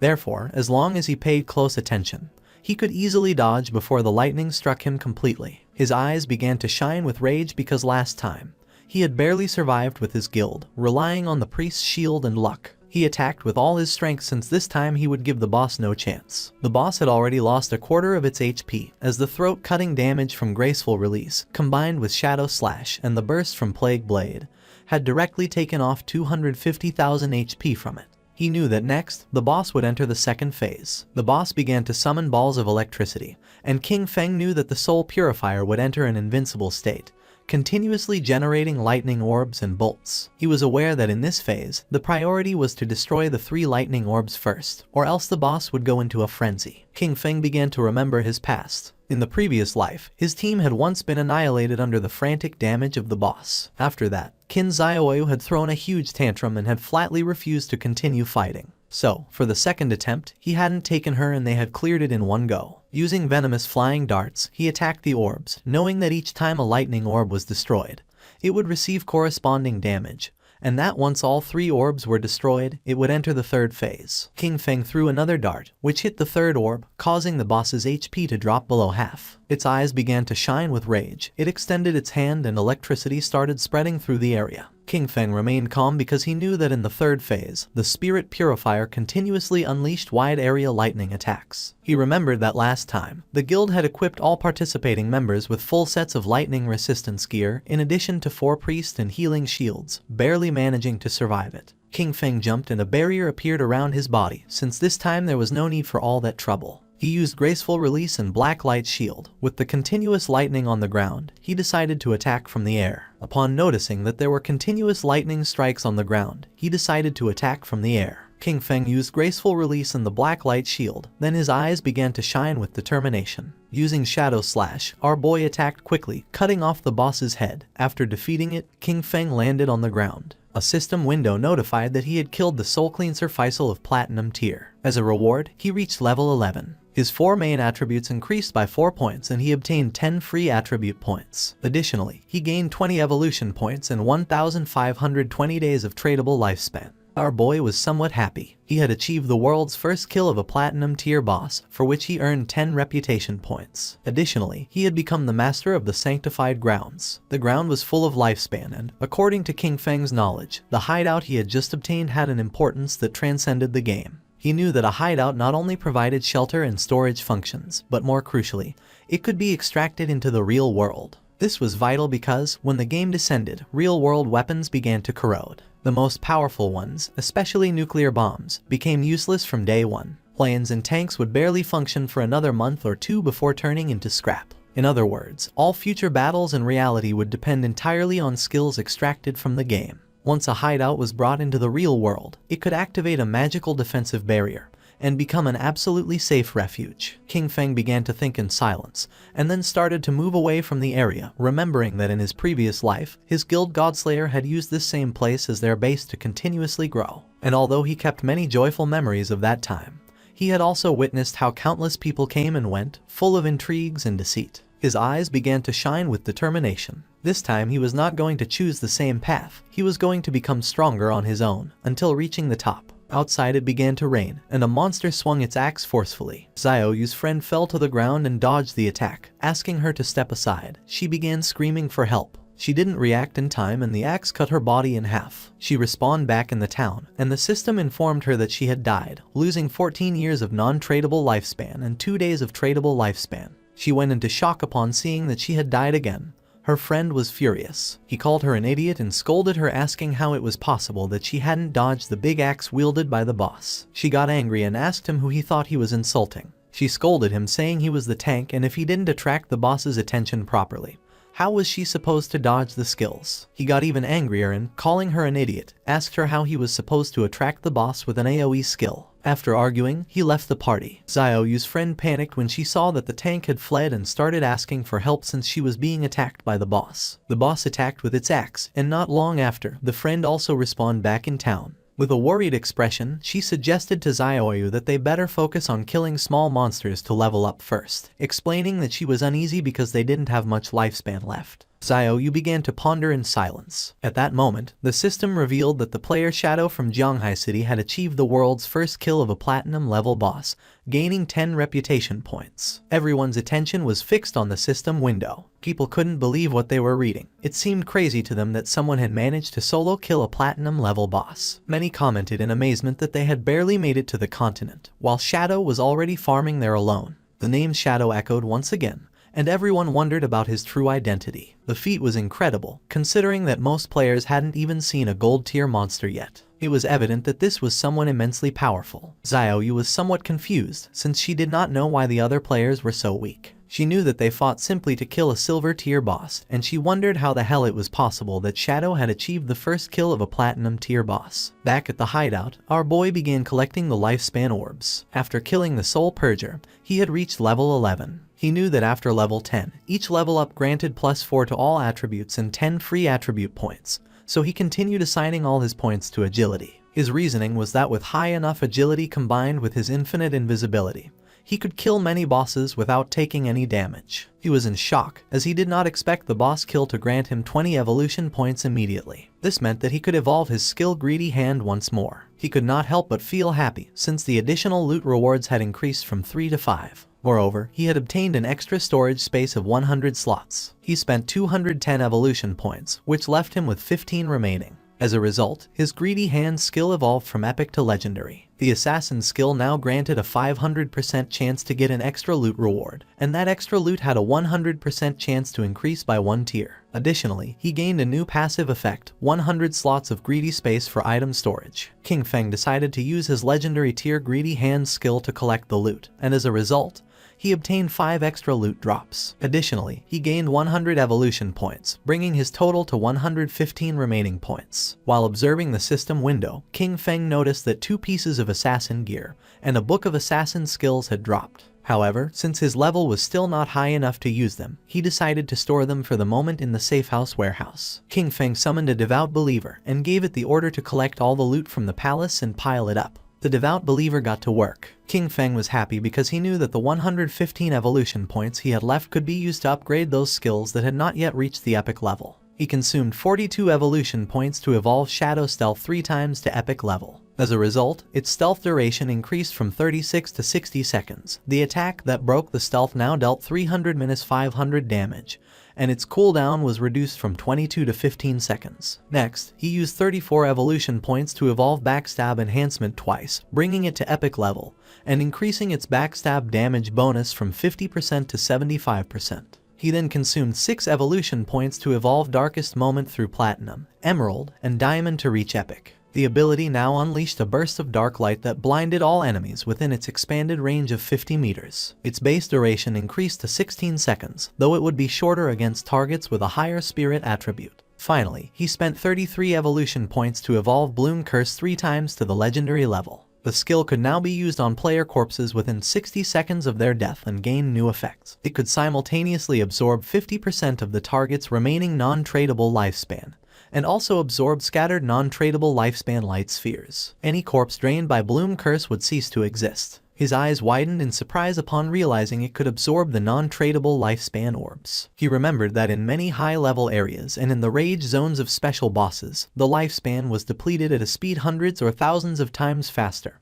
and this consumption affected first the non-tradable lifespan. Snowy contacted King Feng and congratulated him on the first kill of the platinum level boss. She also revealed that she had good news. The Eastern Sage had just logged off. She mentioned that she had heard that his clan was gathering at the Jiangnan Hotel, and apparently, they had bought a large amount of lifespan with the intention of turning it into combat power within the game. While the devout believer was piling up the loot, King Feng praised her. However, she replied that there was no need to thank her, since that was what she was supposed to do. She revealed that he had to defeat Eastern Sage without fail, or else she would be doomed. King Feng asked her not to worry and began storing the loot. He realized that all the items fit and he still had half of the space left. Thinking about how truly useful the 100-slot backpack was, he decided to go look for Wang Meng and sell everything to them. Upon seeing that Shadow had returned, and Yu's and Little Black's eyes widened with joy, and Yu got excited and started running toward him. But just before she could give him a hug, King Feng stopped her with his hand and got straight to the point. He made it clear that, as usual, he set the price and if they didn't accept it, they could pass. He explained that more than 30 items were common grade and bronze junk, so he would give them a discount, a single price of 950 days of lifespan. With the mark of King Feng's hand on her face, and with a smile, and Yu mentioned that she agreed. They had already calculated the value of the items they collected earlier, which was approximately 1,000 days, so to simplify everything, they would give 2,000 days for the entire batch. King Feng felt somewhat confused and mentioned that this batch consisted of silver level, gold level, and platinum level items, with a total value reaching 18,000 days of tradable lifespan. She opened the system window and, while browsing through the contents, was visibly surprised. She couldn't believe there was platinum level equipment. She herself only had one piece of gold level equipment and thought that only a true boss would be willing to sell items of that caliber. Excitedly, she realized this would undoubtedly accelerate Zhonghai City's development, and thanked Shadow profusely. Our boy said that there was no problem, since they were helping each other. With a nervous gaze, Little Black asked Shadow how it was possible for him to have so many inventory slots and if by any chance he was Doryman. King Feng explained that their bags were probably already full and, as a friendly reminder, pointed out to her that under the statue in the center of the city ruins, there was a staircase leading to a teleportation portal back to the starting town. King Feng began to walk away from them and made it clear that if they wanted to return, the first time would cost them 500 days of lifespan. He warned them that although returning again would not have any cost, they should think about it themselves. That said, he left, and Yu began to point at King Feng, and with a smile she mentioned that she had told them so. She revealed that Shadow was a Reborn player, because otherwise, it would be impossible for him to know such hidden information. Seeing her attitude, Wang Meng felt somewhat confused and asked Captain to please not behave that way, as she was scaring him a little. She began to blush and asked them what they would think if she tried to flirt with Shadow. Once King Feng moved away from the area, the system asked him if he wanted to consume tradable lifespan to extract a skill into the real world. He decided to activate the level synchronization and class advancement synchronization. The system informed that he had consumed 27,000 days of lifespan, and that the level synchronization and class advancement synchronization were completed. King Feng felt excited, as the next step was the extraction of skills. He remembered that he had previously extracted Shadow Meld, but it was only at level 1. This time, he not only planned to raise the level of Shadow Meld in reality, but also to extract even more skills. He consumed 1,946 days to improve Shadow Meld to level 10. Then, he extracted a series of skills: Backstab Enhancement for 900 days, Greedy Hand for 1000, Shadow Flash Slash for 3200, Ghost Blur for 5366, Curse of Blooming for 16,099, and Blacklight Shield for 11,313. Once the synchronization of the extraction was completed, he had 7,480 days of tradable lifespan left. Finally, he invested 3,600 days in extracting the Boots of Concealment of Gold Grade and another 3,394 days in the Pendant of the Devout, also Gold Grade. Now the time had come to extract the equipment. He began navigating through the system window, realizing that the Pendant of the Devout not only reduced cooldown time, but more importantly, the silver tier follower it summoned was nearly invincible in the real world. After spending it all at once, he was left with only 486 days of tradable lifespan.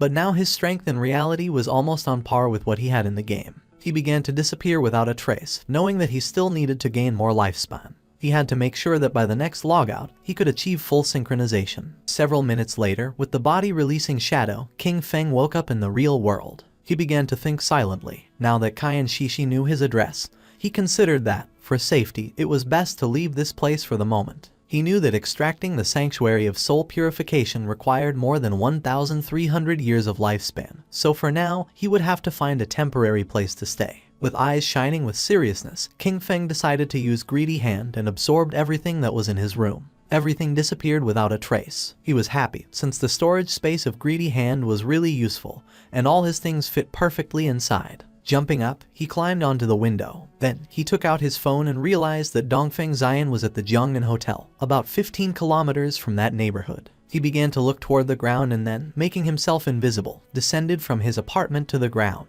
He calculated that, at his current speed, he could get there in 10 minutes. Our boy began to move quickly through the night toward the Jiangnan Hotel. Several minutes later, he arrived at the place. Inside there were several men having dinner, and one of them mentioned that, given the current situation, the various skills and the lifespan of the game could affect the real world. He considered this a great opportunity for his Dongfeng family and praised Zioner for having done a good job by initially establishing a faction within the game. With a smile, Zioner replied that everything was what he should do. With a cheerful look, the grandfather said that he was very pleased with Zioner's progress. He explained that this time they had bought a large amount of exchangeable lifespan, all in order to acquire equipment and skill books. The goal was for the main members of their family to reach level 10 as quickly as possible, thus gaining an initial advantage to then use it and expand the family's influence in the real world. With this dual development, their Dongfeng family would surely become a dominant power, and even the dream of establishing a millennial family and dynasty would cease to be just a dream. Zioner began staring silently at his grandfather, and then his eyes began to shine with malice. In his mind, he thought with contempt about that damn old relic,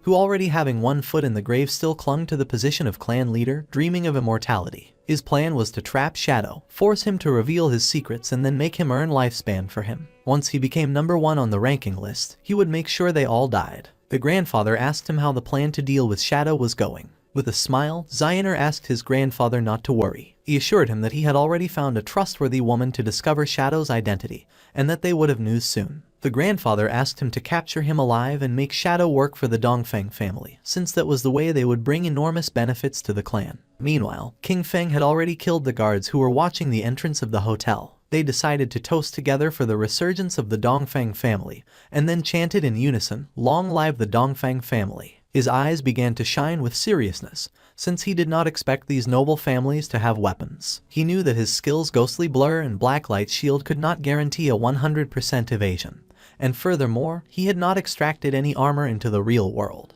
He was aware that if a bullet hit him in the heart or head, it would mean instant death without a doubt. Considering that it was better to be cautious, he extended his hand and using his faithful pendant summoned one of the followers, a devout faithful, equipped with sharp claws for melee combat, and green flames for ranged attacks. Our boy gave the order to it to go in and leave no one alive. He knew that, being a silver level boss, the devout faithful had strong resistance to damage and that, even against firearms, it could withstand quite some time. While everyone was distracted, the devout faithful opened the door, it started roaring, and upon seeing this, everyone panicked since they didn't know where this monster had come from. With its eyes shining, it began to charge towards them. Seeing this, with a serious gaze, Xioner stood up and began to point at the monster, causing the guards to aim at it with their guns.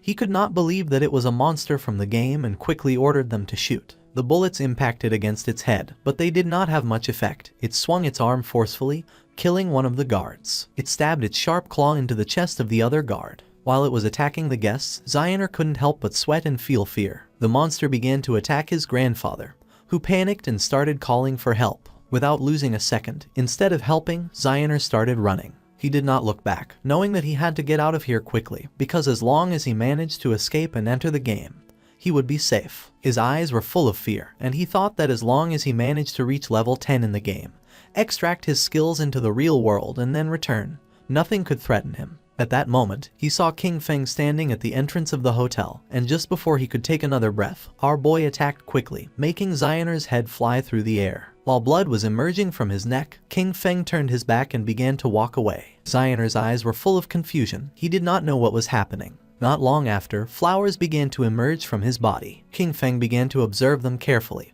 and the system revealed to him that he had absorbed 27,000 days of tradable lifespan, and 482 years of non-tradable lifespan. His eyes began to shine with joy, as it had been a truly great loot. Xioner's corpse turned into flowers, and King Feng was happy, since this time, the skill Blooming Curse had truly proven its worth. It had not only erased all corpses and traces of blood, but also extracted every last drop of lifespan from Xioner. As a result, his non-tradable lifespan had accumulated up to 2,327 years. Thanks to this, he would no longer feel so much pressure in the future when entering the rage zones. Not long after, someone shouted alarmed, urging others to call the police, as gunshots and screams had just been heard coming from the private room. King Feng became serious, and just at that moment, several police officers began to run toward the room, remembering that this was the room where the Dongfang family was having their meeting. They were sure there had been a shooting, but upon arriving at the room they went into shock. Since there was no corpse, it seemed impossible to them that there were no victims. The situation was incredibly strange. One of the police officers felt somewhat confused. As this private room was a complete mess, it was evident that a violent fight had taken place here. What he didn't understand was why there wasn't a single person in the place. Immediately, he asked his companions if any of them had seen someone leave the hotel. According to them, this was strange. The question everyone was asking was where the entire Dongfang family had gone.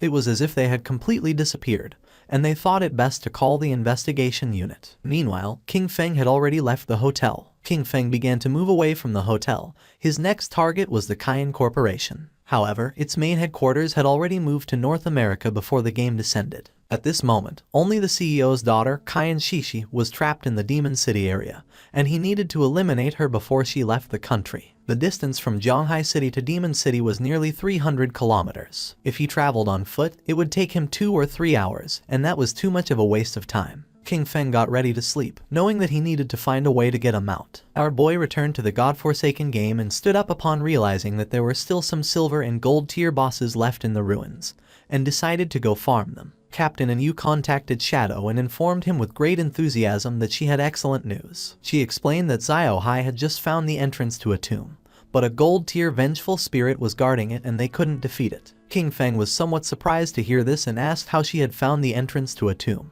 Captain and Yu revealed that, on their way back to the starting city, they had taken a slight detour to avoid some small monsters. While walking, they suddenly noticed that someone was missing. After searching for a while, they finally discovered that Xiao Hai had fallen into a pit. It was a special tomb area where team chat did not work. By following him into the pit, they saw a level 12 gold boss that began chasing them. Luckily, they ran fast enough to escape. She informed him that they were now back in Shell Town and that if he wanted to go to the tomb, she could give him the coordinates. King Feng knew that a true lucky charm was indeed a lucky charm. That someone could find a tomb just by taking one wrong step while walking through the ruins of the city was an incredible coincidence. He was aware that tombs, like faith temples and curse ruins, were wild random events and very rare. He asked the captain to give him the coordinates, and Yu sent him the coordinates revealing that the tomb was near the ruins of Shell Town. King Feng thanked her and mentioned that if he obtained something he couldn't use, he would sell it to them without hesitation. He couldn't help but think about how truly clever Yu was. King Feng's attention was fixed on a well.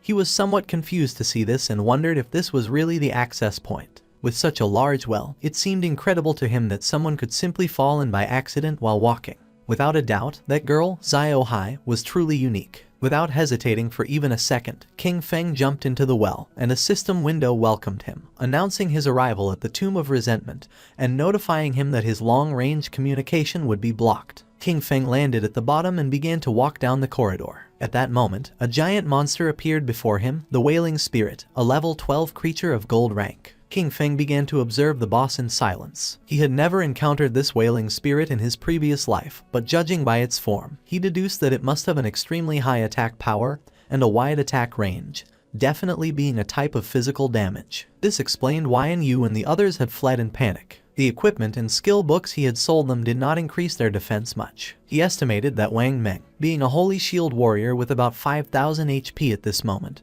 would probably lose at least half of his health with a single hit from this boss. King Feng began to observe the boss in silence, aware that if it hit him with its axe, death would be inevitable. Combining the skills Blessed Release and Instant Shadow Slash, King Feng attacked quickly, cutting off the monster's arms. He knew that this boss had very high defense, and the damage of Instant Shadow Slash was only 80% of normal. But this didn't matter, since the creature wouldn't be able to withstand the subsequent damage from throat slitting of the skill Blessed Release. At that moment, the monster's arms started moving toward King Feng, making him panic. Not long after, it exploded, but King Feng reacted in time and jumped away from the area. He was somewhat surprised. It was a corpse explosion. He acknowledged that he had been careless by not dodging it and, fortunately, his skill Ghost Blur had activated. Otherwise, he would already be dead. The boss's corpse transformed into Lifespan. King Feng remembered that in his previous life, something similar had happened once.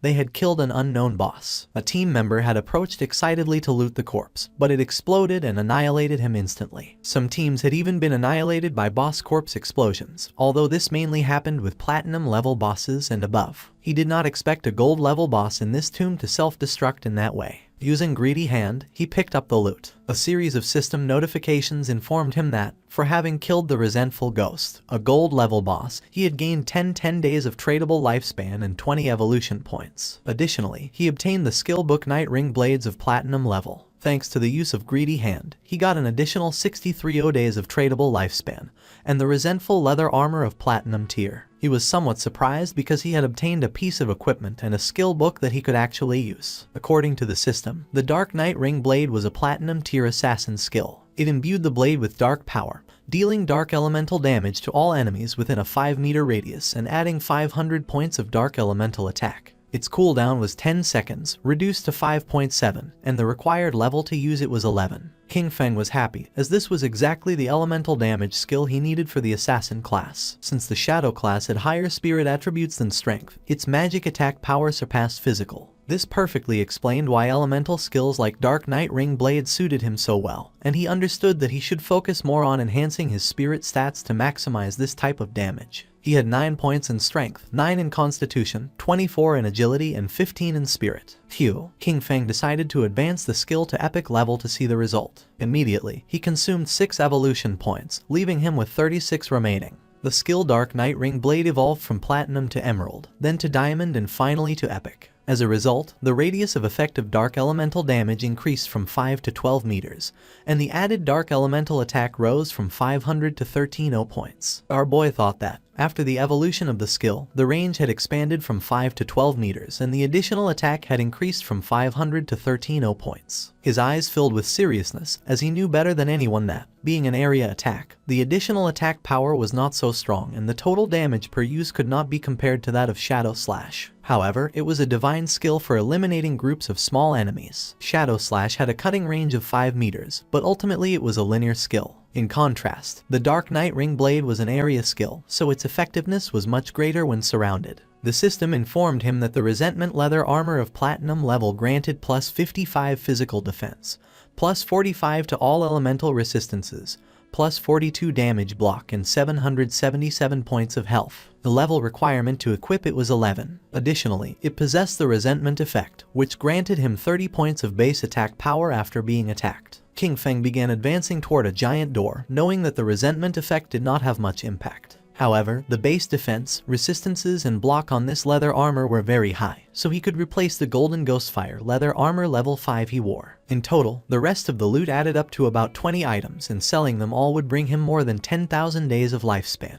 Now that he could enter the tomb, he hoped to find good material inside it, and if he managed to get a mount, that would be best. At the same time, a goblin swung with force its sword, cutting Xiaoyu and her friend in half. She and her party respawned back in the town. The man was so furious that he started shouting like a madman. Then, he grabbed Qin Xiaoyu by the collar and made it clear to her that she was a useless person who grew in height but not in brain. He scolded her that it was always because of her that the team ended up being annihilated, and that, because of this, he only had 2 years of non-tradable lifespan left. He threw her to the ground with force and threatened her, warning her not to even think about looking for him at school, or he would definitely take care of her. The friend approached her to help her and the man disconnected from the game. The friend asked Qin Xiaoyu to go with her to her parents' small town. She explained that she had heard that there was a community support group there that specifically helped the elderly and people like them, who didn't know how to play the game. She clenched her fists tightly and couldn't help feeling furious. She disconnected from the game and rejected her friend's offer, telling Yanyan to go alone. Furious, she woke up in her bed and, using her phone,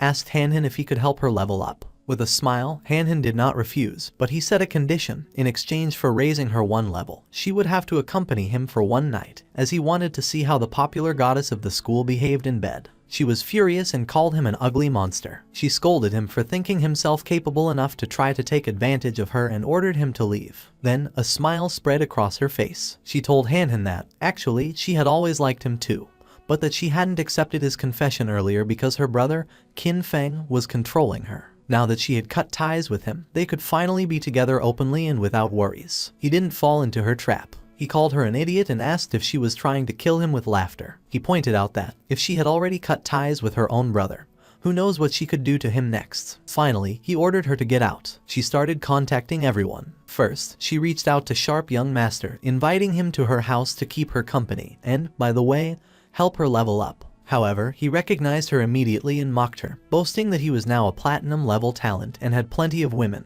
before ordering her to get lost. Then, she tried her luck with brother Xiao Ma, telling him that she was bored and waiting for him in Shell Town. The response was just as curt. He reminded her that everyone knew how she had deceived Jiang Wei and threatened to hit her with his new skill. She was sad and desperate. She cursed those men, thinking that not one could be trusted when it really mattered. In her desperation, she lamented that she only had 2.5 years of non-tradable lifespan left and didn't know what she was supposed to do. Her eyes were full of tears. She felt alone. She thought of King Feng and then remembered that he definitely would not ignore her. He must have a way to solve this, and she had to go back and find him to confirm it. It was night and, several hours later, she arrived at King Feng's apartment. For a moment, she thought that once inside she would find Qin Feng, apologize with some kind words, and that he would definitely forgive her. However, almost immediately she rebelled against this idea. She had done nothing wrong. Why should she apologize? She prepared herself to knock on the door and decided that she could not think in that way. She convinced herself that lowering her head was only something temporary. First, she would pretend submission so he could help her level up, and she was sure he would accept because he was the person who had cared for her the most since childhood. A smile appeared on her face. Once she leveled up and no longer faced the crisis of lifespan scarcity, she would completely cut ties with him. This was the plan, and Xiaoyu thought she was truly a genius. Satisfied, she knocked on the door, asking Qin Feng to open. She started knocking on the door, calling for Qin Feng to open it. She insisted, wondering aloud if he might be asleep, and then announced that she had returned. Her tone became increasingly pleading, begging him to please open the door. Furious, she kicked the door open but went into shock upon seeing that there was no one inside. She wondered where Qin Feng was, only to discover with greater astonishment that the bed, table, clothes, everything had disappeared. She turned on her mobile phone and tried to call Qin Feng, but there was no answer. She didn't know where our boy had gone. At the same time, in the depths of the grudge tomb, Qin Feng was massacring all the monsters. Not long after, he realized that he had reached the end of the tomb. Qin Feng summoned a devout follower, remembering that along the way he had annihilated more than 200 minor monsters and several bronze and silver level bosses. Thanks to this, he was about to reach level 12. In front of him was the final coffin, and knowing that once opened, the ultimate boss of the tomb would appear, he hoped it would be platinum level. It began to push the coffin. Qin Feng's attention was fixed on it, and not long after, something strange happened. Evil energy began to enter its body through the eyes and mouth. The system informed our boy that his devout follower had been annihilated. Qin Feng realized that this was Death Miasma, a gold-level boss. He cursed his luck for having run into this disgusting thing, as he knew that this boss had no physical form, which made it completely immune to physical attacks. He remembered that in his previous life, someone released this boss, and it ended up spreading to a nearby base. Countless unsuspecting civilians were killed or injured. Being possessed by this was practically a death sentence unless a teammate helped dispel it or one belonged to one of the few classes that could use special invincibility type skills to survive. The eyes of our boy began to shine with seriousness, and he decided to use the Dark Knight Ring blade. Shadow began to spin around his body. Thanks to this, he was able to see the true body of it, which was hidden inside the miasma. Using the dagger, Qin Feng attacked the true body and a system window appeared, informing that he had killed the gold tier boss, Death Miasma. Qin Feng knew that the strength of this boss was clearly above platinum level, even though it was classified as gold tier, and its drops were only of gold grade. Fortunately, the skill he had recently learned, Dark Knight Ring Blade, was one of magic damage. The corpse transformed into Lifespan Orb, and using Greedy Hand, Qin Feng picked up the loot. He sighed. After all the effort it had taken to clear this tomb, he hoped that it would drop gold tier loot. Qin Feng obtained the rare item called Mount Bell. He was in shock upon seeing this. Our boy was happy since the boss had really dropped a mount. This showed him that Lin Liu's famous Koi luck was not just a simple rumor, it was a completely real fact. According to the system description, the Mount Bell, Ghost Night Wolf served to summon a level 11 Ghost Night Wolf. This creature could assist in battle and also be mounted, requiring the user to have a minimum level of 11 to use it. Qin Feng remembered that the Ghost Night Wolf was one of the fastest mounts that could be obtained in the early stages of the game. The Ghost Night Wolf was level 11, and its grade was gold. It possessed 148 strength, 155 constitution, 135 spirit, and an impressive 191 agility. The mount would gain experience alongside its owner, growing stronger over time. However, if its bell were traded, the creature's level would reset to its initial state. Its abilities were also noteworthy. Dash. When mounted, it increased movement speed by 245%. Nightwalk. At night, it allowed the mount to remain permanently in level 1 stealth. Attacking would break this effect but added 120 reveal damage, and it took 60 seconds to re-enter stealth. Pounce. It allowed the mount to pounce on a single target 3 times in succession, with each hit dealing an additional 267 physical damage, on a 12-second cooldown. Wolf Howl. It granted allied units a bonus of plus 35 attack, plus 35 physical defense, and plus 35 all-element resistance for 18 seconds, with a 600-second cooldown. Qin Feng knew that it was not just a mount, but also a battle pet. The fact that it also included a stealth skill made it an immense gain. It was night, and mounted on the Ghost Night Wolf, Qin Feng emerged from the ruins and began heading to his next destination. His plan was clear: reach level 15 and accumulate enough lifespan to be able to extract the mount. Once he disconnected from the game, he would go directly to Magic City to eliminate Kaiyan Shishi, cutting off any future threat at its root. Qin Feng passed by Zhanghai Coliseum and remembered that it covered an immense area and had 2 additional underground levels, forming a complex labyrinth. The place was full of monsters, which made it the perfect site for him to level up quickly. Taking small jumps, the Ghost Night Wolf climbed on top of the Zhanghai Coliseum wall, which was full of powerful monsters, who began to stare at our boy. The Ghost Night Wolf made a jump. Qin Feng and his beast began to descend from the sky towards the monsters. Qin Feng's eyes began to shine with determination.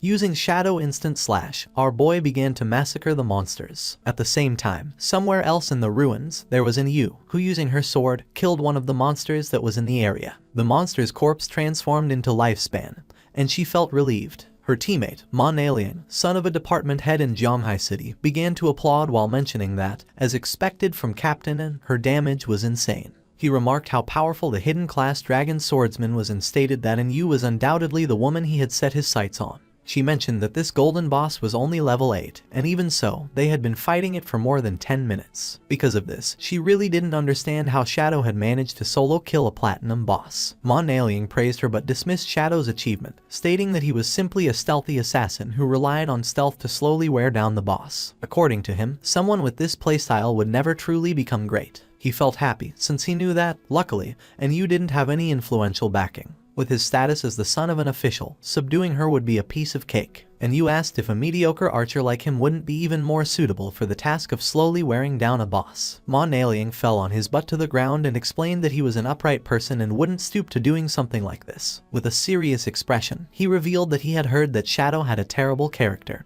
and was a ruthless killer in the real world. He also mentioned that he knew a hunter from the Metropolitan Police who already possessed level 3 anti-stealth skills. He suggested finding a way to set him up, discover Shadow's identity in the real world, and afterwards, take control over him. He argued that someone like Shadow could only be trusted if he worked for his organization. Otherwise, incidents like those of Song Fei and Zhang Lai would keep happening. He was tired of cleaning up Shadow's messes. Yu and Wang Meng looked at each other and started laughing at Manhwa. They asked him if he really hadn't understood it. They explained that the situation wasn't that Shadow begged them to clean up his messes, but quite the opposite. It was they who had to clean up what he left behind. Only in this way could they ensure their interests were aligned with his, thus allowing cooperation. They reminded him of Shadow's achievements, the first global kill of a golden boss and the first kill of a platinum boss, both solo. With a furious expression, Manhwa made it clear that, to him, Shadow was nothing more than a fragile assassin. He rhetorically asked how they couldn't control him, as long as their anti-stealth level remained on par. Calling them a bunch of nobodies, he scolded them for daring to reprimand him. He then turned to Yu, declaring that she should watch closely because he would ruin Shadow's reputation and capture him. He stated that when this happened, she would be on her knees before him, apologizing and begging for his forgiveness. Wang Meng asked Yu what loot the boss had dropped. She replied that it had dropped a piece of gold tier equipment for a priest,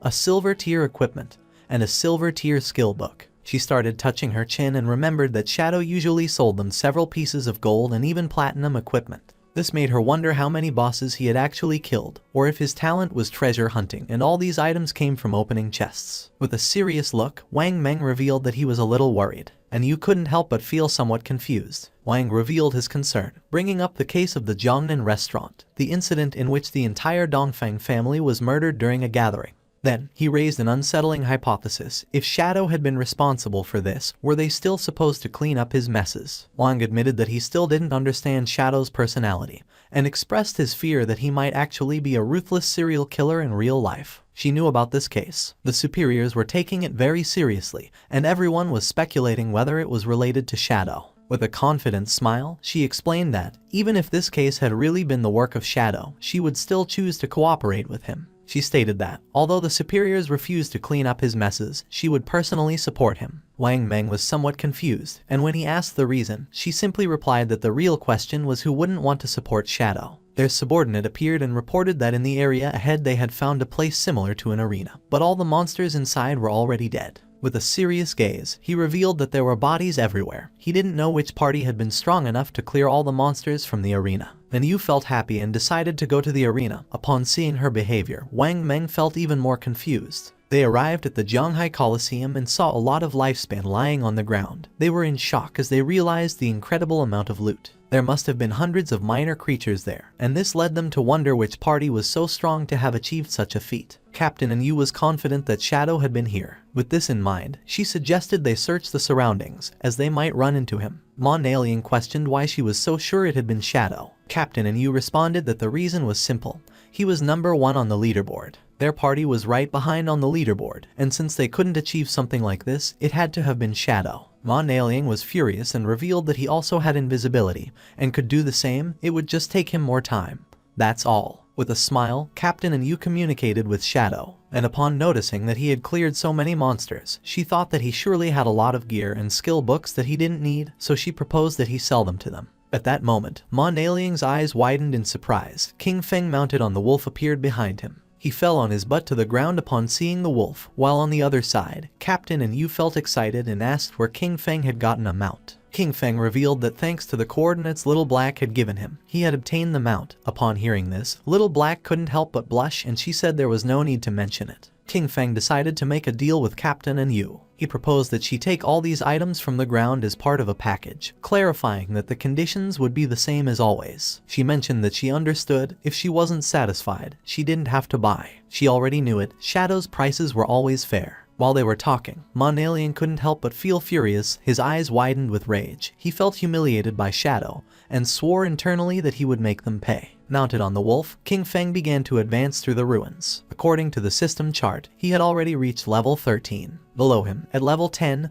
were Justice Enforcement and Wang Meng. Black Goblin Big Lie's Eye also appeared at level 10. Our boy had 245 years of tradable lifespan and 255 evolution points. King Feng was happy because this time, after clearing the arena ruins, he had obtained a pretty good grade gold skill book. The skill book was called Silent Concealment. It was grade gold and allowed the user to enter stealth without moving. As long as they did not attack or move, they would remain permanently invisible. Attacking from this state added 300 detection penetration damage points. It had a cooldown of 120 seconds and required level 13 to be used. King Feng realized that this skill not only strengthened his stealth, its true power lay in the fact that, if he used it in reality and combined it with the invincible state from the game, he could make himself disappear completely in the real world. He decided to evolve this skill book to Epic, for which he consumed 11 evolution points. The skill was improved, going from gold to platinum, then to emerald, diamond, and finally to epic. With this, the additional damage per stealth penetration attack increased from 300 to 800 points. In turn, the cooldown was reduced from 120 to 60 seconds. He decided to evolve other skills as well. First, he consumed 34 evolution points to bring Venomous Dart to the epic level. The skill progressed from emerald to diamond and finally to epic, improving its attributes. Its maximum range grew to 20 meters, its on-hit attack damage increased to 400, and it applied the venom status. This status now dealt 100% damage per second for 5 seconds, with no weakness bonus,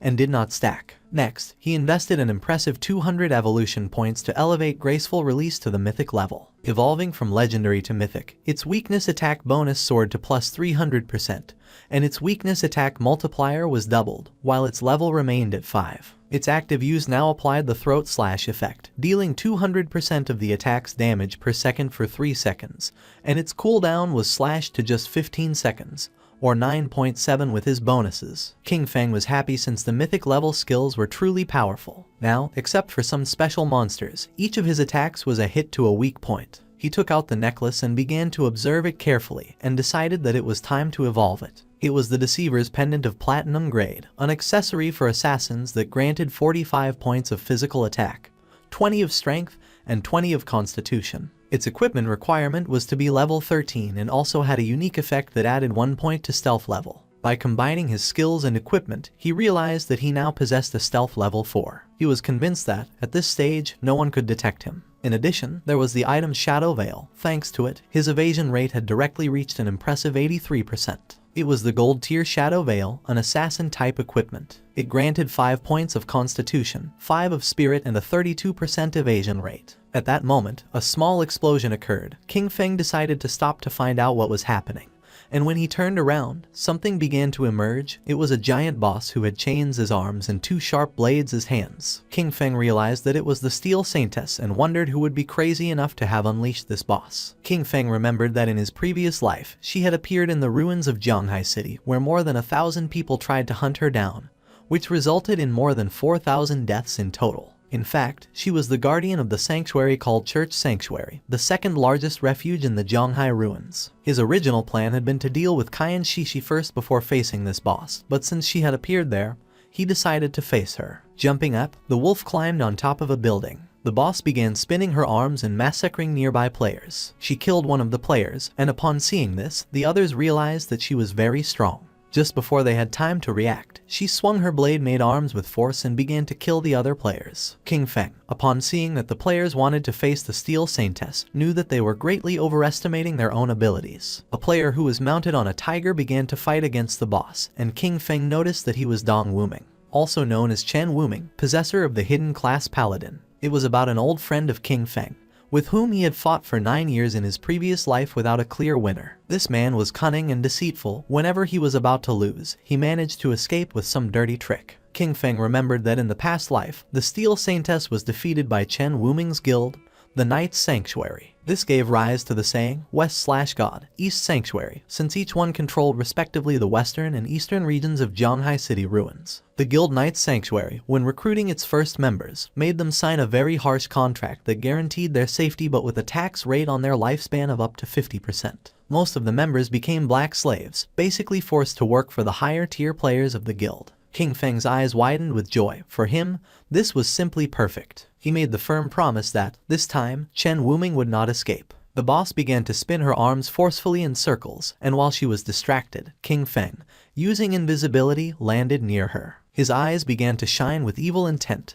and without wasting time, he used the Dark Knight Ring blade and in the blink of an eye killed the players who were nearby. Wrapped in red aura, our boy began to spin quickly, killing all the players. Upon seeing this, Chen Wuming was in shock. Upon realizing it was Shadow, he asked why he was killing his people, stating that they had no grudge against him. King Feng appeared behind him and, with a murderous gaze, replied that it was because he didn't eat beef. Upon hearing this, Chen Wuming's eyes widened in fear. With a cold and arrogant expression, using instant shadow slash, King Feng killed Chen Wuming. Then, he extended his hand and used the skill Blooming Curse. Not long after, the players respawned back in their town. Chen Wuming was furious since he didn't know what Shadow not eating beef had to do with them. His subordinate panicked since his lifespan had reached 0. Chen Wuming knew this must be the work of a skill from Shadow. He decided they would gather their people to counterattack, but first they would move to another place to level up and thus recover the lost lifespan. Among them was also Xiao Yu. She couldn't help but cry while wondering why Shadow was attacking her directly.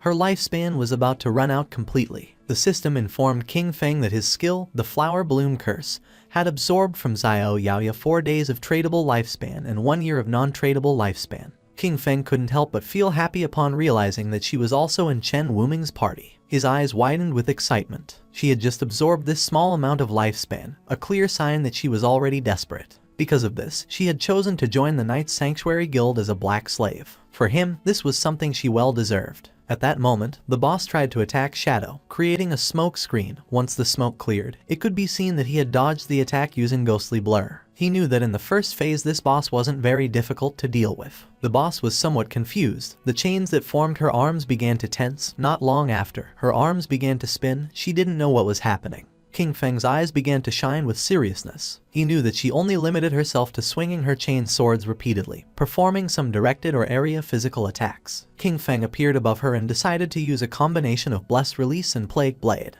After an attack, Blessed Release applied the effect Throat Slash, which triggered a burst that caused massive damage. Plague Blade, in turn, would cause an explosion of toxin damage 3 seconds after impact. King Feng attacked quickly, causing several thousand points of damage to the boss. Then, he used Throat Slash, causing a deep cut in her throat. In the blink of an eye, her HP bar had dropped to less than half. Her eyes began to shine with rage. King Feng remained calm, knowing that the reason she had become the Guardian lay in her terrifying second phase. After losing half of her health, the demon sealed within her would awaken. All damage received was then equally reflected back at the attacker. There was also a legend that claimed there was a portal inside the demon's belly. Anyone swallowed by it would be transported to an unknown place, rumored to be the bottom of a volcano. However, in his previous life, no one had achieved this. He suspected that some fools had simply confused this with mechanics from other games. A group of players was watching the battle. According to them, Shadow was ruthless. The Platinum tier boss had been summoned by the Knight's Sanctum Guild, but Shadow suddenly appeared and annihilated them all. Right after that, he used a single skill that took away half of the boss's health in an instant, pushing it directly into its second phase. While they were talking, King Feng's attention, who was using invisibility, focused on them. His eyes began to shine with seriousness. He was aware that the Steel Saintess had a weakness in her second phase. When she launched an attack, the damage reflection effect disappeared momentarily. This meant that if he attacked right when she did, he could avoid receiving the reflected damage. However, the problem was his skills like Shadow Slash, Throat Cut, Plague Blade, and Poison Dagger, since they all inflicted damage over time. If he used any of them, he would still receive the reflected damage, and at his current level of development, this would kill him instantly. Thinking about this, he considered the players who had been spying on him from the cliff. He decided to use them. One of the players asked the others to step aside because he wanted to see what was happening. This man was known as Anquan. Upon seeing him, the others couldn't help but feel happy. Anquan's subordinate explained that they had been watching for a long time and had already memorized all of the boss's skills. She only had a few. With a smile, the girl extended her hands and revealed that after the boss's life dropped below half, she suddenly stopped. Her body had changed a bit, giving hints that she was gaining new skills, and just when the boss entered her second phase, Shadow also disappeared. Anquan couldn't believe that Shadow had been fighting this boss alone. His eyes began to shine with rage. He gave the order to his subordinate, Xiao Tu, to activate Red Eye and check if Shadow was still there. She nodded her head and began to use her powers. A small rabbit manifested and ran near the boss without attracting her attention. Then, she revealed that she couldn't find Shadow's location and thought he had probably left. Upon seeing that her level 3 anti-stealth could not find Shadow, Anquan realized that this meant he had definitely left, as he considered it impossible for him to have a level 4 invisibility. Anquan jumped and got down from the building, making Xiao Tu feel somewhat confused. Anquan asked her to keep a close watch and alert him immediately if Shadow returned. She nodded her head. Anquan descended to the ground and drew his swords. His eyes began to shine with joy and a confident smile spread across his face. According to the other players, he was looking for death by trying to fight a platinum tier boss alone. However, one of them recognized him. He had seen him in the starting town defeat a gold tier boss without receiving a single scratch. It was revealed that his class was Soul Warrior, which granted him 100% dodge when rolling, and he was the famous player known as Safety First. It was also rumored that he had been a top-level global streamer in Souls-type games, with ultra-fast reflexes. The boss's attention focused on him. She attacked using her sharp blade-like arms. Luckily, Anquan reacted in time and slid across the ground, narrowly dodging the attack. The boss grew arms made of energy, and when she tried to crush Anquan, he rolled again, dodging the attack once more. When the boss tried to catch Anquan, he rolled again and moved away from her. His subordinates began to praise him, amazed by his incredible skill and the calmness with which he dodged. They highlighted his discipline in not letting himself be carried away by the greed of an extra hit, considering his performance simply brilliant. With a smile, one of them mentioned that he was truly amazing, perfectly dodging each attack from the boss. This seemed incredible. He even saw multiple slash effects flashing over the boss's body, which led him to wonder if the Soul Warrior class was really that powerful. With a curious expression, the black-haired woman explained that Anquan, by rolling, activated the special passive or counter-attack mechanic of the Soul Warrior. Each dodge or roll counter-attacked, dealing damage to the boss. Because of this, every time he dodged perfectly, he was actually hitting the boss simultaneously, draining her life. This was why the boss's HP decreased every time he rolled. With a smile, Xiao Tu made it clear that the perfect dodge was only the foundation. What truly set Anquan apart was his devastating offense. His attacks struck with force and precision, turning defense into an unrelenting assault. His skill combo and timing made him not only untouchable but also lethal. Defense kept him alive, but it was his offense that ended fights quickly. The boss was desperately trying to catch Anquan.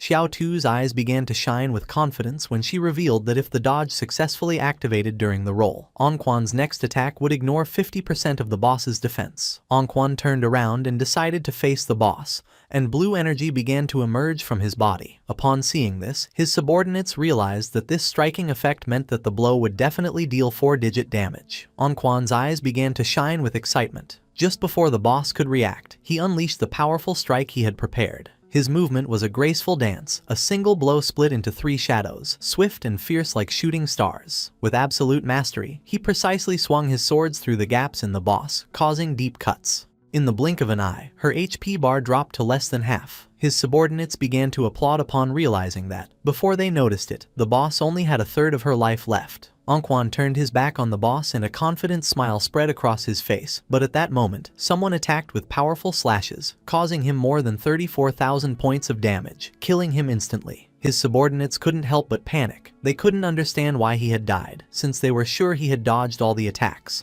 They were even more puzzled because, although their skills hit the boss, her health did not decrease with the blow, despite having seen it drop drastically moments before. Not far away stood our boy. He began to silently observe Anquan's lifespan orbs and thanked him. Anquan's constant showboating had caused the boss to use many of her moves. King Feng's eyes began to shine with joy, as during this time, he had been constantly attacking, finally reducing the boss's life to a third. The flashy moves of the Soul Warrior had inflicted decent damage, but in the end, he had caused his own death. Due to the traits of his class, it was simply impossible for him to defeat the Steel Maiden.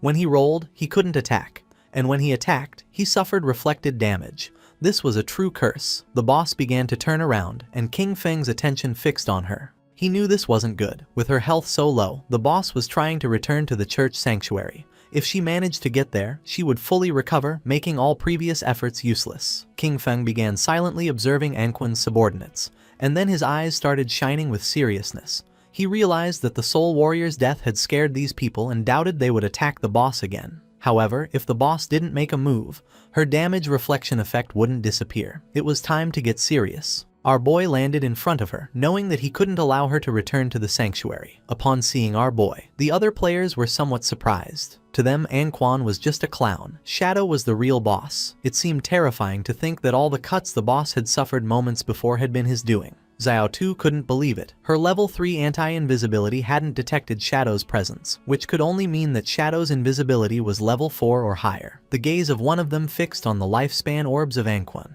and his mouth watered upon realizing that the loot of the Soul Warrior was still on the battlefield. He decided to find a way to recover it. With eyes shining with determination, our boy used his skill Blacklight Shield, making a golden shield appear around him. This skill created a 10-layer shield, each one capable of blocking one instance of damage. The boss's attention focused on King Feng and her arms transformed back into blades. She attacked, and King Feng realized that this was the moment he had been waiting for. Using instant shadow slash, King Feng attacked with quick slashes. He began to stare at the boss. Now his black light shield had 7 layers left. He remembered that, out of the 9 strikes of instant shadow slash, the last 3 had hit the boss during her damage counterattack phase, right after her attack ended. If it hadn't been for the black light shield blocking those 3 hits, he would already be dead. The boss began to concentrate energy in her abdomen, and then she jumped and started to release purple flames. Our guy stepped back. Now he had no layers left of his black light shield. The boss began to stare at him with eyes shining with evil. King Feng realized that the damage from the flamethrower was coming too frequently. Despite having a dodge rate over 80%, this had instantly destroyed all 7 layers of the shield. If he had been just half a second slower, they would have killed him instantly. While he was distracted, one of the players tried to take Anquan's loot, but our guy noticed and threw a poison dart which stuck in his forehead. The player was eliminated. King Feng made it clear that he wasn't going to let anyone steal the loot from him. The system informed our boy that he had obtained 612 days of tradable lifespan, and 67 years of non-tradable lifespan from Safety First. Additionally, Blossom Curse had absorbed 355 days of tradable lifespan, and 20 years of non-tradable lifespan from Clean Hands and Feet. King Feng was somewhat surprised, since Safety First had a really large amount of lifespan, which probably meant that he had never died. This seemed interesting to him, so he decided not to use Blossom Curse on him. The boss started roaring, but King Feng remained calm. He knew that he would have to rely on the black light shield and the normal shadow slash to slowly wear her down. She attacked with force, but King Feng moved out of the range of the attack, causing her hand to hit the ground. Although the efficiency was low, it was relatively safe. While King Feng and the boss were fighting, Xiao Tu was watching the battle. She was somewhat surprised by Shadow's incredible ferocity. She wondered what kind of skills he possessed. Before, she hadn't understood how he had gotten the first kills, but now, seeing him in action, she was completely convinced of his power. Our boy's eyes began to shine with determination and he decided to give the final strike. King Feng moved quickly, cutting the boss's body into pieces as if it were nothing. The system confirmed that he had killed the Steel Maiden, granting him 48,000 experience points, 120 evolution points and the church sanctuary key. The other players were in shock. They couldn't believe that Shadow had really soloed the boss. For them, this was precisely the reason why he was number 1 on the leaderboard. King Feng picked up the loot using Greedy Hand. He obtained a piece of assassin-type leather armor of emerald level, the Black Flames gift-piercing leather armor. It granted 95 points of physical defense, 120 points to all elemental resistances, 77 points of damage reduction, and 77 points of constitution. Its special effect, Black Flame's Gift, applied a stack of the Black Flame status when attacking or being attacked, up to a maximum of 5. Each stack reduced the target's defense and elemental resistance by 7%, although a note clarified that the weakening effect was lower against bosses of emerald level or higher. Our boy felt happy since this single piece of emerald tier equipment provided better defense than what others got with a full set of armor. Additionally, it came with the Black Flame's gift effect, which weakened the target's defense and elemental resistance. This made it much more useful than what had been dropped by the Soul Purifier earlier. He also obtained the skill Assassin's Instinct of Emerald tier. It granted him the ability to partially perceive the silhouette of invisible units and gave him 2 points to the anti-invisibility level. King Feng decided to upgrade the skill.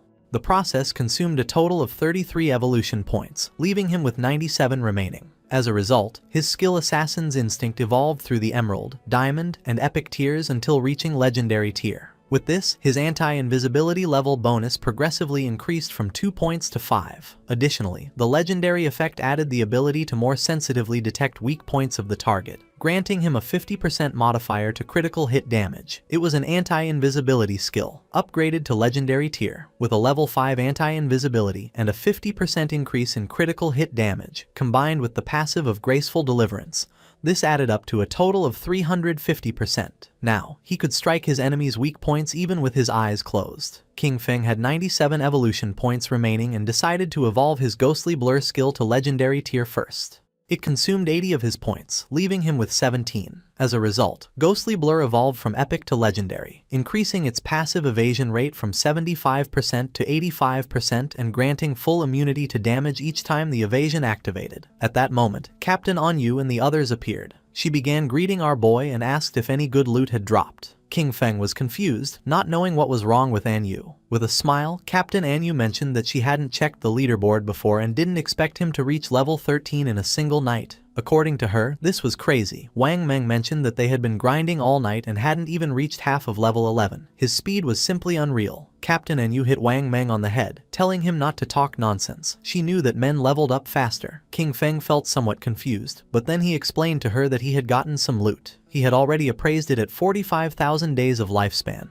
all together in a single package. She decided to give him the lifespan, and the system confirmed that the transaction was completed. With a serious look, King Feng revealed that he also had another good item for sale and asked if she knew about the hideout. Captain Anyu began to show a smile and mentioned that they had already heard about the hideouts. She explained that in the ruins of Zhonghai City there were no safe zones, but player groups could occupy hideouts as bases. In them, they could store supplies and activate magical defensive barriers at critical moments to block external water invasions. King Feng knew that what she had probably heard about was the small hideout dropped by the Golden Boss. She nodded her head and explained that Zhonghai City's officials still hadn't found any hideout. She added that in Modu, officials had already taken control of a medium-sized hideout, and that's how they knew of its existence. King Feng took a golden key out of his inventory. Now that she understood the value of a hideout, he revealed that it was the Sanctuary hideout key, which had been dropped by the boss he had just defeated. He informed them that this hideout covered more than 800 meters of land and proposed that they return and discuss the price they were willing to offer. After this, he would consider whether or not to sell it. Captain Anyu and Wang Meng were in shock, as they knew that the larger the hideout was, the stronger its defensive capabilities and the more solid its internal infrastructure. A hideout covering 800 meters was more than enough for each member of Zhonghai City's official forces to have their own private room inside. She extended her hand and, with a curious look, asked how much he planned to sell such a large hideout for. King Feng decided to go back and discuss it first, to see what price they could offer. He knew that in his previous life, this hideout could be sold for 2,000 years of lifespan. If he managed to sell it to the government, this, combined with the lifespan he already possessed, would be enough to extract all his gear, skills, and levels into the real world. With a nervous expression, Captain Anyu accepted his proposal and assured him that she would immediately report it to her superiors. Then, she said there was something else and asked for his help. They had just received news that 7 gold tier bosses had appeared together in Dark Moon Town, where many people had already died. Because of this, they were willing to offer 10 years of lifespan if Shadow intervened to eliminate them. Upon hearing this, our guy mentioned that 7 gold tier bosses didn't seem like a big problem. He considered that even if they were grouped together, the official forces should be able to eliminate them with some time. Therefore, he deduced that if they had come asking for his help, there must be something particularly problematic about them. She began giving a thumbs-up gesture, impressed by his insight. She confirmed that he was right. She explained that they had managed to isolate and kill one of the 7 bosses, but it came back to life. And not only that, suddenly the stats of all 7 bosses skyrocketed, instantly annihilating her entire team. King Feng's eyes widened in surprise. He remembered the existence of group-type bosses that could resurrect. This led him to suspect that they might be puppets created by the cursed slate, one of the ancient god slates. If it really was an ancient god slate, then it was something he couldn't let go. He decided to go now and asked her to send him the coordinates. She wished him good luck. According to our guy, MANHUA was quite genuine. The loot from 7 gold tier bosses could be sold for 40 or 50 years of lifespan, and she had even offered him an additional 10 years as a reward. Honestly, this was very generous. Mounted on the ghost knight wolf, King Feng began to move through the ruins, passing by a statue, and his eyes widened in surprise. Not far away, there was a group of players hitting a girl. It was Xiao Yu, King Feng's sister. With a smile, the woman gave her a strong slap on the face, accusing her of being a slut who tried to seduce the guild leader even though she had just joined. Xiao Yu, whose face was full of bruises, began to cry.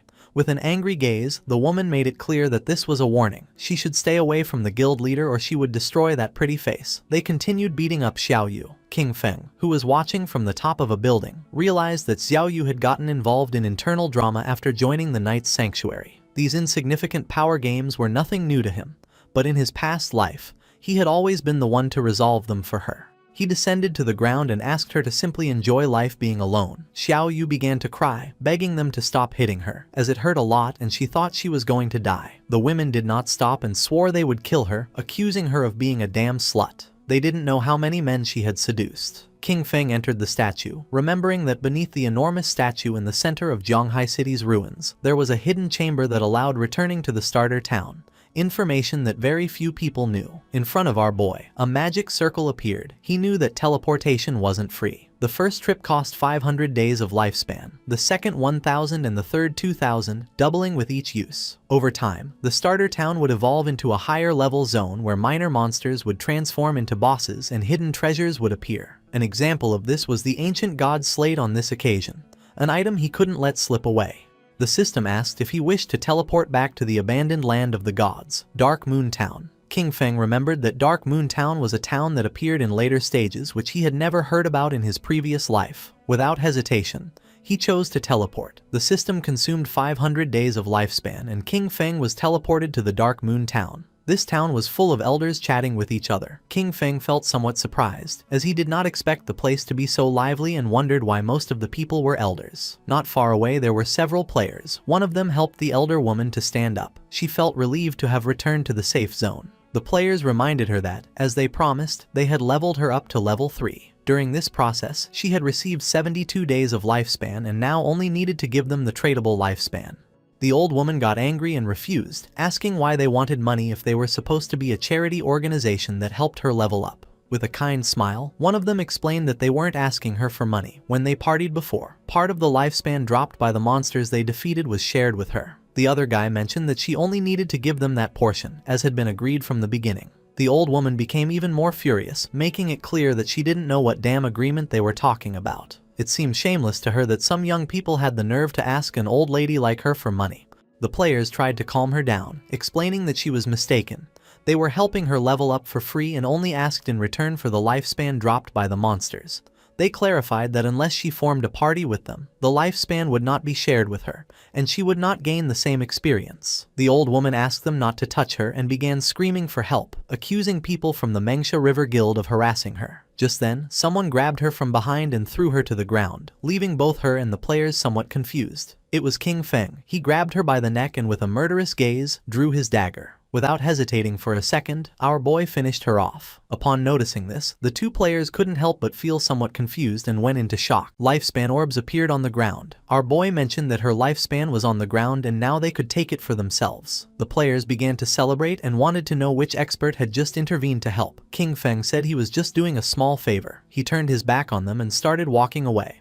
The players picked up the lifespan. They were happy since they had obtained 72 days, and thanked our boy. For King Feng it was really inconvenient that fights were not allowed inside the town. He began thinking about the Mengsha River Guild, realizing that their origin was Dark Moon Town. He remembered that this guild was founded with a focus on charity work, helping the elderly survive in the abandoned land of the gods for free. Later, it gained official recognition and strong support. In terms of numbers alone, Mengsha River was considered the largest guild in Huaxia. King Feng's eyes began to shine. According to him, in this chaotic apocalypse it was precisely when more people like these were needed. It was night, and somewhere in the forest, someone was fighting against a monster made of mud.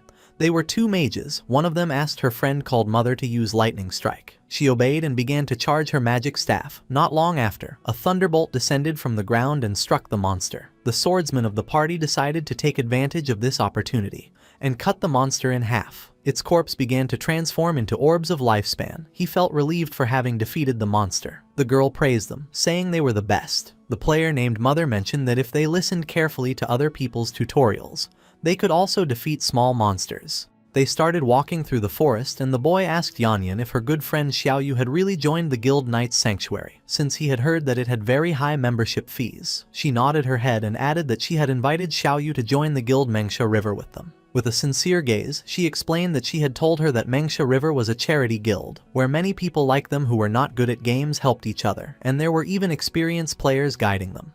But she didn't want to join. The other player remembered that Xiaoyu was already level 10, since she had been leveled up by people from Knight's Sanctuary. She added that she had heard that this guild's membership contract bound its members for 3 years. Once signed, they became their slaves during all that time. The boy knew that, even if they had raised her to level 10, they were only treating her as a tool, nothing more. According to the player, if one didn't have skills, the best thing was to kill small monsters in silence and slowly accumulate lifespan and experience. Just like they did, limiting themselves to killing small monsters, retreating to ask for help when encountering a boss. Yanyan let out a sigh. She knew that Xiaoyu believed herself special, since after all, she had a hidden class and, in that sense, was certainly stronger than them. At that moment, a rain of invisible arrows began to descend upon them. They didn't have time to react, and the arrows pierced through the player's body, taking away 1200 HP points. The man's corpse transformed into lifespan. Yanyan panicked since this man was her father, and her mother couldn't help but cry. The archer who had shot the arrows couldn't help but smile, as he had eliminated him instantly with a single skill. The masked men asked him to stop talking nonsense, claiming that it was impossible for the Mengsha River Guild to have experts, since they were just trash. They wondered what kind of player with skill would want to carry those elders, insisting that they were all scum. They approached Yanyan and her mother. With a smile, the archer asked them to hand over all the lifespan they were carrying. Yanyan could not help feeling afraid. She knew that the authorities had officially forbidden killing people in-game and remembered that the attackers were risking becoming wanted criminals. The archer began to point at her with his finger and a smile, making it clear he didn't give a damn about the authorities. He decided to stop chatting and gave them 3 seconds to hand over the lifespan. The player named Mother obeyed. Yanyan, however, stood firm, telling her mother not to even think about it. She asked her to quickly ask for help on the guild channel while she held them off. Upon seeing this, the archer gave the order to his men to attack. They had to kill the older one and keep the young one alive for fun. The masked men rushed at her, but just at that moment, a wolf appeared and bit them. Yanyan felt somewhat confused as she didn't know what was happening. The archer's eyes filled with confusion. Just before he could take another breath, someone attacked quickly, cutting off his head. It was none other than King Feng. While the wolf was devouring his subordinates, our boy began to observe the archer's head in silence. He soon realized that he was Shadow. The archer and his subordinates respawned back in the town. He was furious, and his men too. They wondered if the cause was the killer status, but even with it, there was no way that their lifespan could be completely drained. They were in shock, not understanding how all their lifespan had disappeared and why such a large amount had dropped, ready to be traded. They started running toward the forest, knowing that if this continued, they were going to die. They had to kill monsters quickly to get some lifespan. At that moment, a strange energy appeared, and not long after, a sword made of energy descended upon them. The energy made them unable to move. Someone approached them. They knew they had finally been caught for having been wandering around and attacking other players. They were 2 priests. The man who was holding the skill book revealed that they were official bounty hunters and that, according to the law, they were going to arrest them, for which he asked them to provide their real-world information. The other man began staring at them with a serious gaze and made it clear that if they resisted, they would immediately end their lifespan. Back in the forest, flowers began to emerge from the archer's corpse. Yanyan felt happy and thanked our boy, knowing that without his help, she and her mother would have been doomed. King Feng started looking down at the ground. He did not expect Chuyen to be so good. Kind-hearted and brave, she was completely different from Qin Xiaoyu. He didn't know how they had become best friends, but fortunately, they had taken separate paths. King Feng disappeared without a trace, and upon noticing it, Yanyan and her mother felt somewhat confused. Yanyan picked up the lifespan orb and her eyes filled with confusion since she didn't know if it was her father's lifespan. The mother was somewhat confused since she didn't know where the others were. She asked her daughter how Shadow had suddenly disappeared. Yanyan said that she didn't know. The only thing she knew was that he was the #1 shadow boss in the world. Somewhere else in the forest, there was another group of players. They remembered that Captain and Yu had said that Shadow would arrive in a few minutes, but almost half an hour had already passed and they wondered what he was doing. With a curious expression, one of them asked the other if Shadow could defeat the bosses that were inside. The other player said he doubted it, since, after all, these bosses could revive. He found it incredible that he had dared to accept the mission, considering they were bosses that revived infinitely. Our boy, who was invisible, passed between them. King Feng began to move away from them. He was aware that the ancient god slate added one positive and one negative affix to equipment. With luck, these affixes could even alter class traits. Some had even seen the 7th player in the world ranking summon the ghost of an ancient god using 7 of these slates to destroy a legendary level boss. Sometimes, these bosses were invisible with extremely high stealth levels, so players passing nearby were eliminated without even knowing what had hit them. The group-type bosses created by the ancient god slate contained unique mechanics, and each possessed different skills. King Feng saw several monsters with eyes shining with malice standing. Sometimes, these bosses were invisible, with extremely high stealth levels, and players were eliminated without even realizing what had happened. Other times, the real boss was actually a summoner-type sorcerer, hidden somewhere nearby. In these cases, the boss that players faced simply respawned endlessly. According to current information, once killed, the bosses would revive. And each time, all of them would gain a stackable Berserk attribute. Official sources said that killing even just one triggered resurrection and Berserk state. But what if they were all killed at the same time? Would they still revive? It was something worth trying.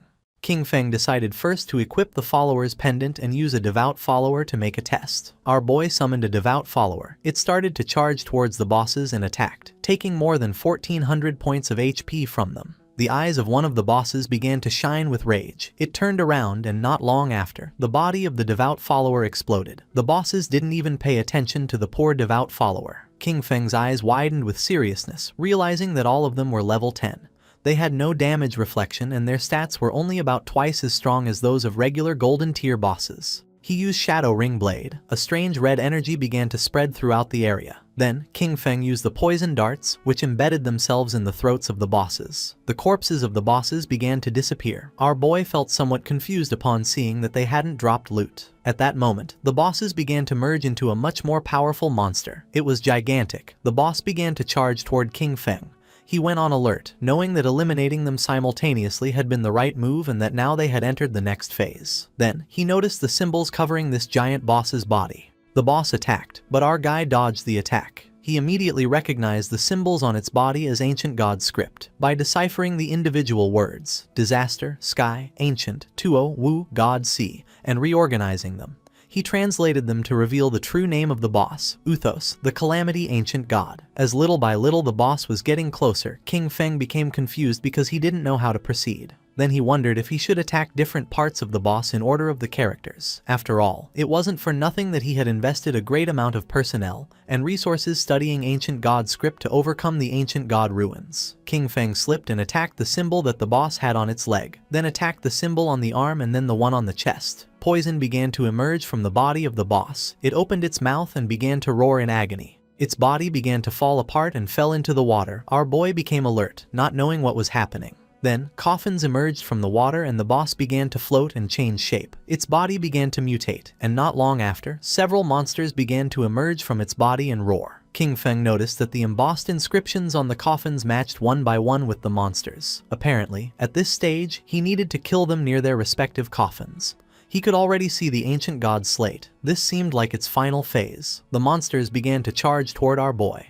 He stood firm and his eyes began to shine with determination. Crows began to fly over the area where our boy was fighting against the ancient god slate. The attention of all nearby players focused on them. They felt somewhat confused and curious, as they didn't know if what they were sensing was an earthquake or if the movement in the valley meant that the boss was going berserk. Because of this, they decided to go take a look. With a curious look, the mage of the team asked where the hell Shadow was. According to her friend, there was no way he could defeat this boss, so he probably wouldn't come at all. The eyes of the swordsman of the party widened in surprise, asking his friends to come take a look. The place was empty. There was no trace of either King Feng or the boss, leaving the players in shock. They began to walk around the place and noticed that the ground was cracking, wondering if the earthquake had just killed the boss or what was happening. Captain Anyu communicated with them and asked them to retreat, since Shadow had already taken care of the boss. The eyes of the players filled with surprise and confusion. They could not believe that Shadow had defeated the boss alone. The coffins were empty and the chains were broken. They remembered that just a moment ago they still doubted that Shadow could defeat those 7 bosses. Now, barely 10 minutes later, all of them had disappeared without them noticing the arrival of King Feng. They wondered how he had done it, especially because the bosses were supposed to respawn. It was then that they began to understand their leader's decisions. Meanwhile, under the moonlight was walking King Feng with a slate in his hand. According to him, this time's haul hadn't been bad at all. His eyes began to shine with joy. He had leveled up to level 14. Thanks to the 7 bosses and the use of Greedy Hand, he had gained a total of 294 evolution points. Most importantly, however, was that he had obtained this ancient god slate. Given its mechanics, the authorities wouldn't decipher it in less than a month, and the losses would be catastrophic. He spent 210 evolution points, leaving him with 115. His skill Shadow Flash / evolved from epic to legendary. The improvements were substantial. The blink range increased to 40 meters, stealth duration to 15 seconds, and cooldown was reduced to 8.8 seconds. The skill now inflicted 9 slashes in a wider area of 6 meters, and each hit added 700 attack power. However, the most impactful change was a completely new effect. Each slash now granted him a shield equal to 100% of his maximum HP, stackable up to 9 times and lasting for 60 seconds. Our boy was confident and couldn't help but feel cheerful, since from now on, if the 9 slashes of Shadow Flash / hit, his effective HP would become 10 times greater. His margin for error had just skyrocketed. He turned invisible and began to walk through the area, knowing that, at his current leveling pace, he would reach level 15 in another 5 hours. Then, it would be time to head toward Magic City. Several hours later, our boy arrived at the ruins, where the women were still beating up Xiao Yu. They were willing to beat her to death. King Feng was somewhat surprised to see that they were still fighting. These women were quite ruthless. The white-haired woman began to stretch her arms to rest a little. She was exhausted and complained that her back and waist hurt. The friend was somewhat furious, as her hand was swollen from so much hitting, and she complained that her hands were practically smoking from the fight. They spat on Xiao Yu and decided that it was enough for today. This beating should serve as a lesson. Xiao Yu, whose body was full of bruises and wounds, began to sit up. She couldn't help but cry. According to her, everything was King Feng's fault. She had told him to cut ties and he had really ignored her, not understanding that when girls say something, they often mean the opposite. Using the magic staff, she stood up. Fortunately, she had signed a contract with the Knight's Sanctuary, so she wouldn't have to worry about her survival for the next 3 years. Although she had to give up 50% of her lifespan, she would still have some left for herself, ensuring that she would grow faster than Chu Yan and the others. She used the skill Holy Healing, which allowed her to restore all of the target's life. She was certain that once she became stronger, she would make sure that all those who had looked down on her wouldn't get away with it so easily. Neither King Feng nor those crazy women were going to escape. To everyone's surprise, the spell began healing King Feng, who was invisible. Poor Xiao Yu fell to her knees on the ground, thinking that she had failed casting again and wondering, puzzled, where the healing had gone.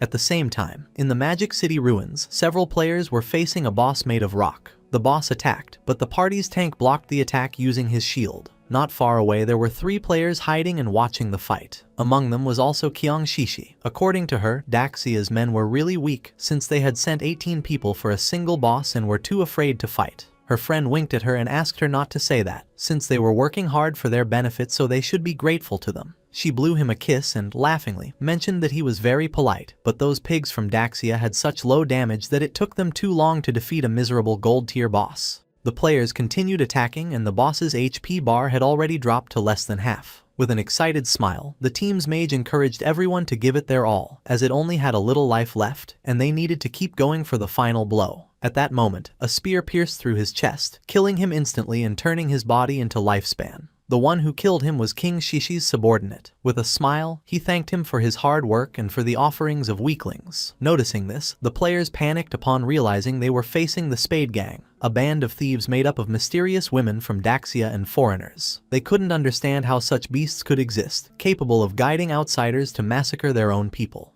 They began to charge at them, and the leader asked his men not to be afraid and to attack all together, since they were only a few people. Noticing that they were trying to resist, Qiang Shishi promised to massacre all the pigs of Daxia and warned them to prepare to die. Her subordinate drew his double hammers and used the skill called Thunderous Tremor, creating a small earthquake which caused the players to become trapped in the ground. She drew her daggers, moved like thunder, and in the blink of an eye, killed the players. She couldn't help but mock them. As for her, Daxia's men really were just a bunch of useless fools. Her eyes began to shine with malice, realizing that Daxia's authorities had already reported their information. However, this was useless, as in her view, all of Daxia was nothing more than a garbage dump full of filth. Her friend mentioned that they were just ordinary players, so there was no way they could compete against them, being backed by capital. While the corpses were transforming into lifespan orbs, she explained that although their true identities had not been exposed, for safety, they should leave Daxia as soon as possible and head to North America. She began looking at the ground and decided that then they would form a guild dedicated to hunting the Daxia pigs. The black man thought this was a good idea,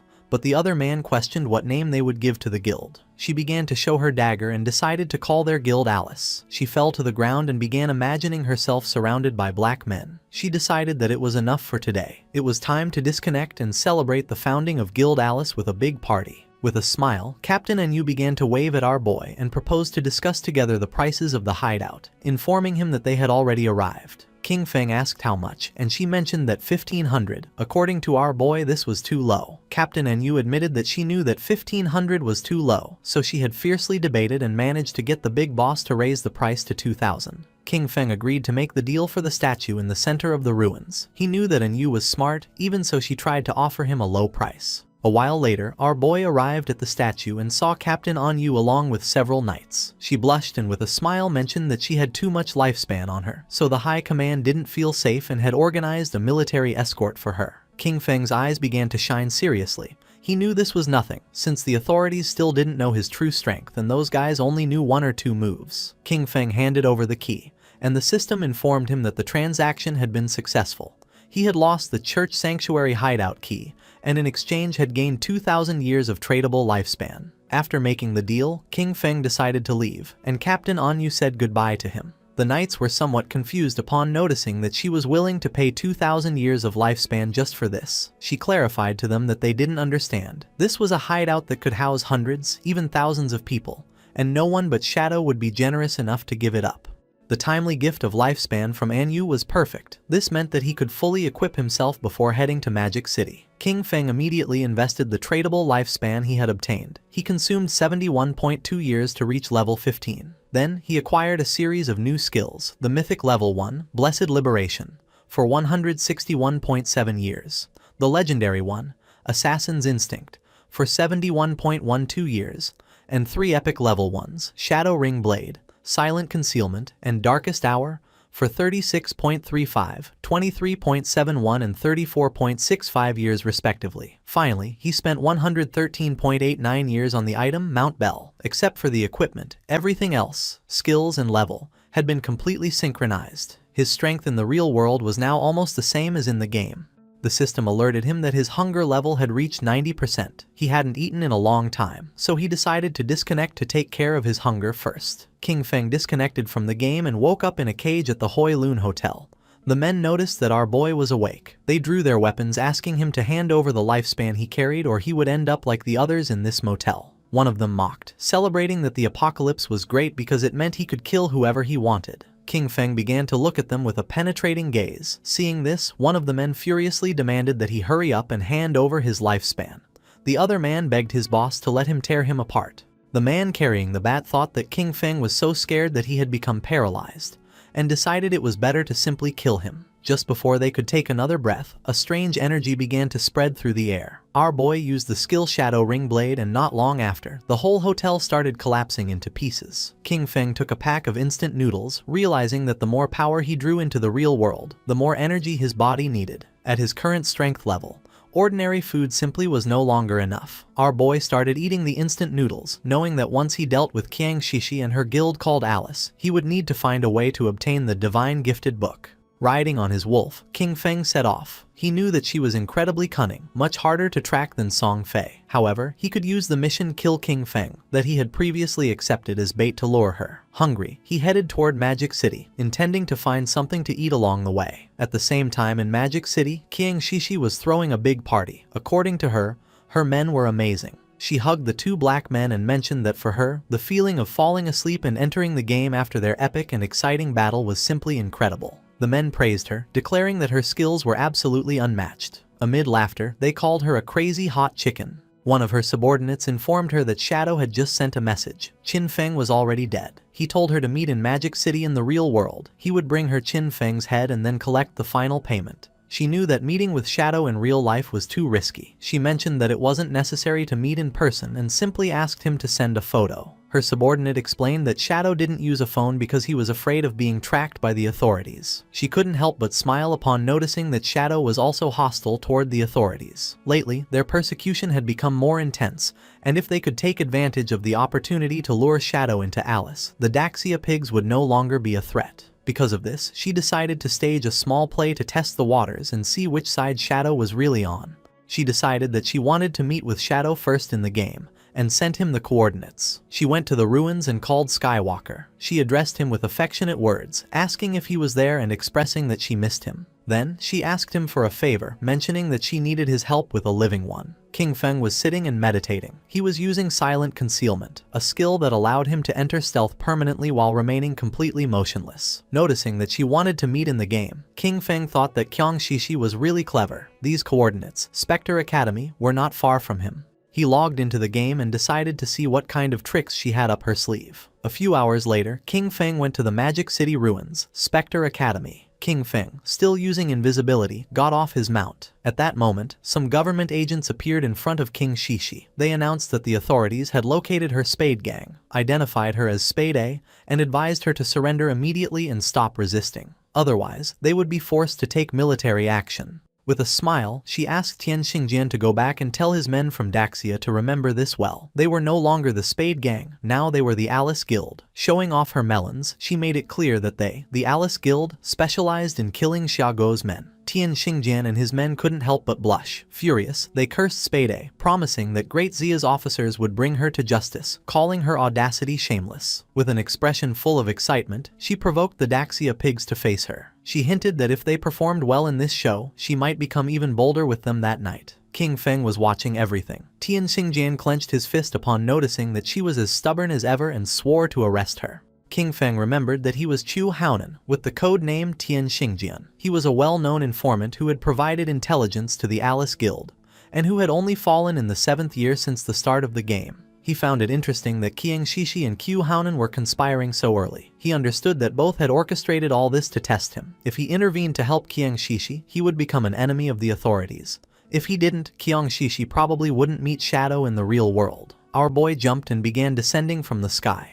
He used the skill Shadow Ring Blade and decided that this was the moment to show his sincerity. A strange red aura enveloped Tian Xingjian and his men, slowly taking away their HP. The system confirmed that he had slain Tian Xingjian and his men. Qiang Shishi and the others were somewhat confused. Once the corpses transformed into lifespan, King Feng appeared in front of them and introduced himself as Shadow.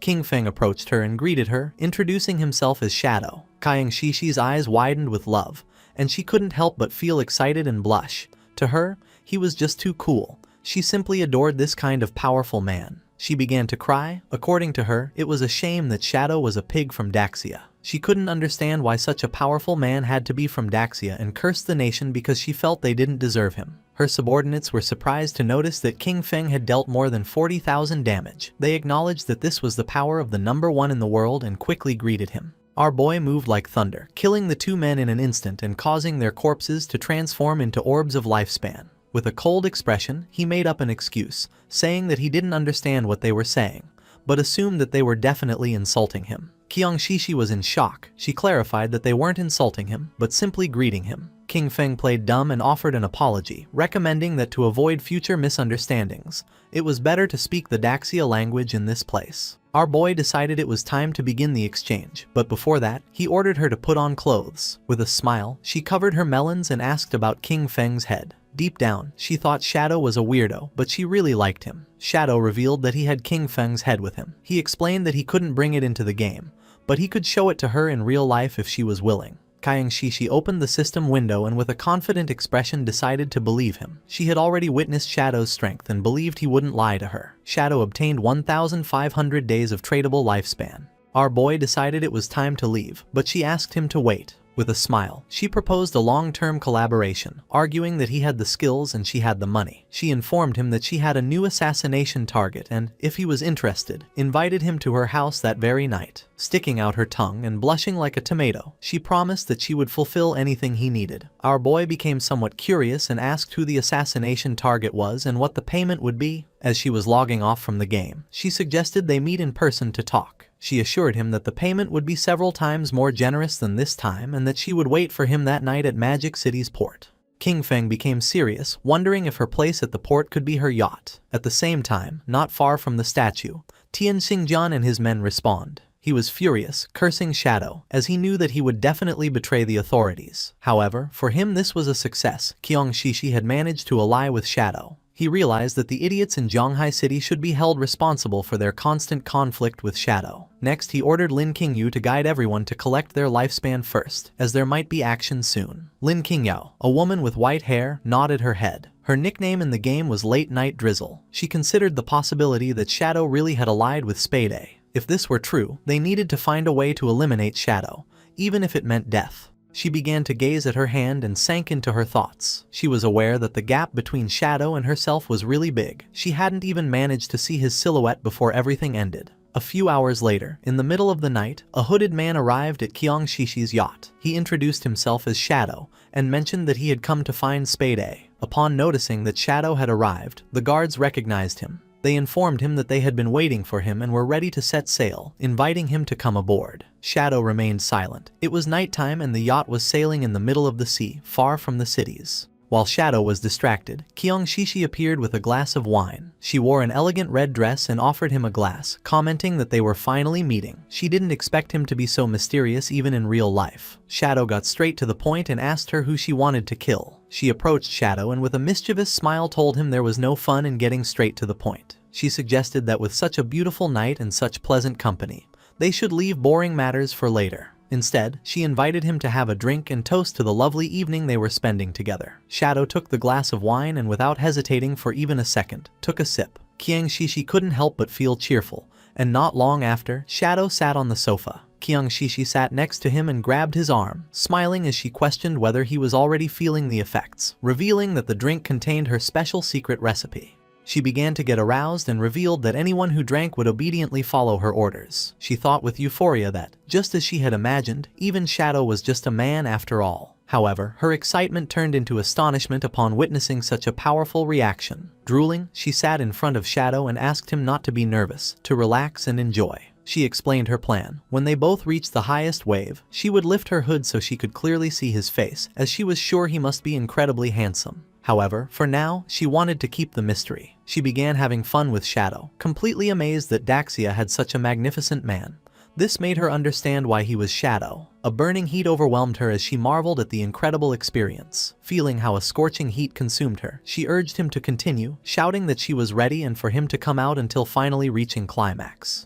At that moment, something strange happened and green flames emerged from Shadow's body, burning Qiang Shishi. She went into shock, feeling a scorching heat as she wondered if this was fire. Someone appeared next to her and grabbed the protective crystal pendant that she wore around her neck. They did not expect her to have such a good item that had saved her life. It was the protective crystal pendant of gold tier, universal accessory, whose unique effect granted the wearer a shield layer of damage immunity every 300 seconds. It was none other than Qin Feng, with his body emitting a suffocating aura and a penetrating gaze. He began to stare at her. Qiang Shishi was in shock. She wondered why he was here, since she remembered that Shadow had killed him. Our boy decided to reveal the truth. There was only one reason: he was Shadow. She moved away from the supposed Shadow who was sitting on the couch, and her eyes widened in fear. The hooded man was none other than a devout follower that our boy had summoned so that it would pretend to be him. It was very happy since it had had a lot of fun with Qiang Shishi. The formerly arrogant Qiang Shishi now knelt before King Feng. Banging her head against the ground, she begged him to spare her life, admitting that she was wrong. She offered him all of her lifespan and pledged to be his slave, telling him he could do with her whatever he wanted. King Feng asked about the 5 foreigners who were with her. With her eyes full of tears, she began to bark like a little dog, asking her daddy if he would let her go in exchange for the information. Just before she could finish the sentence, King Feng broke her neck, and while she writhed in pain, he grabbed her phone, realizing that the 5 guys were not on the yacht. King Feng obtained 659 years of tradable lifespan. He wanted to catch them all at once, which was a shame. He decided that the first thing would be to use Qiang Shishi's phone to call the authorities. Not far from Qiang Shishi's luxurious yacht, police boats began speeding toward it. A large-scale murder case had been reported on the yacht, where one of the victims was the heiress of the president of Qian Group. According to the informant, the skills used by the killer closely matched those of Shadow from the game, making their identity almost certain. The investigation team was immediately dispatched to the crime scene. On the boats was also Tian Xingjian. He knew that Shadow lacked all law. He considered that such a gratuitous murder was a direct provocation against the laws of his country. Once on the boat, he would use search skills on the corpses, and as soon as Shadow's location was confirmed, they would open fire with full force to ensure that the target was eliminated. He would definitely avenge his Shishi. The police boats surrounded the yacht in a matter of seconds. They began to investigate Qiang Shishi's corpse. The preliminary autopsy showed that the cause of death was a fracture of the cervical spine. Unidentified DNA samples were found in her mouth, along with burn marks. Tian Xingjin cursed Shadow, for he not only killed, but also insulted the dead. He touched her corpse and used the skill called Last Words of the Deceased. By touching the body, the skill allowed him to obtain the location of the killer for 5 minutes. He, Tian Xingjian Qiu Haonan, swore that he would make sure that the culprit was brought to justice. His eyes widened in surprise. He went on alert, drew his pistol, and warned his men to be careful since Shadow was right there. He began to order an all-out attack towards 6 o'clock. Just before he could turn around, a powerful venom dart pierced his head, leaving the others in shock. His corpse fell next to Qiang Shishi's. Lin Qingyu did not lose her composure. With an expression full of determination, she summoned a group shield and began shooting, accusing Shadow of having killed the investigator, and asking him if with that he was trying to become an enemy of the authorities. King Feng asked them not to be nervous. He explained that the reason he had killed Qiu Haonan was because he was a traitor who leaked official information to Qiang Shishi in exchange for benefits. As for the evidence, he indicated that it should be on his phone. They were free to investigate thoroughly. One of the police officers turned on Qiu Haonan's phone and informed Captain Lin that, indeed, they had found communication records between Captain Qiu and Qiang Shishi on their phones. It was then revealed that Qian Shishi was the player known in the game as Black Ace. Captain Lin Qingyu did not believe it and decided to see it for herself. She grabbed the phone, but the officer panicked, asking her to wait a moment. She felt confused and wondered what this was that she wasn't allowed to see.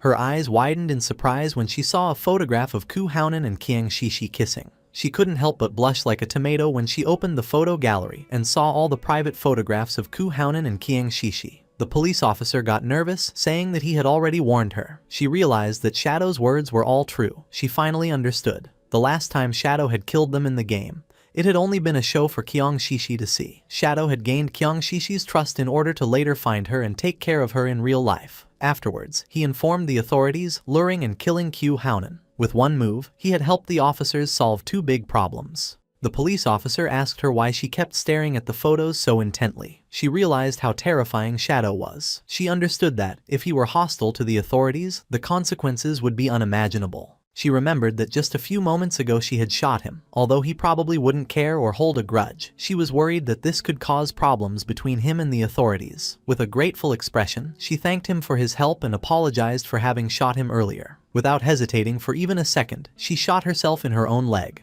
causing the police officers to panic, but she asked them not to worry. With eyes full of tears, she told Shadow that she had returned the favor and asked him to please continue cooperating with the authorities. One of the police officers decided to help her stand up and told her there was no need to be so cautious. She mentioned that they didn't know Shadow's personality, and that, in any case, it was better to be safe than sorry. King Feng was using his invisibility skill and observing everything. He recognized Late Night Drizzle, whose real name was Lin Qingyu. She had shot herself to avoid becoming his enemy. This was what one would expect from the future leading figure of Magic City's official forces. At the same time, in the game, not far from the ruins, several monsters appeared. The player carrying the shield began fighting them and asked Xiao Yu to heal him. She raised her friendly staff and activated a healing skill, but she was so clumsy that she healed one of the monsters instead of her own ally. The monster bit the player, and he, in shock upon seeing that she had healed the wrong target again, called her as useless as always. Her skill began to heal the monster, while the other devoured her friend. Not long after, both were eliminated. Both respawned again, and with tears in her eyes, Xiao Yu wondered how it had happened since she hadn't seen anyone. She concluded it must have been Shadow and questioned whether the reason he always attacked her was because he had discovered that she wanted to avenge brother Song Fei. He gave her a hard blow to the head, calling her an idiot and asking why Shadow would waste time attacking her. He explained that they had been annihilated by the platinum boss, headless assassin, Shero, and questioned whether she had even noticed the system notifications. Xiao Yu now had a bump on her head. With a furious expression, the man revealed that the boss had been provoked by her misdirected healing skill. Then he swore that if the guild leader assigned her to his group again, he would kill himself on the spot. At that moment, the boss descended near them, causing the man to panic. While a strange aura was emerging from its body, the man turned his back on Xiao Yu and began to flee from the place, realizing that the boss had followed them. Xiao Yu's eyes widened in fear, realizing this was not good. It was night and somewhere in the city there was a mansion. Someone threw a plate with fruits to the floor. It was a red-haired woman, who was on a call. She was furious. She declared the officers on the other side of the line useless. This was a golden opportunity to kill Shadow and they were simply giving up. She didn't care about their excuses. Shadow had massacred her entire Dongfang clan and their blood could not be spilled in vain. After having been infiltrated in the government for years, they had proven completely useless at the critical moment. She demanded that, no matter what it cost, they make Shadow pay for what he had done. Behind her there was a boy holding a whip. She reminded him that Shadow had killed his father-in-law, asking him why he was hesitating. Behind the boy was a wounded woman, with eyes shining with evil and confidence. The boy revealed to his mother that he had a plan to kill Shadow. The mother felt curious and asked her son Nantian what his plan was, reminding him that the godforsaken game was only accessible to adults over 18 years old, and that he still could not enter. Nantian's eyes began to shine with confidence as he explained to his mother that, although he could not enter the game, he could still use his brain. Since Shadow liked killing people, his plan was to send some people to provoke him and lure him into his father's fireworks factory. They would prepare everything in advance and, when Shadow appeared to kill them, they would detonate the entire factory. In this way, tens of thousands of fireworks would become his funeral pyre, allowing the whole world to witness his death. And even if the plan failed, there would be no way for Shadow to trace it back to them. A smile spread across the mother's face, realizing that they hadn't done a bad job creating him. Then, turning to Chu, she snapped that even her son was more useful than him. Chu did not object and mentioned that the matter should be kept secret. The official stance toward Shadow still focused on winning him over. And besides, his older and second brothers would not support them doing this. Upon hearing this, the mother hung up the call and decided she would take care of it herself. She approached her son, began observing the tied-up woman, and asked her son why he kept refusing to hand over his lifespan. Nantian apologized, started touching his cheek and while blushing admitted that he had lost control for a moment and had accidentally killed her. At the same time in the godforsaken game, more precisely in the ruins of Magic City, the boss that had chased Xiao Yu and her friend attacked quickly, and just before they could escape from the place, it moved like thunder, cutting them into pieces, killing them instantly. Xiao Yu was in shock. She couldn't believe how fast this boss was. Not long after, their bodies transformed into orbs of lifespan. The players who were nearby reacted immediately, pointing out how the players had suddenly died. They realized that someone invisible had killed them instantly, and came to the conclusion that it had to be Shadow. Just before they could take another breath, the boss attacked again, killing them and turning their bodies into orbs of lifespan. Noticing this, the remaining players began to flee from the place, thinking that Shadow had gone crazy and was massacring innocents everywhere. At the same time, King Feng was standing over the sea, whistling and enjoying the views. He was far from town and thought this was a good place to extract the hideout. The system asked our boy if he wished to consume 1,315.2 years of lifespan to extract the soul-cleansing land, hideout, into reality. This hideout was an underground structure and King Feng had to mark the location on the map. Finally, before proceeding, it warned him that all materials overlapping with the hideout would be obliterated and asked him to confirm the action. King Feng began looking toward the bottom of the sea and confirmed, not long after, a magic circle appeared in the water. The sea split in half and the soul-cleansing land was successfully extracted into reality. With a serene expression, King Feng decided that now was the time to go search for the divine book. Our boy logged into the game and Wang Meng informed him that someone had reported him for killing players indiscriminately. However, Wang Meng knew it wasn't him since he hadn't been online. Upon investigating, he discovered it was a platinum tier boss attacking players named Headless Assassin Xiaoluo. Her stealth level was extremely high, no one could see her. Because of this, Wang Meng asked if he could take care of the situation. In the ruins of Magic City, the boss was massacring all the players in the area, leaving only lifespan orbs. Onquin, who was hiding behind the rubble, couldn't help but feel fear, wondering what kind of divine boss she was, since not even his level 3 anti-stealth could detect her. Last time, the Iron Saintess had been overshadowed by Shadow, and he was very upset. With a confident smile, he revealed that the only problem was that he couldn't see the boss. Otherwise, he could have contained her by himself. He claimed that even if Shadow appeared, he would be powerless against this headless assassin. Xiaoluo. Yanyan panicked and asked Anquan to lower his voice so as not to attract the boss. Then she suggested heading first to higher ground since the view would be better from there. Anquan began to move stealthily, but in the process he stepped on a banana peel lying on the ground. Poor Anquan slipped and fell to the ground, not knowing who had thrown that banana peel.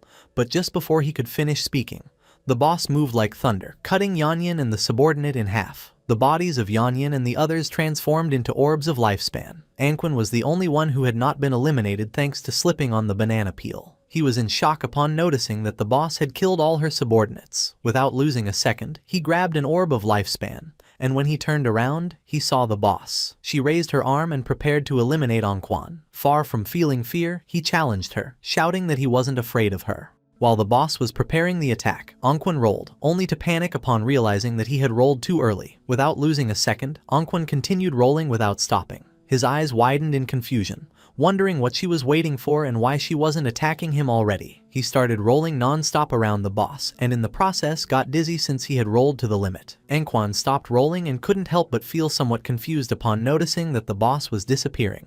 He was so dizzy that he could barely see clearly. After charging the attack, she used the technique anti-stealth strike and attacked the dizzy Anquan, who didn't have time to roll again and received the attack directly. In an instant, his body transformed into lifespan. While the boss was distracted, Shadow began to emerge. Out of nowhere, King Feng appeared above her and using his skill true anti-stealth strike forcefully stabbed his dagger into her back, dealing more than 28,000 points of damage and killing her instantly. He was so fast that she didn't even have time to turn around or feel his presence. He couldn't help but feel somewhat surprised upon noticing that this boss's name was Xiaolu. A few minutes before King Feng appeared, all the members of the guild who were in the city ruins began to point at poor Xiaolu, blaming her for having miscast a spell that activated the headless boss. They claimed that the boss had noticed her and followed her to the respawn point. Xiaoyu's eyes were full of tears and sadness. She explained that it hadn't been her intention.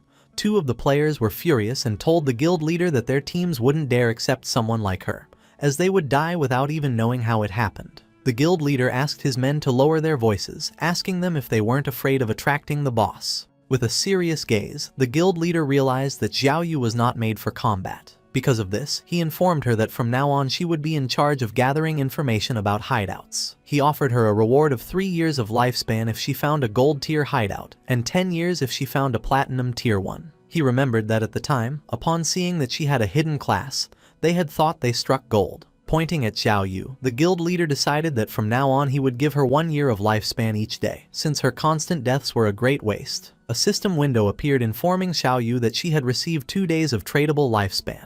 Her remaining tradable lifespan was now 2 days, 13 hours and 32 minutes. With a grateful expression, she thanked him from the bottom of her heart. Upon noticing this, the other girls in the guild couldn't help but feel furious. They were convinced that Xiaoyu had been lucky and that all of this had been her plan from the beginning to be able to see the guild leader every day. Cursing little Xiaoyu, they declared that they would do the same. At that moment, lifespan began to emerge from the area, and someone noticed that the boss was named Xiaolu. Upon hearing this, the guild leader and his men couldn't help but feel somewhat curious and confused. Not long after, the corpse of the boss appeared lying on the ground, and then King Feng appeared and began staring silently at the guild leader. The eyes of the leader and his eyes widened in surprise and their jaws dropped in shock. Without hesitating for a single second, with a furious expression, he gave one of his own men a strong blow to the head. At that moment, a strange energy appeared around Xiaoyu, and the space around her began to distort, leaving her somewhat confused. Her eyes widened in fear and surprise. Neither she nor the players knew what was happening.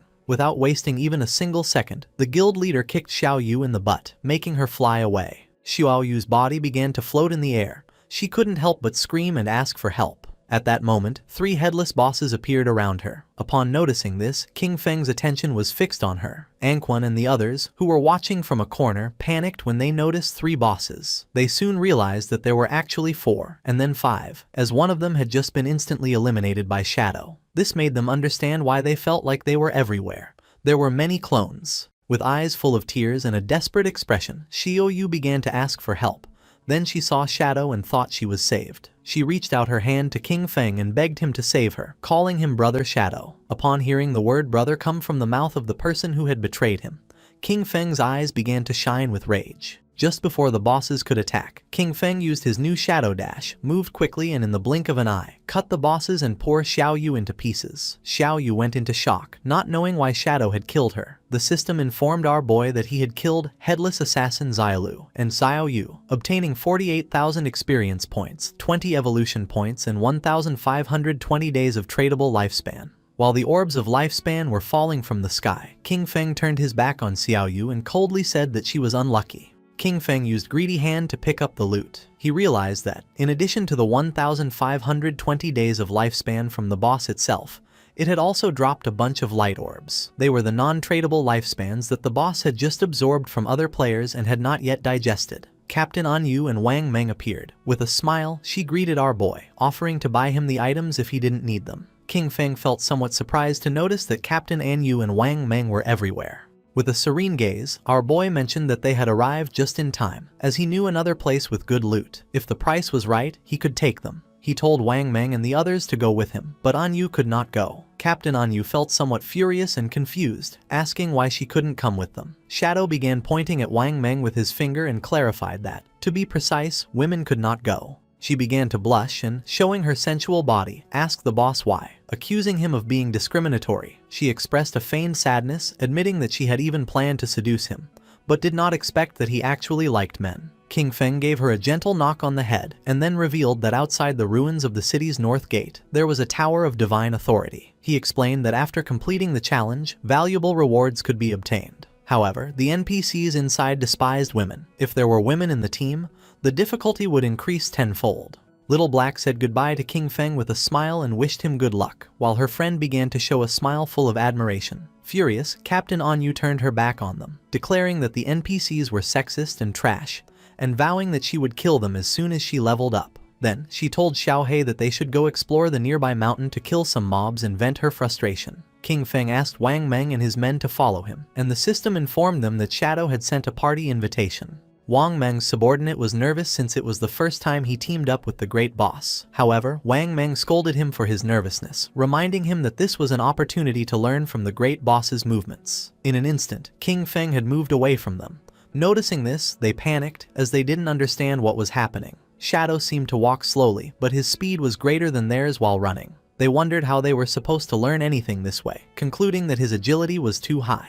When examining his system inventory, King Feng noticed that more than 20 items had dropped, and 2 of them were usable by assassins. The first item was the Forest Bone Blade of Tier Emerald, an assassin weapon. It offered an attack power of 388,125 with armor penetration, and increased strength by 39 and agility by 48. The requirement to equip it was to be level 15. Its unique effect doubled movement speed for 5 seconds upon dealing damage, and while this effect was active, it granted a 30% evasion rate. King Feng unsheathed his new Forest Bone Blade, and his eyes widened with joy upon noticing that the attack power was almost 80% higher than the 216 points of the Plague Blade. Additionally, it added armor penetration, strength and agility. This weapon was not bad at all, definitely worth equipping. The second item was the skill Shadow Blade, of Platinum tier. It launched a Shadow Blade condensed from Dark Elements, inflicting Dark Element damage to a single target within a range of 20 meters, with an additional 600 points of Dark Elemental attack. Upon impact, it dispelled a random buff, up to Platinum tier. Its cooldown was 12 seconds, reduced to 6.49,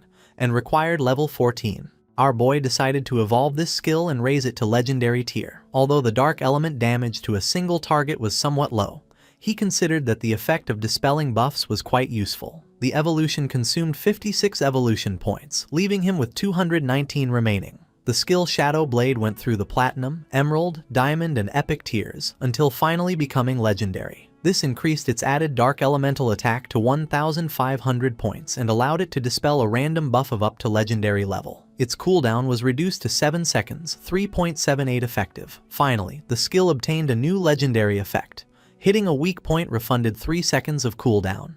Holding his newly upgraded blade, King Feng felt joyful. He realized that as long as he struck a weak point, this skill would return 3 seconds of the cooldown. For him, this meant that the effective cooldown would be only 0.78 seconds. Our boy came out of his thoughts, and when he turned around he saw that Wang Meng and his subordinate had disappeared from the place without a trace. At the same time, about 2 kilometers behind King Feng, Wang Meng's subordinates were gasping heavily and exhausted. They complained that Shadow moved too fast and no one could keep up with him, until one of them told their captain that he couldn't continue. Wang Meng grabbed one of them by the feet and started dragging them, asking them to stop talking nonsense. King Feng and the others arrived at the Tower of Divine Authority, which was located in the middle of a forest. It was so tall that you couldn't see the top from the ground. Our boy informed Wang Meng and his men that this was the place. Once inside, an NPC would present them with a challenge. He warned them that this NPC was really despicable, because the better their performance, the more expensive his items would become. With a serene expression, he advised them to only use 1% of their strength. He told them to do their best, since they only needed to defeat a gold-tier boss. When our boy turned around, he saw Wang Meng and his men lying on the ground and trembling from exhaustion. No one could keep up with King Feng. With his face covered in sweat and gasping heavily, Wang Meng gave a thumbs up and told our guy not to worry, as he guaranteed the success of the mission. While King Feng was walking toward the door of the Tower of Divine Authority, he asked them to make sure to use team chat at all times so that the NPC could not hear them. He explained that once they overcame the challenge, they would be able to buy great items from the NPC and assured them that they would not be disappointed. King Feng and the others opened the door of the tower. Wang Meng and his men couldn't help but feel surprised when a hooded NPC who was floating appeared before them. He warmly welcomed them as friends of Blue Star and assumed that the arrival of the Forsaken Gods had already made them uneasy. He revealed that this was the Tower of Divine Authority, and that, if they completed the challenge, they would be allowed to trade with him. He asked them to let him know when they were ready. Wang Meng's men felt somewhat surprised and confused upon realizing that the game actually had NPCs. One of them asked Shadow what kind of boss they had to face in this challenge. Our guy simply asked them to follow his lead during the fight, assuring it was simple. The swordsman of the party felt even more confused and asked him to be more specific. He wanted to know the duration of the battle, how many phases the boss had, what skills it used, and whether the combat focused more on mechanics or pure stats. He didn't stop asking questions. He wanted to know if the boss had any movement skill, if there were instant death attacks, if it targeted specific players with its skills, where its weak points were, and how long the fight would last. Wang Meng asked King Feng not to pay attention to this guy. He explained that the boy was nicknamed Steady as an Old Dog, and that, after an accident during a mission in which 2 party members died, he was now super cautious no matter what he did. Without wasting more time, King Feng informed the NPC that they were ready to start. The swordsman panicked, informing that he still wasn't ready. The NPC lowered his head before them, announcing that it was time to start enjoying it. Not long after, a portal appeared and from it emerged a powerful boss, the gold-tier obsidian skull-splitting puppet of level 20. The swordsman's eyes widened in surprise and fear, realizing that this boss was level 20, while the highest level among them was only 11. Calm as always, King Feng assured that there was no problem and indicated to Wang Meng to go first. Following Shadow's order, Wang Meng unsheathed his shield and took his sword out of the inventory. Using his skill Shield Charge, Wang Meng launched himself headfirst at the boss, giving him a strong shield blow to the teeth. The boss became enraged and struck Wang Meng. Luckily he was fast and was able to block part of the attack thanks to his shield, but in the process his body was sent flying.